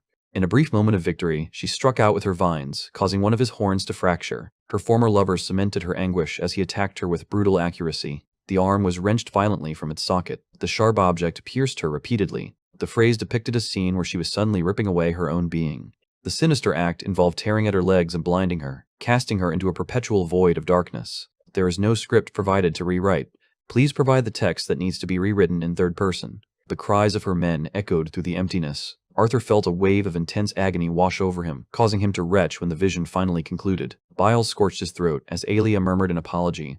Understanding that no individual should have to suffer through such terror, it was nevertheless necessary to reveal the truth. Arthur felt a sense of relief as he realized he could now bear her truth to those who needed to hear it. She makes a solemn promise to herself that the memory of her hardships will endure. As her composure shattered, her voice quivered with genuine fear, pleading for survival, driven by the universal dread of death. A sense of helplessness gripped his chest tightly. Rage consumed him as he tenderly cradled her shattered form in his arms. In hushed tones, it was conveyed that his presence was undeniable, and he was determined not to allow her to leave. Fate, however, had a harsh streak. With a gentle exhale, the last breath leaves her body. The character held tightly onto a recollection of times that had been more joyful. Holding her unresponsive form tightly for the final time, he recognized that his present strength served merely as a delicate barrier against the challenges that awaited him. Her fingers moved gently over her cheeks, wiping away the stains of blood. He carefully preserved her remains in ice. A figure lay encased within a frosty tomb. A solitary flower was gently placed upon it. She vowed to dispatch others to bring her back,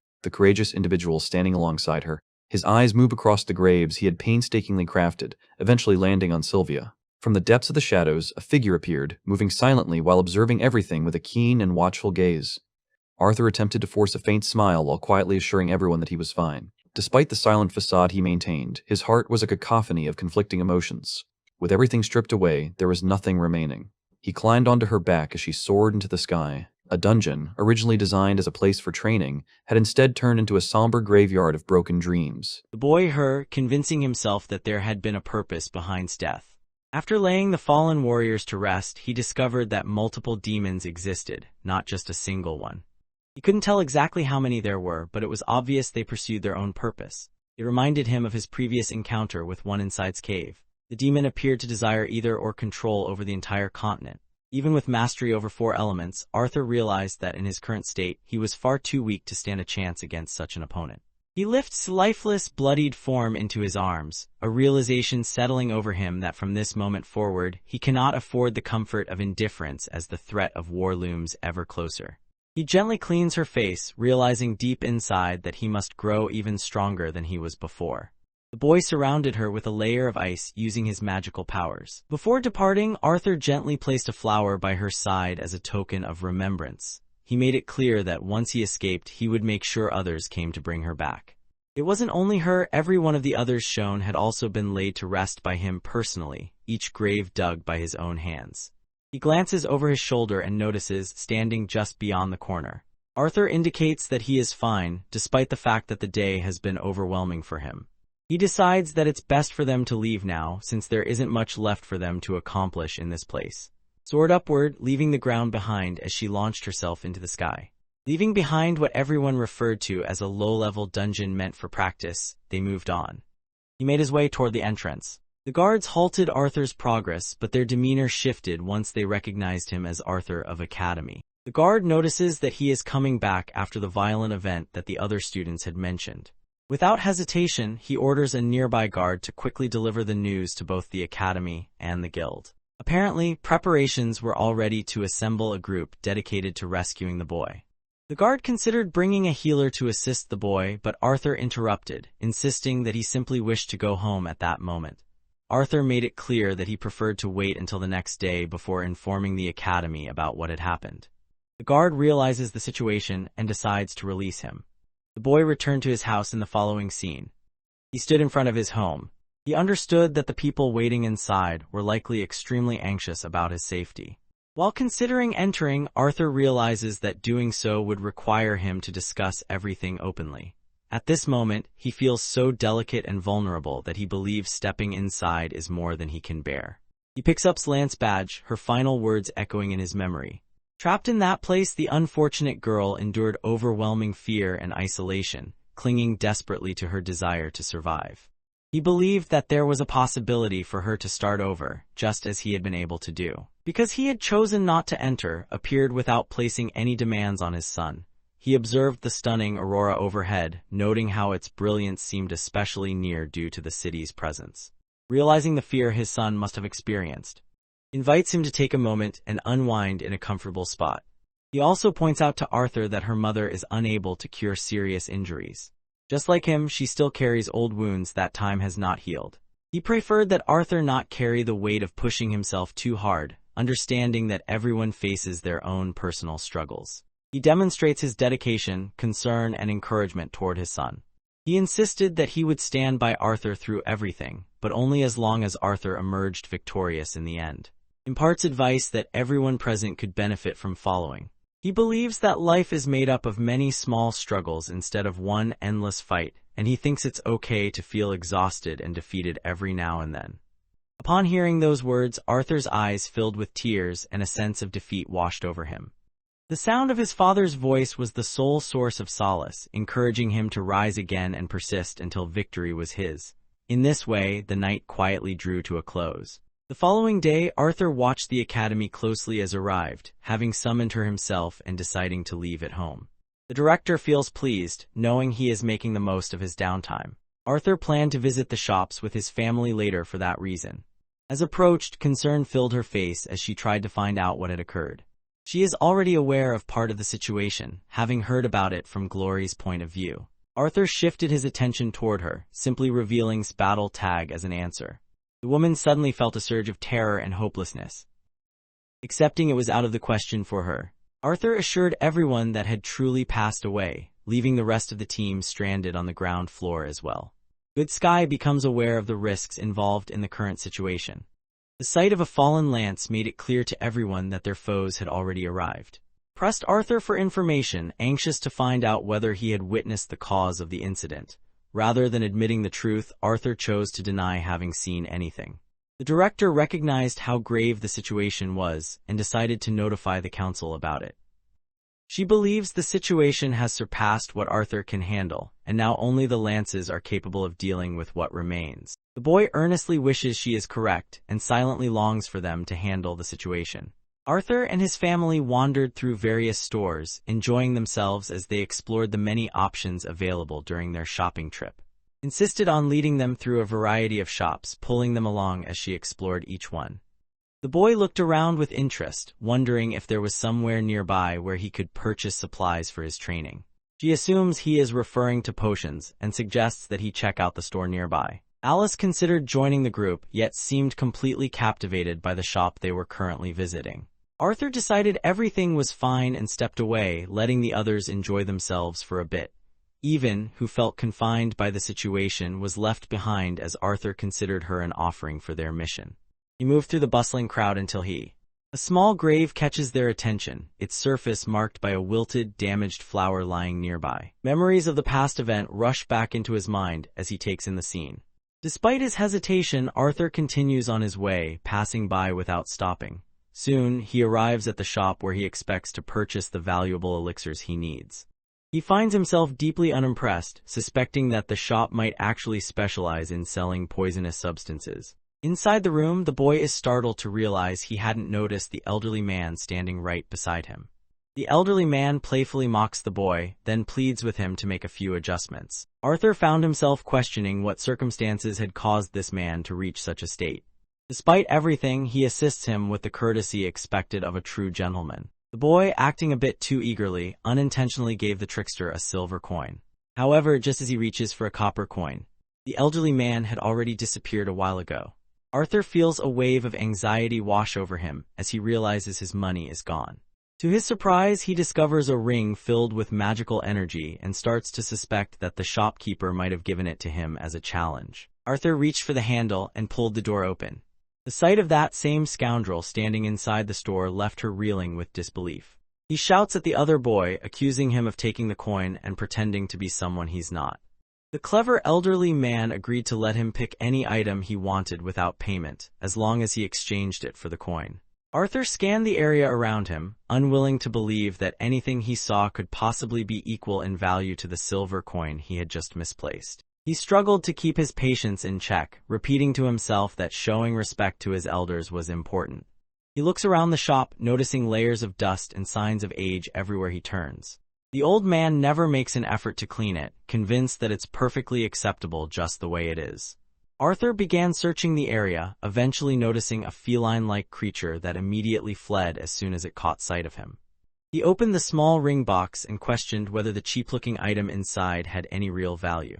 Without warning, Arthur swiftly moved aside, narrowly escaping a jet of water that shot out from the ring. He set the item aside, his frustration growing as he realized he had to scrutinize a supposedly worthwhile purchase. Finally, plummets from above and lands squarely on his head. Arthur felt relief knowing she had made it through, but the younger girl was clearly upset about being abandoned. The elderly man spots his animal companion and stops in his tracks, stunned by its appearance. Arthur waved his hand in the air, trying to bring his friend back to reality. The boy searched but came across nothing that interested him, so he simply wished to have his coin returned.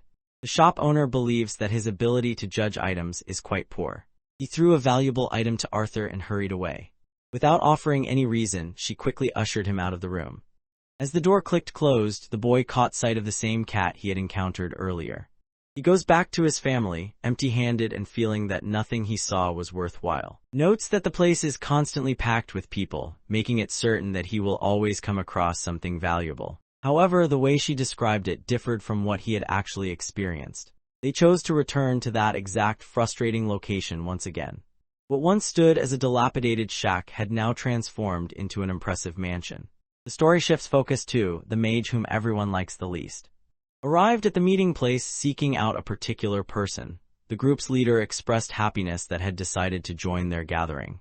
The haughty mage swiftly interrupts, making it clear that he has no desire to associate with what he considers a circus of fools. He explains his presence is solely to represent Charles and admits that nothing he has seen has managed to impress him yet. The members of the group referred to him as a mutt behind his back. Grew furious, yet he had no chance to react before the group's leader unleashed a savage blast of fire that instantly reduced the man to ashes. Had planned to follow suit, but he was taken aback when he realized the spell contained no trace of mana. He is curious to learn additional details about the cult, especially the reason behind their request for his assistance. It became clear that these individuals were also responsible for secretly giving drugs to the students. The leader made it known that his ambitions extended far past the boundaries of the academy. Despite his determination, several obstacles blocked his path to achieving his ambitions. He required the support of stronger mages and happened to be among those who fit the bill. Unlike the other nobles in the group who behaved poorly, stood out as someone with potential. He questioned whether, too, was unsettled by the academy's ideals and purpose. Couldn't stand having to attend classes alongside classmates he considered far beneath his own abilities, certain he could overpower them whenever he wished. The arrogant nobles standing behind him also failed to deserve any of his attention. Also has little patience for following others' commands, prompting him to quickly make his exit. From their exchange, the masked leader concludes that truly embodies the arrogance and sense of superiority commonly attributed to powerful mages. He suddenly unleashed a stream of words that left him completely paralyzed. Bringing up Arthur's name ignited a deep fury within. The leader continued to assert that although initially showed remarkable talent, he also relied heavily on elixirs for his growth.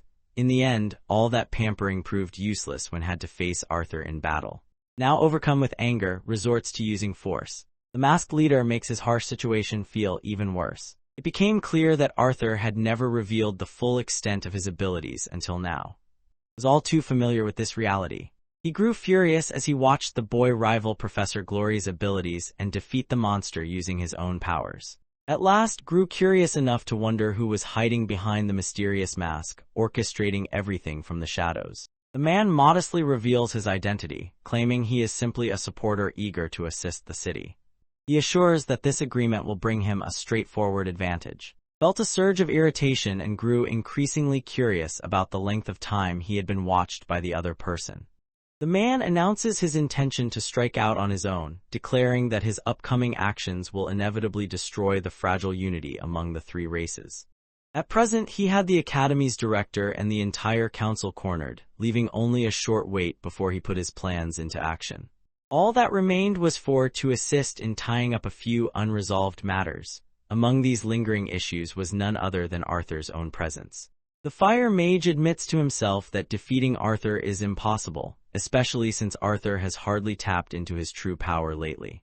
He had no intention of consuming the same drug that had taken. The masked leader explained that the drug would affect differently, since possessed greater strength than the overweight man who had already died. The abilities that would soon be bestowed upon him promised to surpass anything he had ever known before. Hopes to push Arthur hard enough that Arthur will unleash all of his power.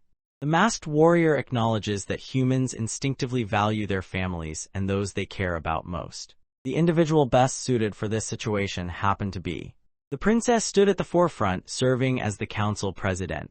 As an elf guiding a group of humans, she faced disapproval from his loyal supporters. He describes a vivid scenario too, directing him to injure so severely that Arthur would be forced to unleash all of his abilities. A strategy stirred something deep within him, filling him with an intense excitement. The scene comes to a close, shifting the focus to Elijah Knight, who appears for the first time in a while. His eyes reveal signs of fatigue and tension. Arthur opened the door, and Elijah immediately wrapped him in a warm, affectionate hug. The young man gave his friend a reassuring pat, making it clear through his actions that he was not someone who could be taken down easily. She amusingly likened him to a cockroach that simply wouldn't give up. Elijah and Arthur engaged in a quiet exchange. Obviously, the director had reassured Elijah directly, advising him not to be concerned about Arthur's well-being following the recent event. Despite his efforts, Arthur found himself unable to pause his actions.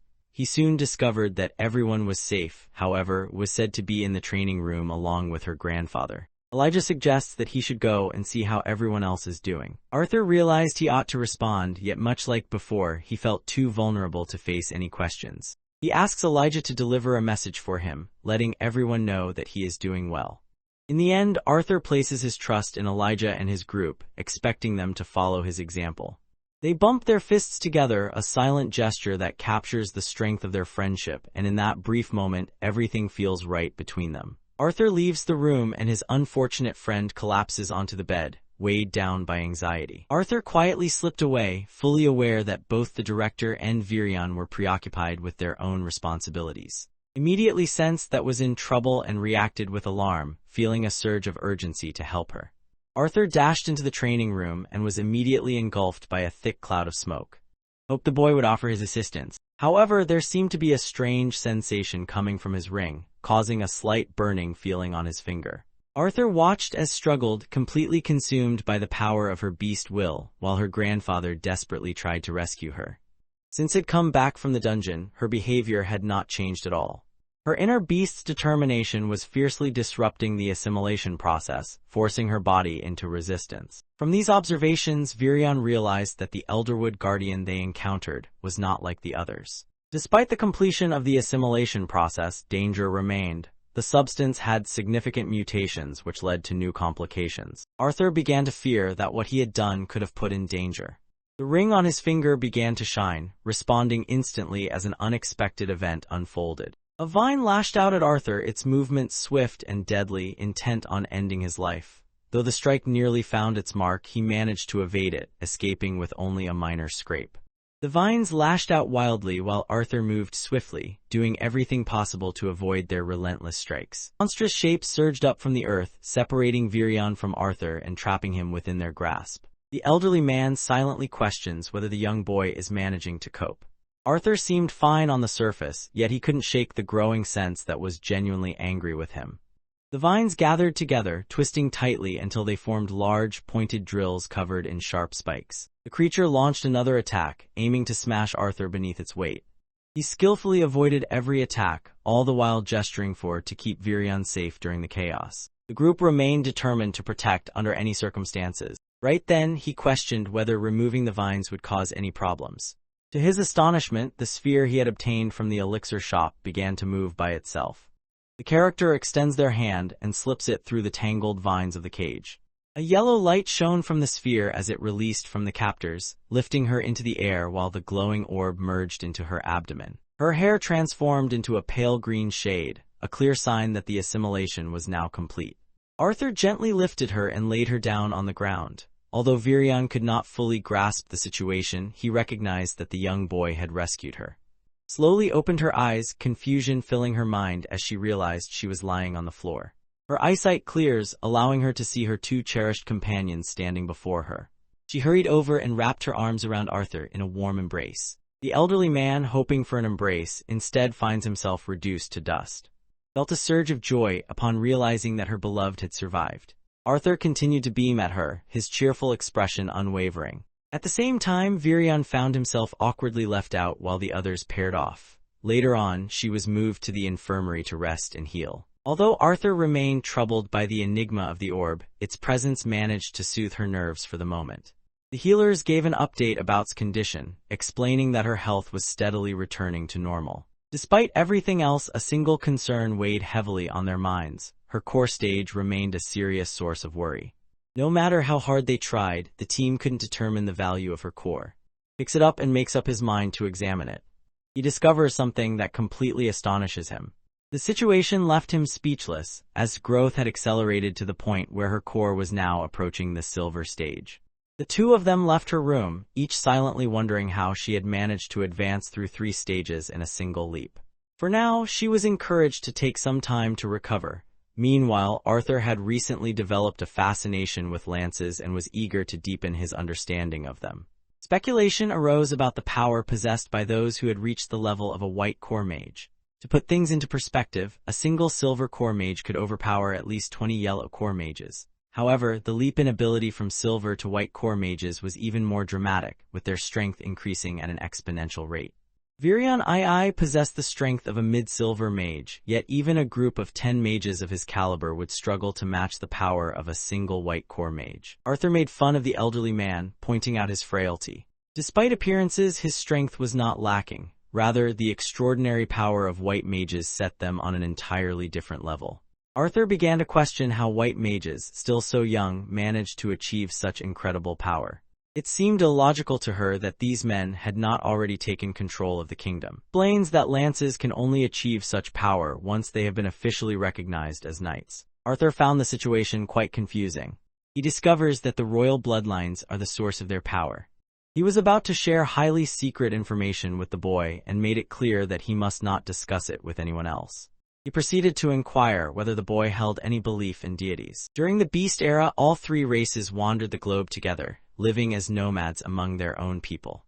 The 2 groups interacted solely for exchanging goods, and their ways of life remained deeply different from one another.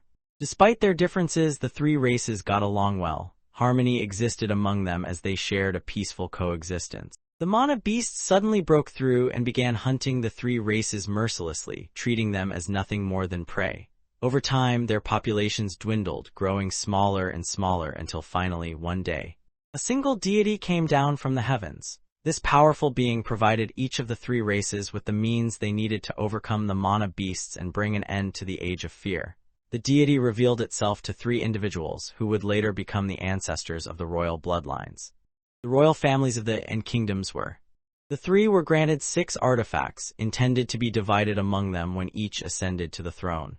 The 3 kings were forbidden from using these artifacts themselves. Rather, they granted them to their strongest followers during special knighting ceremonies.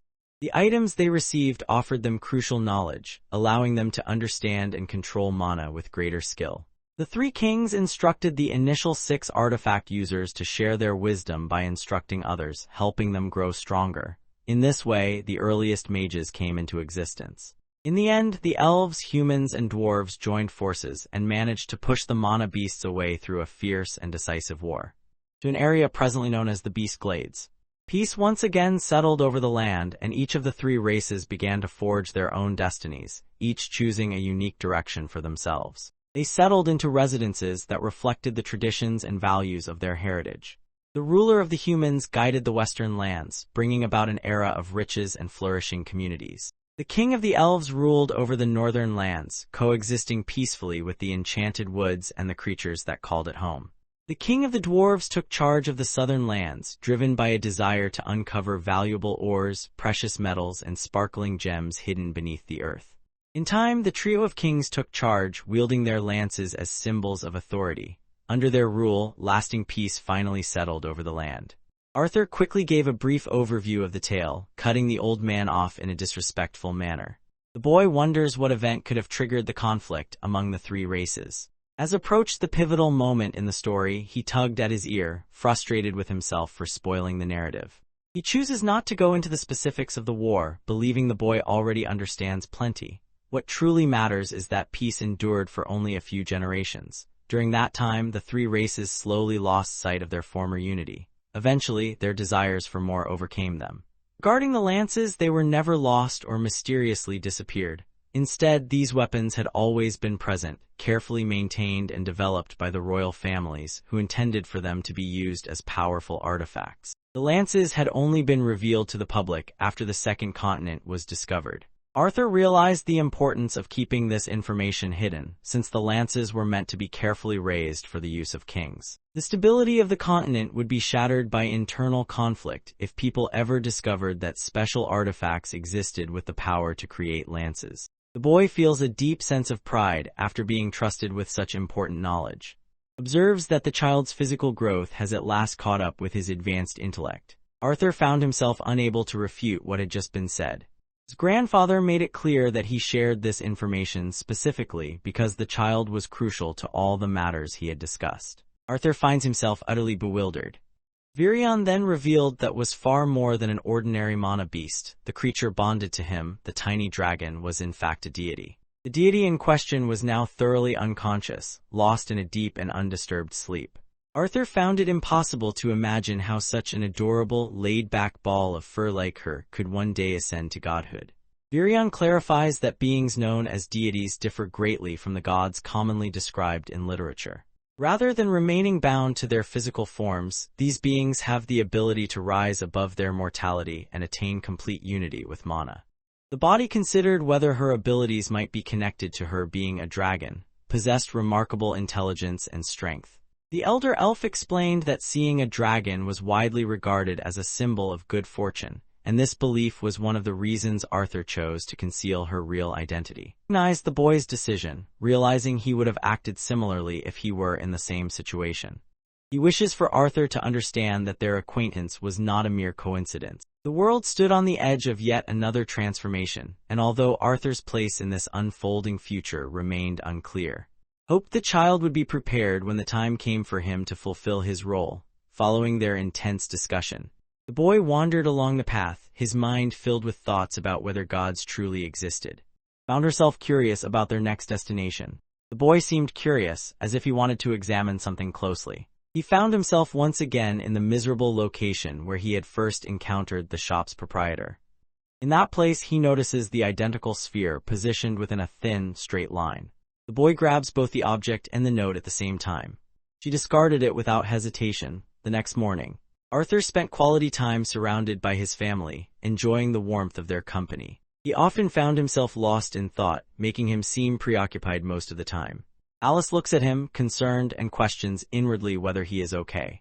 The boy forced a cheerful expression onto his face as he expressed how much he had missed the taste of his mother's cooking, praising her meal warmly.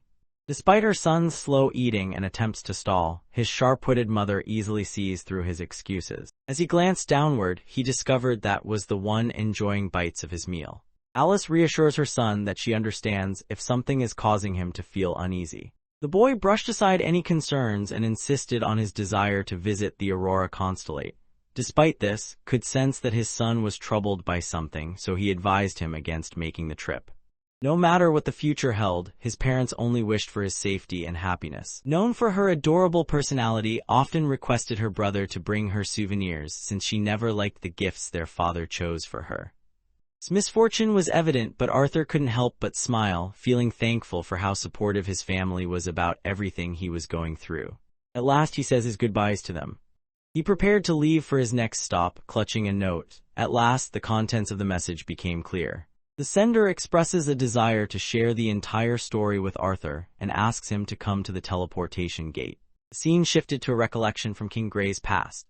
In this memory, a loyal follower explained the significance of taking a woman's life, believing it would prove the king's resolve and loyalty to his nation. The people were united in their desire for him to commit the act, convinced it would serve as a warning and protect their homeland from future threats. The only message that reached his ears was the relentless call to continue the cycle of killing. The sound of calling his name jolted the boy back to full awareness. He gently stroked her fur, reassuring her that she had only experienced a bad dream and nothing more. A sudden recollection surfaced in Arthur's mind, leaving him puzzled about why that particular memory appeared out of nowhere.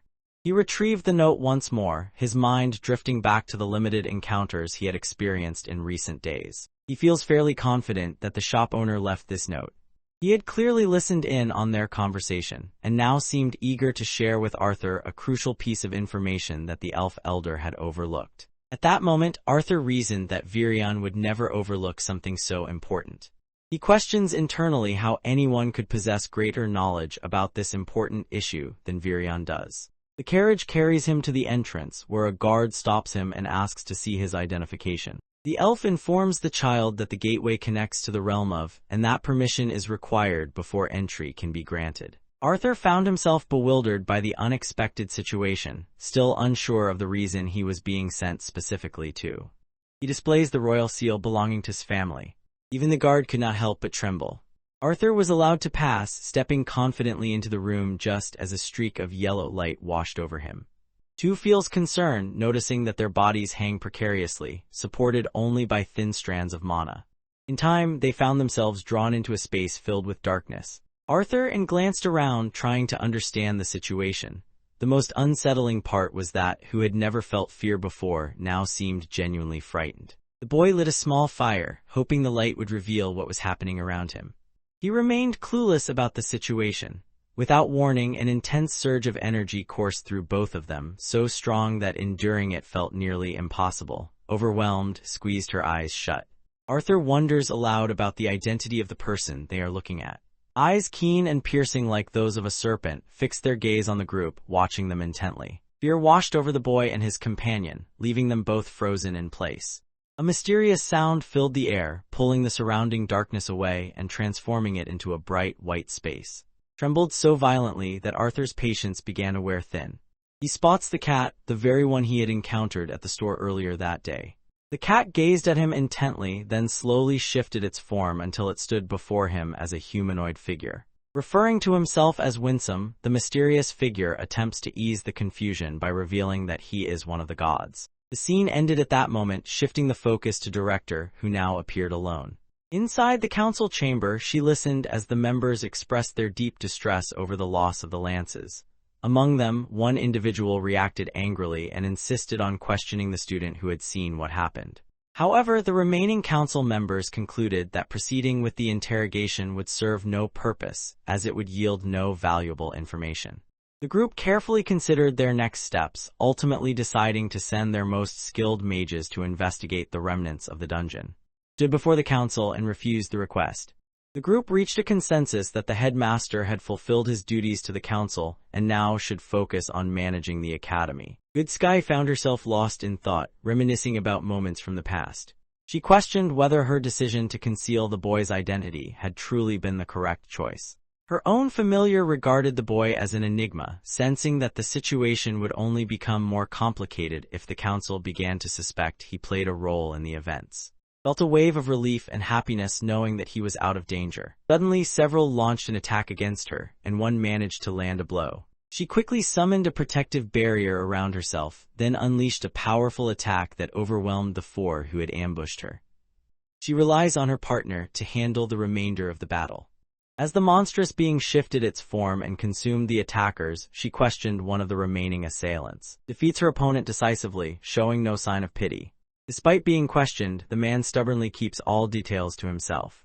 He believes that she has seriously misjudged the situation by expecting the continent to survive for several more decades. Spies could be found throughout the entire continent, hiding in plain sight, and many believed it was only a short time before a war would break out before this traitor had the chance to expose the organization he served. Deliberately ends his life, likely due to her prior knowledge of the situation. Found enjoyment as he consumed the flesh of humans. Noticed that her injury was not serious, yet she remained uneasy, unsettled by how effortlessly the fight had ended. She set her sights on making the coast her next objective. She silently wished that her doubts would prove to be true. In a shocking turn of events, a curse mark appeared carved into her back, revealing her past connections with the villains. This revelation brought to mind Arthur's earlier encounter with the divine being. A rush of recollections sweeps over him as he stands in the presence of the charming deity. The creature transformed itself to look like a human, hoping this new form would make their conversation easier. Deities possess power that surpasses even that of white core mages. Arthur struggles to comprehend that it exists right before him. He attempts to steady himself. Prior to their conversation, he hopes to clarify the reason for their journey to the Elf Kingdom and whether it has anything to do with. Winsome explains that his only intention was to help him pass through the gate. He raises his hand, revealing that Virion and are both safe and unharmed, just as usual.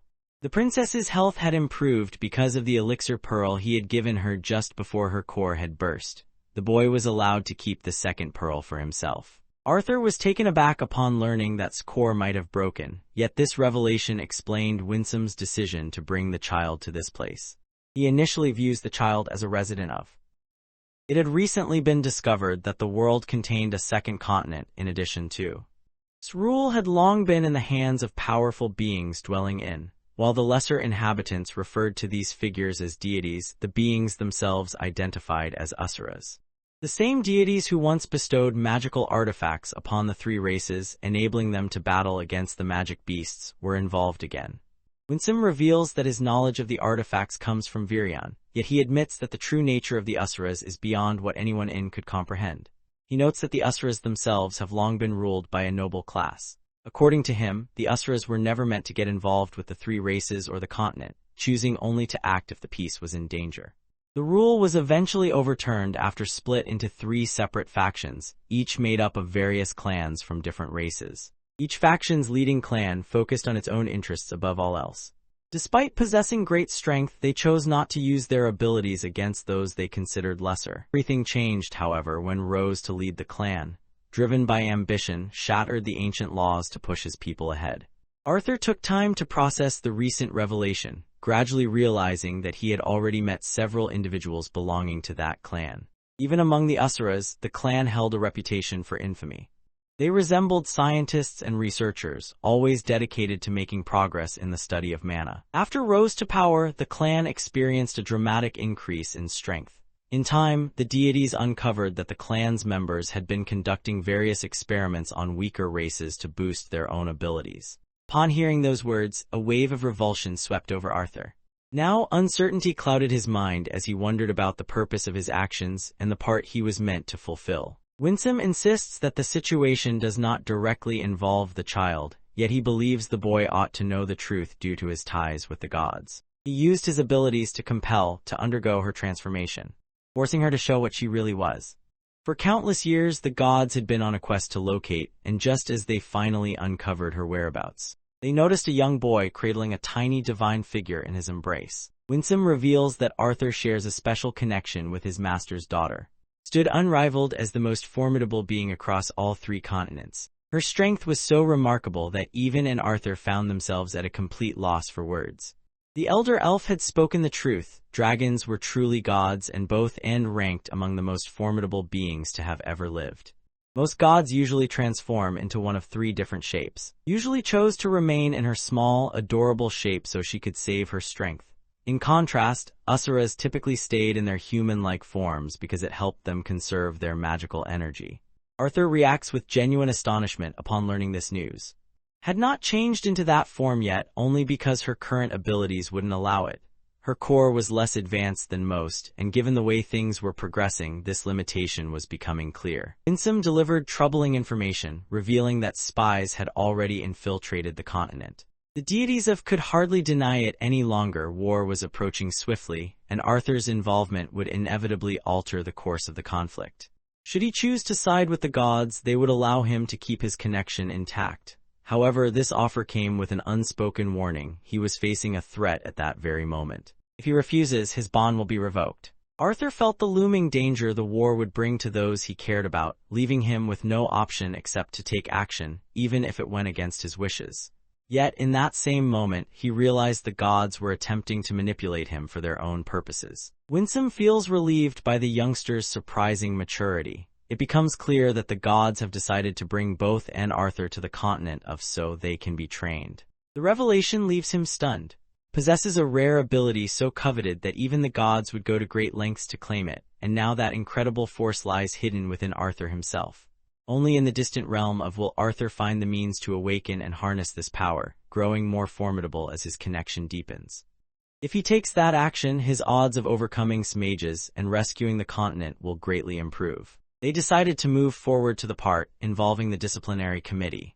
Observes that just a few days have passed since and came back from their field trip. Despite everything, the students have been overwhelmed by events happening at school. Many of them have started to bully others, causing chaos throughout the campus. Has been deeply shaken since witnessing the events that unfolded in the dungeon. Both he and his companion are overwhelmed with remorse for abandoning Arthur when he needed them most. As the topic shifts to the subject in question, a student inquires about the progress of the ongoing search mission. In response, shares that his efforts have not yielded any significant findings so far, and he lacks any evidence implicating the students under suspicion. Grew increasingly frustrated with the disciplinary committee's inability to address the incidents that kept happening at the academy. Paused for a moment, realizing that the situation could only be settled by the director. The school's performance was declining, and everyone pointed fingers at one student, holding them responsible for the downturn. The atmosphere in the room shifts to a tense silence as, filled with fury, passionately stands up for Arthur, highlighting both his excellence as a professor and his skills as a student. Everyone recognizes this fact, but even so, the accusations are still directed toward him. Found herself powerless in the moment, while burned with frustration, convinced that if Arthur stood in her shoes, he would have already figured out the perfect way to deal with everything. Reminded everyone that they must never talk about him when he isn't present, no matter the circumstances. Is certain that he will come back. Seemed ready to speak to her, but just then, Elijah unexpectedly arrives, revealing himself as a companion of Arthur. He intends to let them know what is happening with Arthur. Without warning, the entire building trembled violently as an earthquake struck, causing it to collapse.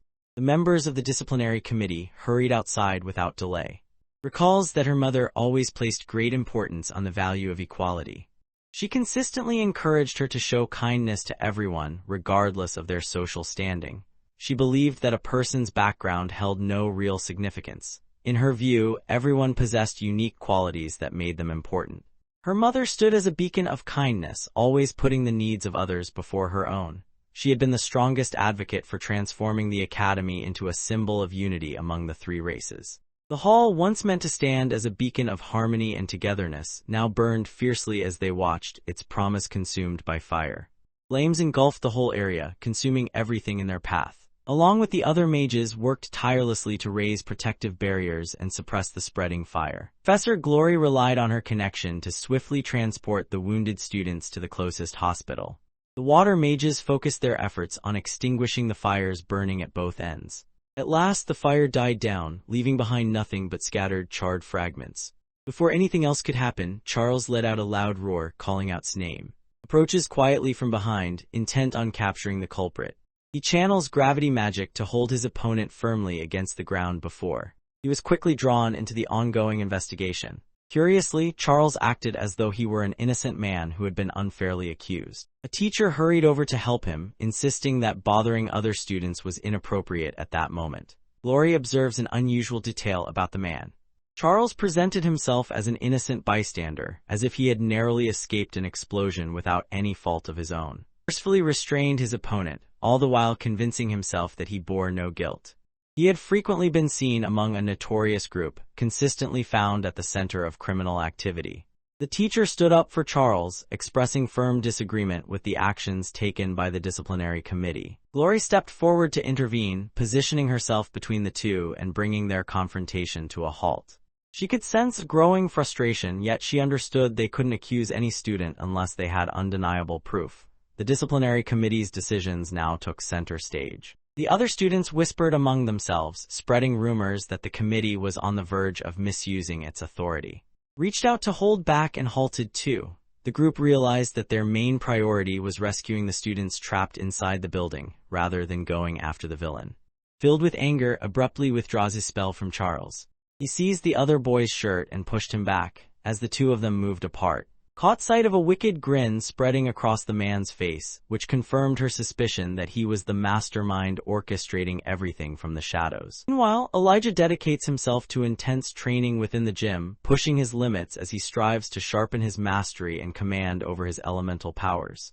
The effort leaves him drained, a clear sign of his commitment to improving his skill and accuracy. Even after advancing to the light orange stage, he believes there is still significant improvement needed for his growth. His special ability offered no advantage in this situation, leaving him to wish he had confided in Arthur about his shortcomings, since Arthur might have provided the support he needed. Had he been present with the group, he would have been able to prevent the whole situation by himself, making the committee's involvement unnecessary. Once the flames had died down, Elijah shared the news of Arthur's survival with everyone, which brought them immense relief. They hoped to straighten things out ahead of his arrival, aiming to spare him from dealing with all the problems himself. Most of the group remained unaware of the full extent of his powers. Only Elijah truly understood what he was capable of. He believed that their concern for him was sincere. Even though he kept his abilities a secret, the committee members as well as the princess treated him with respect. Elijah found himself drifting into thoughts of comparison, questioning whether his own life could have mirrored the humans' experiences.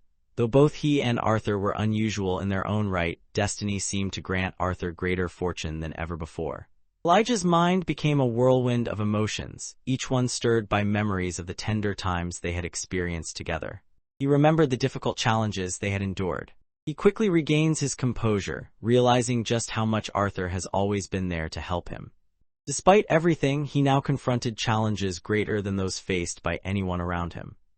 Elijah realized that if he wanted to measure up to that person, he would have to grow even more powerful. At the location designated for teleportation, several weary travelers grumbled to themselves, frustrated by the overwhelming amount of tasks they were expected to complete.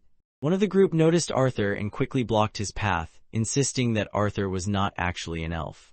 He reprimands the boy for straying from his path, and as the woman discusses how vital he is to the kingdom, the man, his face contorted with anger, forcefully pushes her arm aside. Roger felt frustrated that he and his friends had to go through the hassle of getting licensed, while this scrawny newcomer managed to bypass the line without any difficulty. The boy makes it clear that he is cutting in line because he believes the matter is significant enough to justify his actions. Roger resorts to aggressive tactics in his approach this time.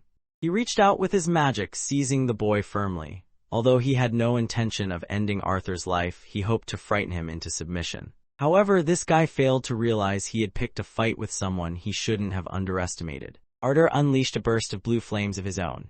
He looked at the man standing in front of him, overcome with a sense of hopelessness. After making his statement, he turned and left alongside his escort. Now it was time to review the events from his discussion with Winsome. Arthur wondered why the deity had failed to find them after all this time. Whenever he used feathers to cover the mark of his bond, he managed to keep it hidden for an extended period. At last, they had discovered his whereabouts, leaving him with no option except to ready himself for his journey to the distant land of. While making his way forward, Arthur considered where he should head next. He approaches a group of elven guards, presenting the royal family's official pendant that has already been, and greets them swiftly. People's constant doubt about the badge, even though it was genuine, left the boy feeling somewhat irritated.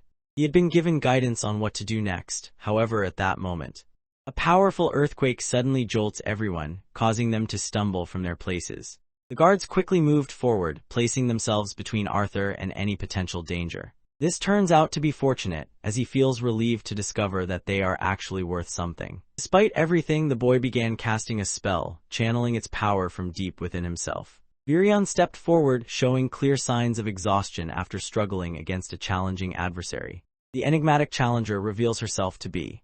She had grown so powerful that managing her abilities was now beyond her reach. Arthur could hardly believe it when he discovered that had already bonded completely with an S-class beast. He wondered if the unusual marble played a role in what had happened. Although she remained awake and aware, she still couldn't command the vines. They continued to spread endlessly. At the same time, hoped Arthur would join the battle. She turns away from the royal guards, seeing them only as hindrances to her path. The royal guards could not hide their confusion as Virion dismissed them from the scene, yet allowed Arthur to remain and continue participating in the battle. The reason for this careful secrecy was to ensure that very few individuals were aware of how strong Truly was at this point in time. Prepared herself to take action, yet Arthur insisted that she hold back and limit the use of her abilities. Arthur surged forward, but a vine lashed out and cut him as he passed. He recognizes the danger that comes with casting a fire spell in this environment. The boy chooses to unleash the abilities granted by his beastly will. He triggered the thunderclap impulse, causing his hair to transform into a bright shade while vivid purple energy spread across his body as he pushed forward through the tangled vines. Arthur stood close to, reminding her to keep control over her vines.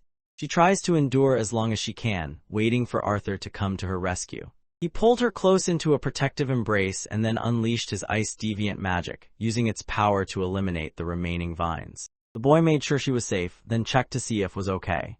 Although she found herself out of danger, she couldn't help but feel irritated by how much she relied on his assistance. Arthur tried to comfort her, but she refused his efforts. She gave him a gentle poke, then explained that he had inspired her to improve herself and gain greater strength. A smile spreads across the boy's face as he listens to those words. As their fists collided in a show of camaraderie, Winsome watched from a distance. Observing the moment, she realized that Arthur would eventually need to put in every effort to uncover the mysteries surrounding and discover the true story of her family. While the two exchanged warm smiles, suddenly appeared, breaking up their tender moment. He intends to let the affectionate pair know that the cleanup team has arrived to handle the aftermath of the chaos. Arthur and his paths crossed for a short moment, allowing them to interact briefly. Feeling self-conscious, they quickly broke eye contact and pulled away from each other. The boy wonders aloud about their destination. Virion didn't mind what happened, as long as things didn't end up in ruins like their current surroundings. Inside the carriage, dozed peacefully as Virion quietly reflected on the heavy burden of guilt he carried about the events unfolding around them. He believed she was capable of handling the initial stage and felt confident that he alone could manage the task. Arthur, however, believes that her integration happened more quickly than normal, causing her to miss the training stage and resulting in her current lack of control. He immediately noticed that Beast Will felt completely unlike his own. Even after their powers had supposedly merged, her Beast Will continued to resist her, refusing to submit. Arthur asked the elderly man to remind her to act with greater caution, since another mistake like that could put those nearby in danger. Upon hearing those words, Grandpa suddenly raised his voice, insisting that his only intention had been to help his granddaughter grow strong. Virion recognizes that sealing Smana is important until she learns to control her abilities. However, he realizes this would leave her vulnerable to danger. Because of this, he considers that a protective artifact might offer a safer solution. Arthur accepted the plan and promised to remain with until he was certain she was completely out of danger. Virion, now adopting a more earnest demeanor, turned his attention to Arthur and sincerely sought out Arthur's thoughts about. He wonders whether the boy has any genuine plans to eventually make her his wife. In response, the boy remains silent, his expression turning serious as he pauses to reflect thoughtfully. Just as he prepares to reply, criticized, expressing his disapproval of her bitter and entitled attitude.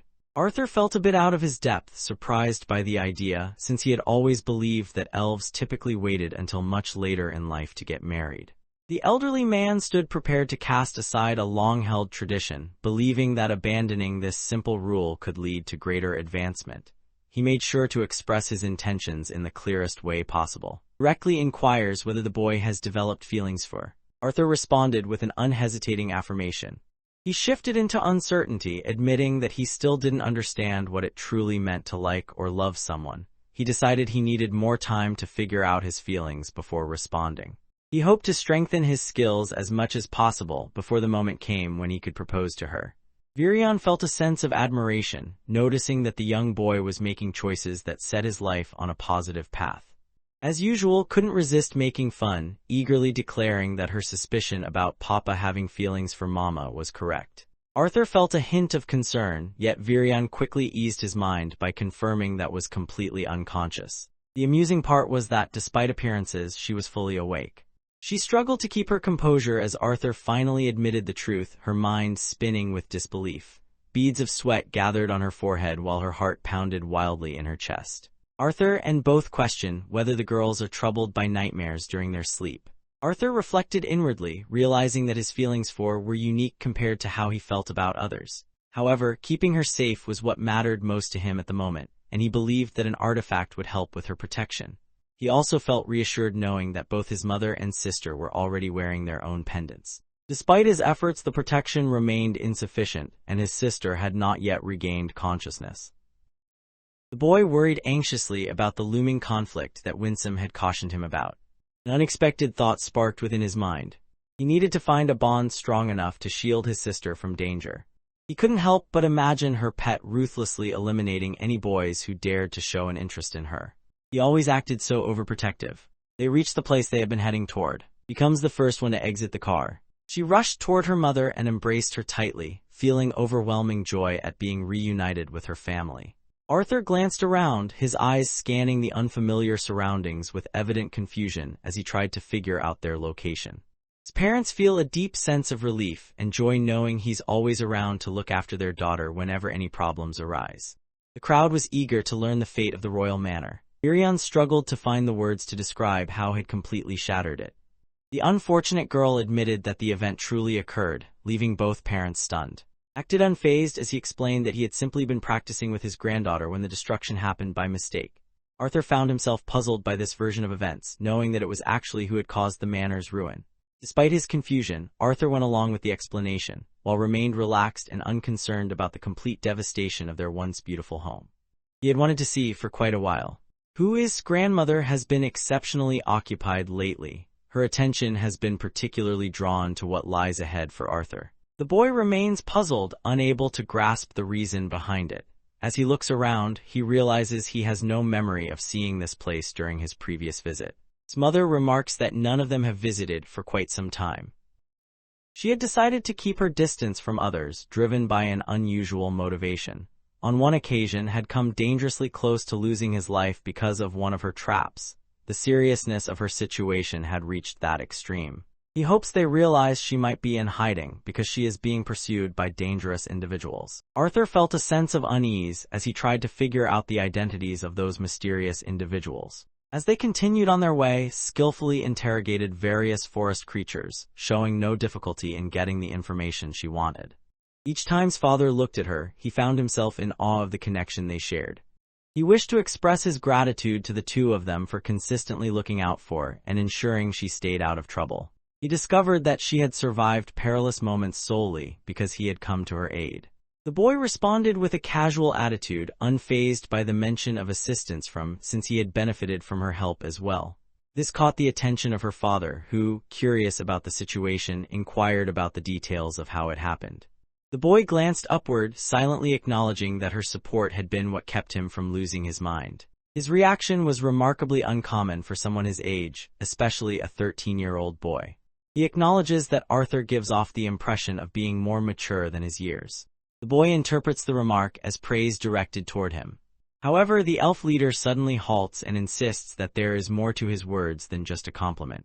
He explains that parents prefer their children to stay young, hoping to shield them from the challenges and responsibilities that come with adulthood. Arthur reflects inwardly, realizing that almost 30 years have passed since his days of youth came to an end.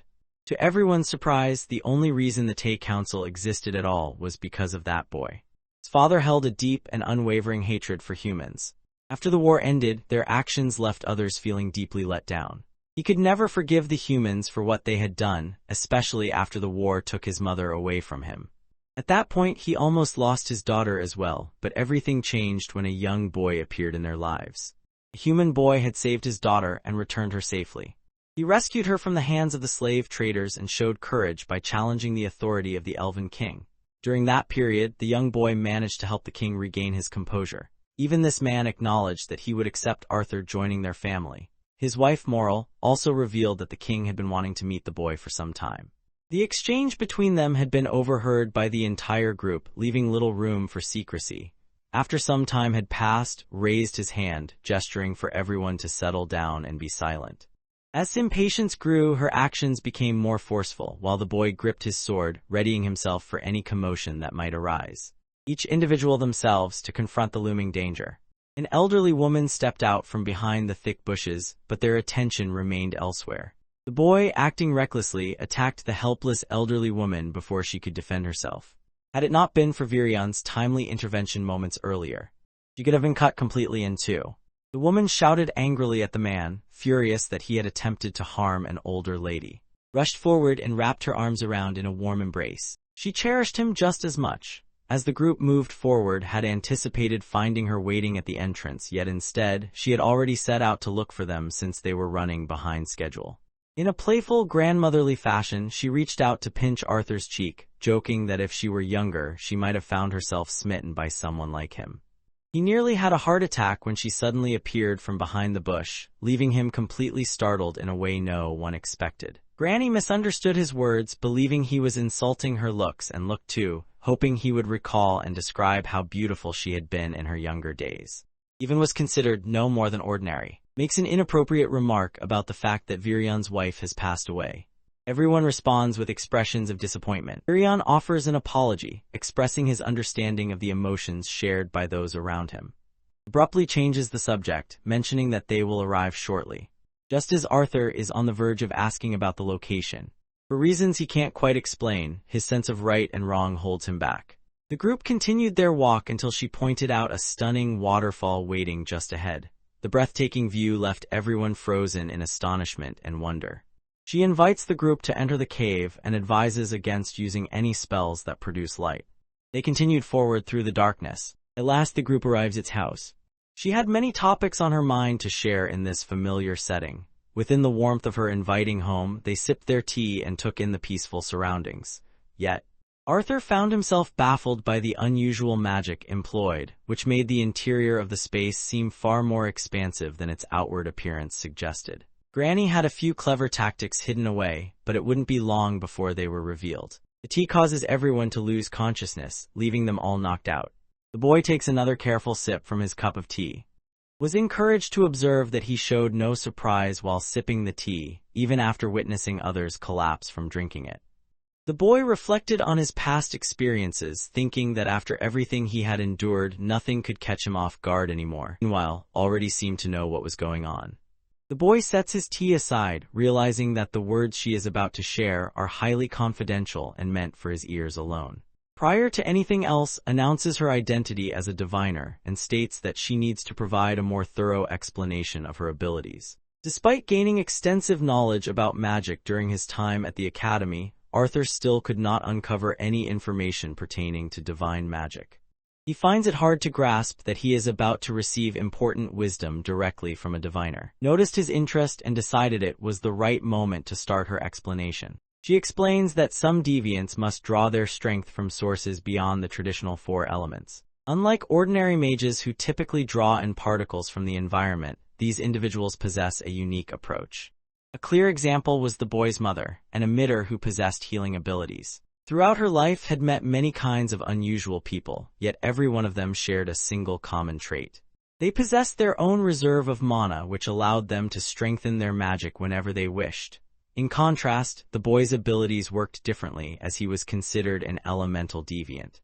Diviners experience the emergence of their abilities in unique ways, with their powers sometimes surfacing unexpectedly at various stages of their lives. Glimpses of the days ahead appeared before them, but these visions were so unclear and mysterious that making sense of them proved challenging. Strangely, witnessing these signs didn't demand any of their magical energy. From what had explained, she believed this ability would be a curse rather than a blessing if someone was unable to master it. The boy wanted to know more about the spell she had used when he was a child. That magic allowed him to find his parents and talk with them face to face. She had cast a spell that required her to use her abilities to project images. Genuine divination involves carefully interpreting signs to understand what the future holds.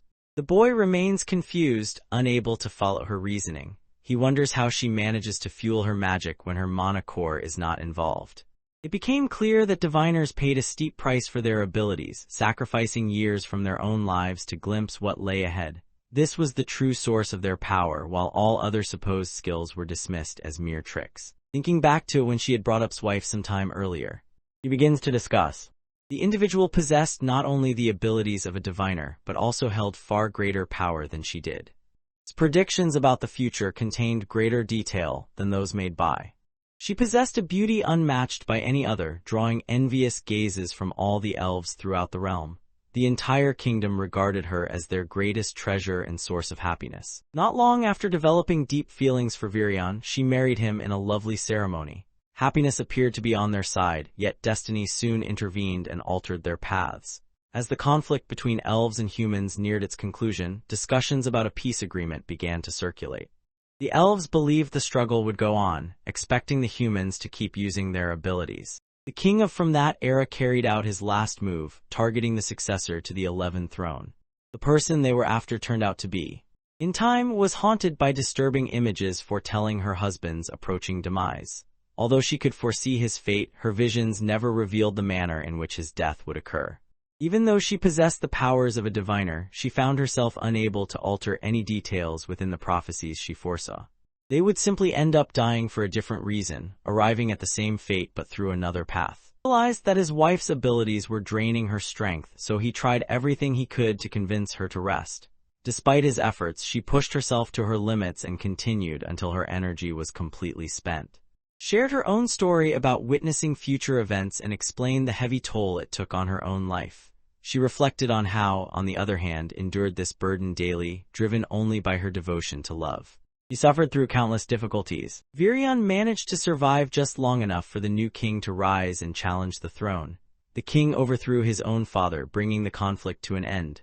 Though achieved her goal, she sacrificed a significant portion of her own life in the process. Just a few weeks later, her life came to a heartbreaking end. Because of this, she harbored resentment toward Virion for many years and felt bitterness toward her sister for abandoning her. Arthur could hardly believe it when he discovered that Anne were actually sisters. It was clear that the elderly had faced many hardships throughout his lifetime, although she constantly appeared upbeat in their presence. Opened her eyes and immediately saw that her father was sitting nearby, looking worn out and dejected. Explains why she decided to share everything with Arthur at that moment. She relied on her prophetic abilities once more, gazing ahead to glimpse what awaited the boy in the days to come. Upon hearing those words, Arthur halts in his tracks. She wondered about the reasons behind her actions. Looking forlorn, climbs onto his lap. She appeared to sense a threat and felt unsettled by Arthur's presence. He gently pats the young girl's head, reassuring her that he is unharmed. Reveals that she has seen fleeting images of the boy in her mind long before their first actual meeting. Such an event was completely unprecedented among all diviners. Despite everything, was moving into a new era. A lot was shifting, and soon the boy would become the center of it all. Arthur is curious about the reason, yet even cannot fully grasp the answer herself. She worries that revealing too many details might alter what lies ahead. Meanwhile, avoiding the truth would only leave him unable to take action. Arthur notes the extent of her dedication, observing that she is willing to risk her life for the sake of the visions, which compels him to offer his support in return. At that moment, he realizes that Even remains unaware of her abilities. She had hidden the truth from him for a long time, insisting that her experiences had already filled a lifetime. By looking into the boy's future, she accidentally drew many adversaries toward herself, leading her to live in isolation. The choice had been made for personal reasons. Finally, discloses what lies ahead for the boy. No matter what lies ahead, challenging choices and struggles are certain to fill his future. He would encounter numerous adversaries and challenges, yet his hope would lie in having a final purpose to strive toward. The ultimate purpose remained unknown even to Arthur himself. In fact, the future depended entirely on which path Arthur would decide to pursue in his life. She leaves the boy behind, offering him two crucial suggestions before she goes. She hopes he will realize that countless individuals commit harmful acts, all believing they serve a greater good. She also hopes he will pay attention to threats that are less obvious, those who are isolated, desperate, and have nothing left, rather than directing all his concern toward more powerful figures.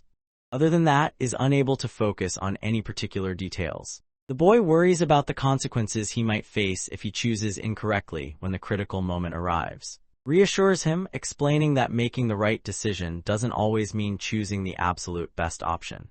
At this moment, she advises him to take some time to rest and come back the following day. The scene shifted back to the Sinister, who now held a vial filled with a mysterious green liquid. It was the very object that had seized before causing it to detonate upon himself. Charles still had not attempted to use it, while realized that he had been judged unfit to handle the vial at all. Gazes at the green liquid, quietly realizing that the strength of everyone else's cores falls short compared to his. Even brief exposure to this uncomplicated substance could prove fatal to them. Charles lost his temper and insisted that immediate action was necessary, particularly since the disciplinary committee had begun enforcing stricter measures. Bonded by summoning a surge of fire, he sends the boy tumbling to the ground, making it clear that the kid is merely a messenger with no further purpose. Twisted off the cap of the tube and swallowed its contents. As soon as he moves, tension tightens his entire body. He collapses onto the ground. Charles feels a surge of happiness as he observes current condition. Meanwhile, the other clowns mock, pointing out that much like he is unable to handle the effects of the drug. Even Charles acts superior, referring to as merely a worthless mutt. He pushed his boundaries further by daringly resting his foot atop his own head. Reached out and seized Charles, sending a sudden jolt of electricity shooting through him. He was launched through the air, his foot brutally cut off, while his entire body crackled with waves of wild, unstoppable energy.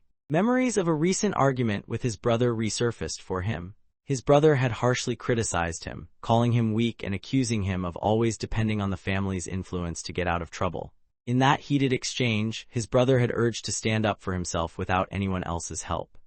Now consumed by this sinister energy, burst into laughter, his happiness overflowing in a way that almost seemed monstrous. The red-haired troublemaker attempts to flee, but with one quick burst of energy from his opponent collapses immediately. The group's soul healer ignored Charles's wounds, choosing instead to rush over to Juno in a desperate attempt to preserve his life. However, when she finally arrives, it is already too late. The man had already been reduced to nothing but a pile of ashes. She faced the creature responsible for his death and she unleashed a barrage of water bullets, aiming them directly at. The man was losing his grip on reality, showing no remorse for his actions. He lunged forward and slammed her against the tree, his grip tightening around her neck until blood streamed from her eyes. Desperate, she pleaded for mercy, but her cries went unanswered as ended her life, now with both of them lifeless. He glances over at Charles, noticing that tears stream down his face as he sobs uncontrollably from the pain. Challenged the man to repeat the insult he had used before, questioning if he still had the same boldness. Charles desperately begs for mercy, but his fate is sealed as his life comes to a tragic conclusion. The next morning, everyone gathered around the table, already up and ready to share a meal. Found herself unimpressed, her mood dampened by the food that failed to suit her tastes. Openly admits to the soothing influence of the calming herbs she has mixed into her tea. She pretends the incident was accidental, masking any hint that it might have been deliberate. Felt frustrated knowing he had important tasks waiting for him, and blamed her tea for making him fall asleep so suddenly. Cheerfully revealed the truth about him and along with the fate of the royal manor. Hearing this, he quickly silenced her. The princess receives a tiny artifact intended to help her manage the wild urges of her inner beast.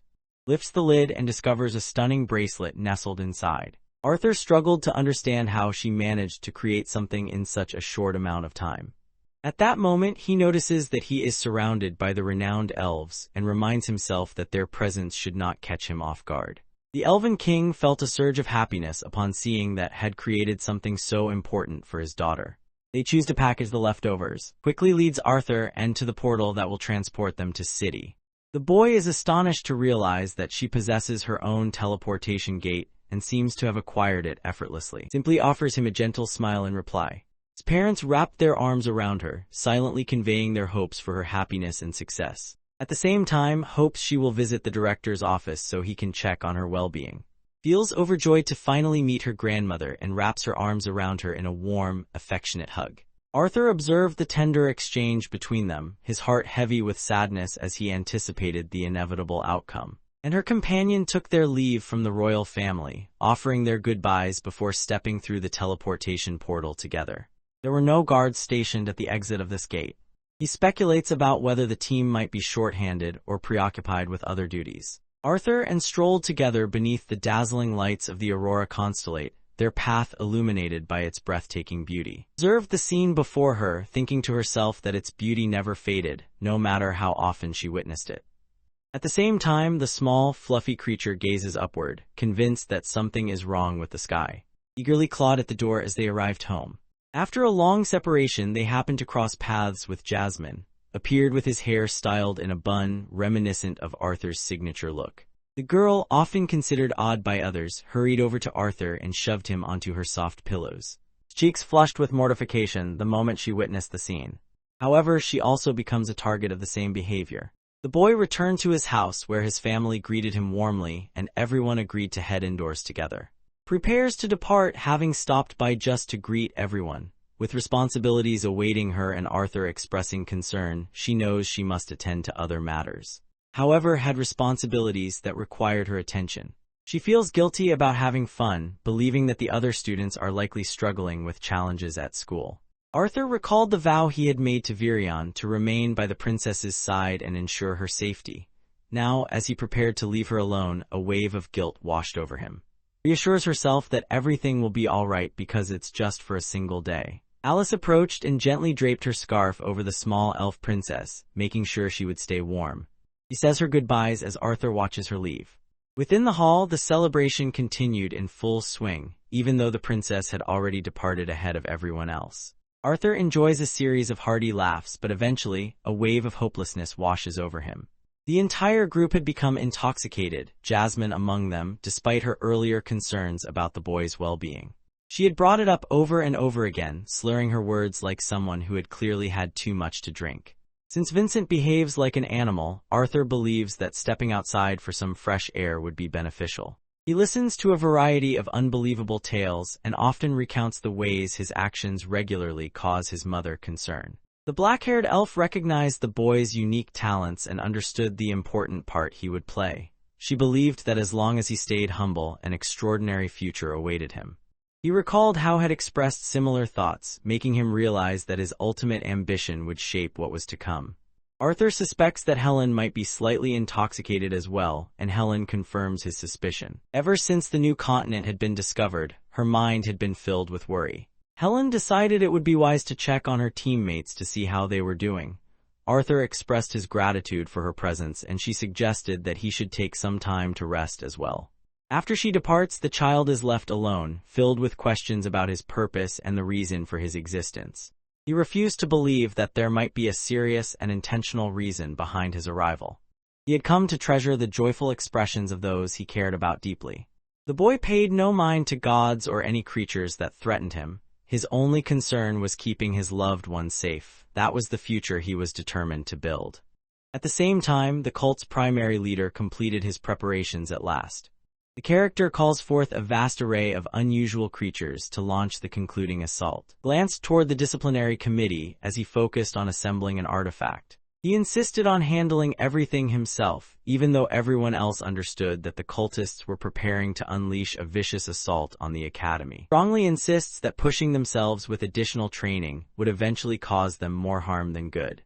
The athletic girl hurried over, carrying resistance bands to begin her workout session. The characters stumbled and lost their balance, crashing to the ground. Picked up the bands, wondering aloud about their usefulness since wearing them would only sap their mana, which could become a serious problem if they were attacked. Feels certain that motives are trustworthy. With present as well, he directed to put up the barrier.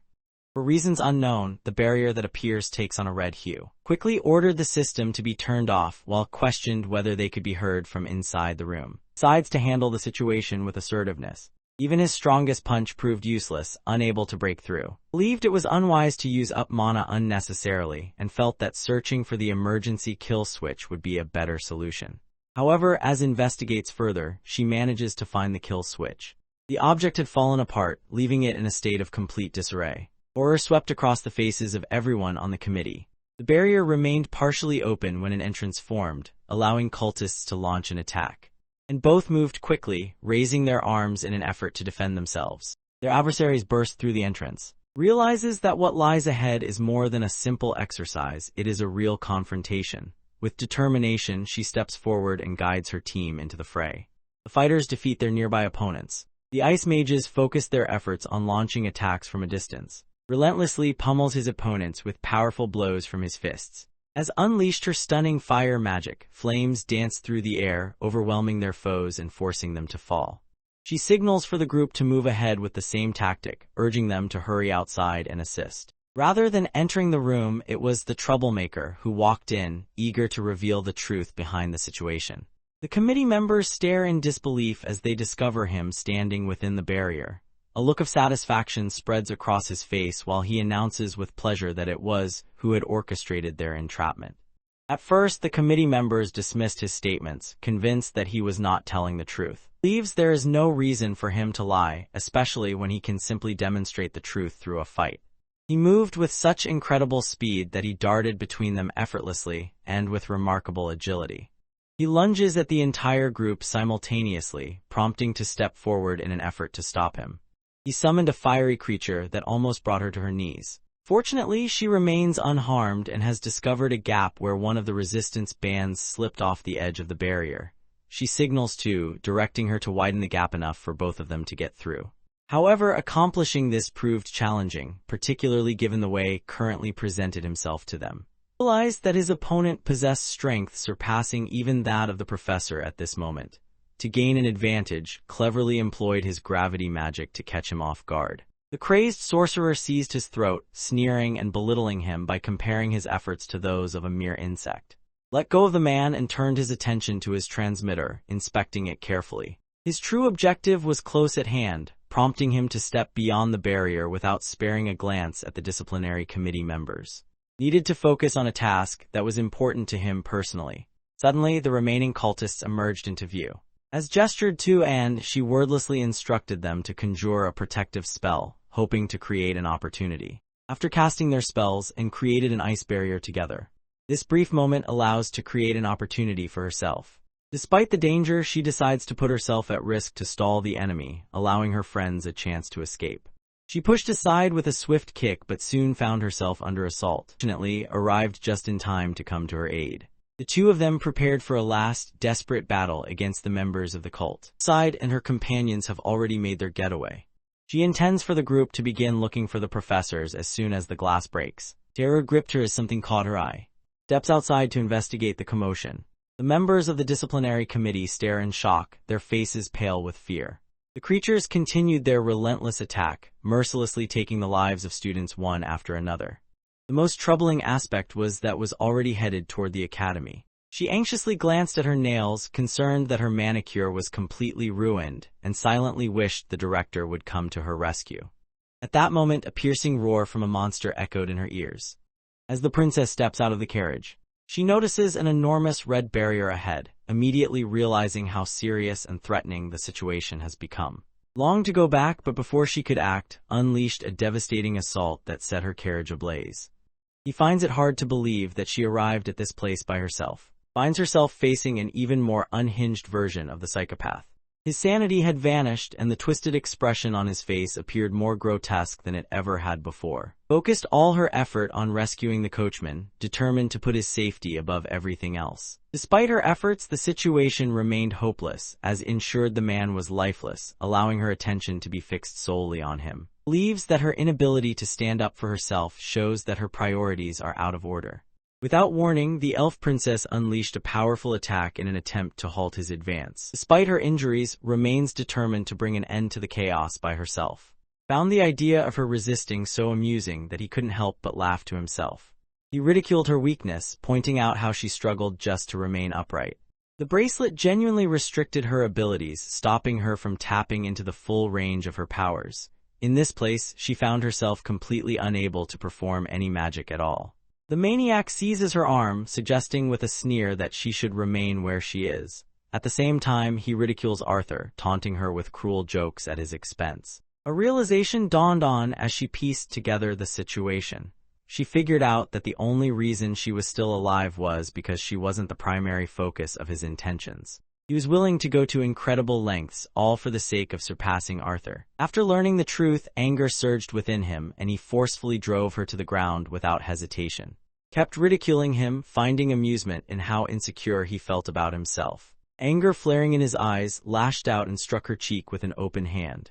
He made it clear to her that destroying her physically would easily fulfill his objective. She responds with a confident smile, radiating an undeniable sense of boldness. Reached out and took hold of his arm, a realization settling over her that she would need to give up her own safety to ensure victory in this battle. Vines extended from her, wrapping tightly around.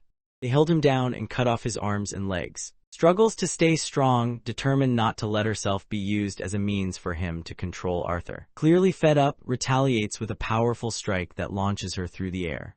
The bracelet slipped from her wrist, yet hesitated, unwilling to endanger her life by launching a full-scale assault.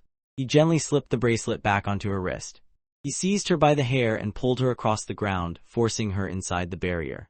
She could no longer feel anything throughout her entire body. As her eyesight blurred, her only remaining hope was to find a way out, even as she caught a fleeting glimpse of students being crushed beneath the monster's massive feet. Despite the dangerous circumstances, Elijah takes every possible action to keep the students safe. He quickly becomes overpowered as the snarlers surround and attack him from all sides. Unwilling to give up, he unleashes a barrage of, determined to eliminate every one of his enemies. He quickly flees the scene, determined to search for another person. Elijah spotted a member of the cult and swiftly concealed himself from view. The cultist is presently guiding the students, explaining that joining their alliance is the sole method for the beasts to spare them from the assault. The dwarves and elves faced an even grimmer outcome, knowing they would be permanently wiped out. Elijah wonders what could have caused events to end so terribly. He struggled to comprehend why the director permitted events to deteriorate this far. The girl's desperate cry for assistance catches the boy's attention. The professor from before, who is also revealed to be part of a cult, appeared once again. Elijah launched his attack, but the professor quickly responded by summoning a barrier of water to shield himself. Bond struck the scoundrel, shattering the protective barrier around him. Has arrived to keep them safe. Elijah moved closer to the unpleasant teacher. The professor quickly slips away without delay. Hopes the students will make their way to the training facility because it offers them protection. Elijah discovers that the other members of the disciplinary committee are in trouble and remained behind to fight the cultists, sacrificing their own safety to ensure the others could get away. Arthur and were missing, with no sign of their whereabouts. Feels relieved that the visitors have not shown up at the school, and this reassurance eases some of Elijah's worries. Feels uncertain about what actions they are supposed to take. In this situation, their options are so limited that survival is all they can manage. Without warning, a piercing screech echoed through the air, instantly drawing every student's gaze. The mastermind responsible for the assault intended for the students to understand that his creatures would no longer pose a threat. He simply hopes they arrive at the clock tower before the last battle starts. A group of worried parents gathered just beyond the edge of the barrier, their anxious faces revealing their concern for their children. However, someone was preventing them from going in. The remaining mages focused their efforts on finding a way to break through and gain entry. Even the Artificers Guild had never encountered a barrier so unusual. When the possibility of shattering the barrier is brought up. Regrettably, the group lacks sufficient potent artifacts needed to generate a passage. The team hoped to use a bigger beam drill for their task, but it still hadn't shown up. They considered reaching out to the Lances for help, but realized they had already done so with no luck. The Lances were preoccupied, dealing with the situation all over the area. Figured that this was likely just one piece of a larger, organized assault. He fell silent, realizing that speaking any further might lead to significant problems. The guild worked diligently to locate vulnerabilities in the barrier, hoping their efforts would soon create an opportunity to break through. They silently wished they had arrived sooner, knowing chaos was already unfolding within. The students had already gathered together inside the training facility. Decided to search for the other committee members, leaving Elijah in charge of watching over the students. The atmosphere was bleak, with an overwhelming number of students suffering from injuries. Some individuals carry the emotional scars for the rest of their lives. The reason behind this remains unknown. The students longed to escape and demanded answers from the cultists responsible for their predicament. The leader appeared before them, his expression bright with satisfaction as he presented a blood-stained bag. The students tried to launch their attacks, yet the barrier held firm against their efforts. The man who had masterminded the entire event burst into uncontrollable, wild laughter at the unfolding situation. He could hardly believe how clueless these fools remained about how serious things had become. He grabbed the bag and flung a severed head into view, causing the students to recoil in terror at its shocking and miserable condition. Overwhelmed by shock and revulsion, Elijah doubled over and threw up. Unwilling to accept the reality of the situation, she clung to her disbelief. Filled with anger, put all his strength into trying to shatter the barrier. Despite all their efforts, nothing could change the outcome. Was gone, and there was nothing anyone could do to bring her back. Overwhelmed by intense feelings, he challenges the leader to a duel, requesting a battle between just the two of them.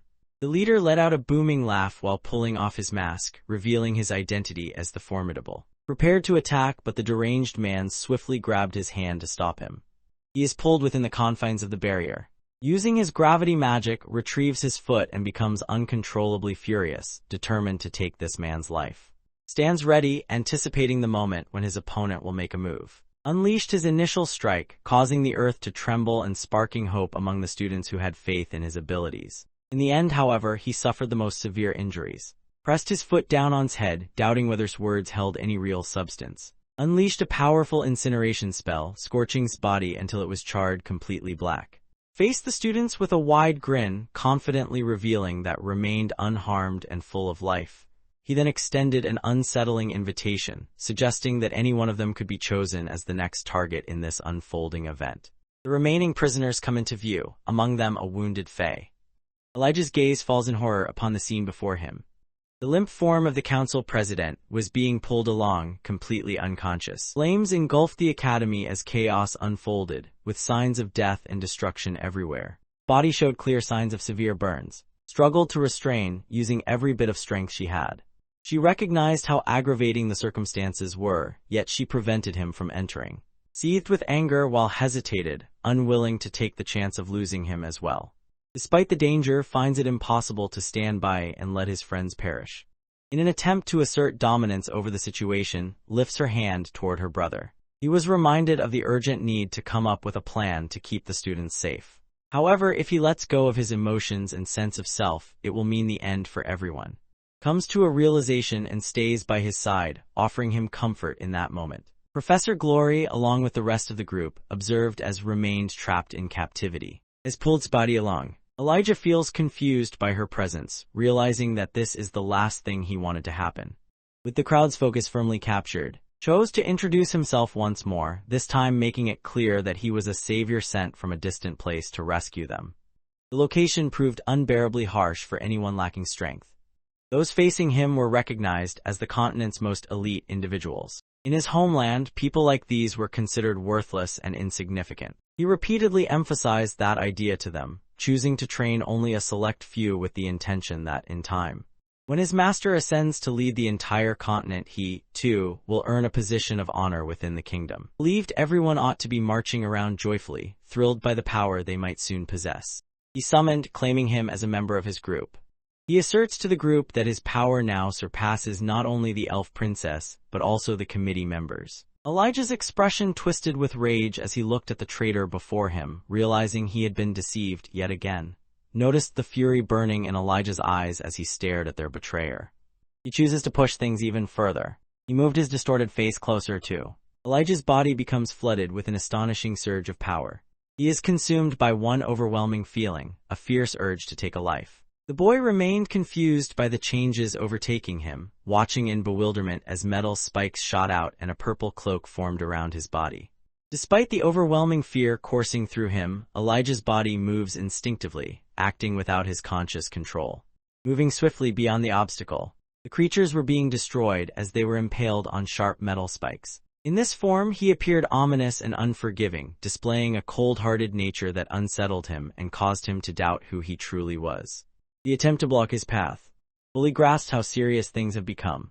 Elijah suddenly lost control and dropped to the ground without warning. In a desperate attempt to eliminate, he began to sacrifice his own body, pushing it to the brink of destruction. A sharp metal spike successfully punctured his shoulder. However, at that point, he loses all his energy. As he slipped into unconsciousness, the most unexpected thing was seeing outside, gently consoling his physical form. Elijah's last hope lingered on the idea that Arthur might arrive in time to rescue them. The qualities of humility, loyalty, determination, and bravery stood out. Had been raised among the 4 esteemed members of the great family. Her unique traits led her to master the art of swordsmanship. She had always put her faith in those traits and relied on them up to this moment.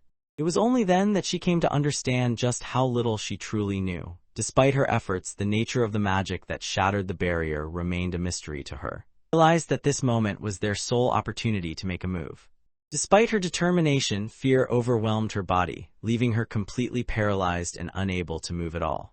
The professors arrived, expressing their intention to handle the confrontation themselves. Understands, however, that their efforts will not be enough to match his abilities.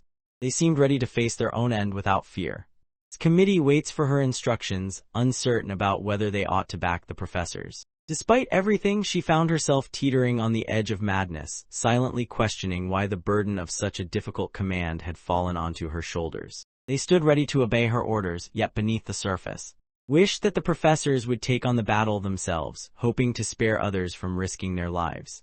She watches as Drive lifts Elijah's body, is reduced to ashes, and faces the same fate that Aaron once endured. Professor Glory spun around, a warm smile lighting up her face as she looked at the girl. The memory brings core beliefs to the forefront of her mind. Drawing strength from these principles, she manages to conquer her fear.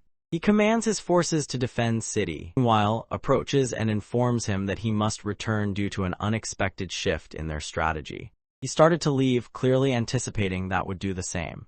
Immediately after dealing with the professors and getting rid of Spotty, tries to prevent from leaving, driven by his curiosity about what makes Elijah unique. Without warning, an overwhelming force presses down on him, causing him to collapse. Feels no desire to respond to any inquiries at this moment.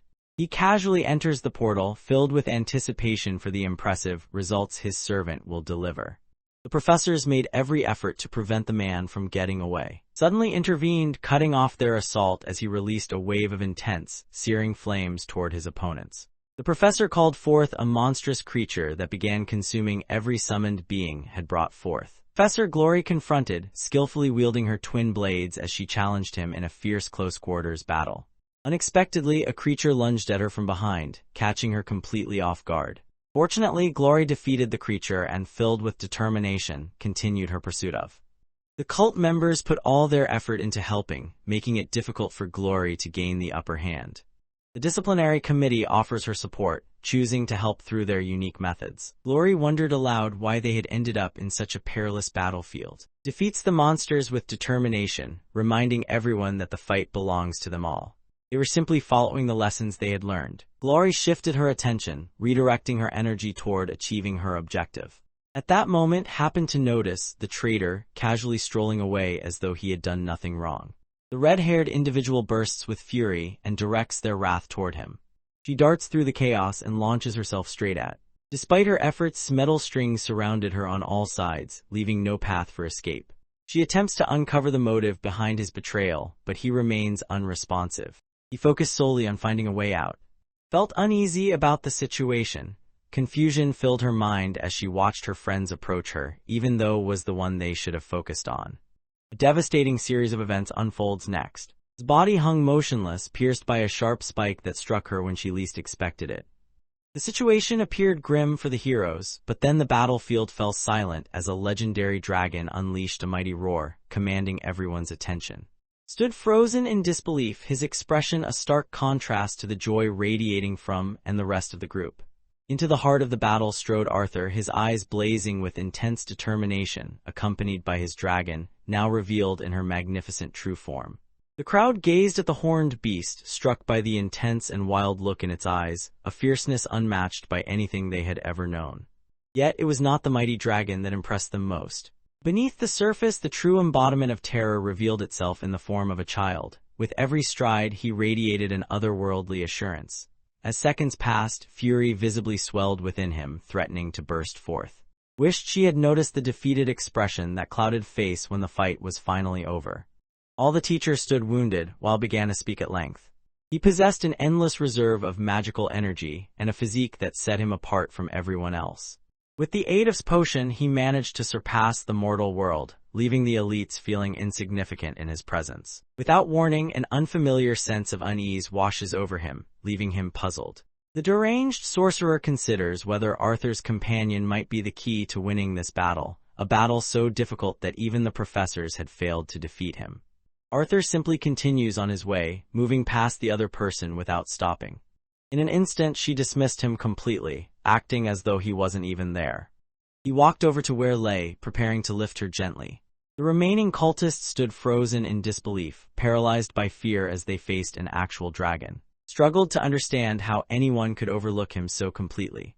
Arthur approached to assess her state, soon discovering that she had been sedated and kept unconscious by the effects of a drug. He felt relieved to see that she was safe, at least for now.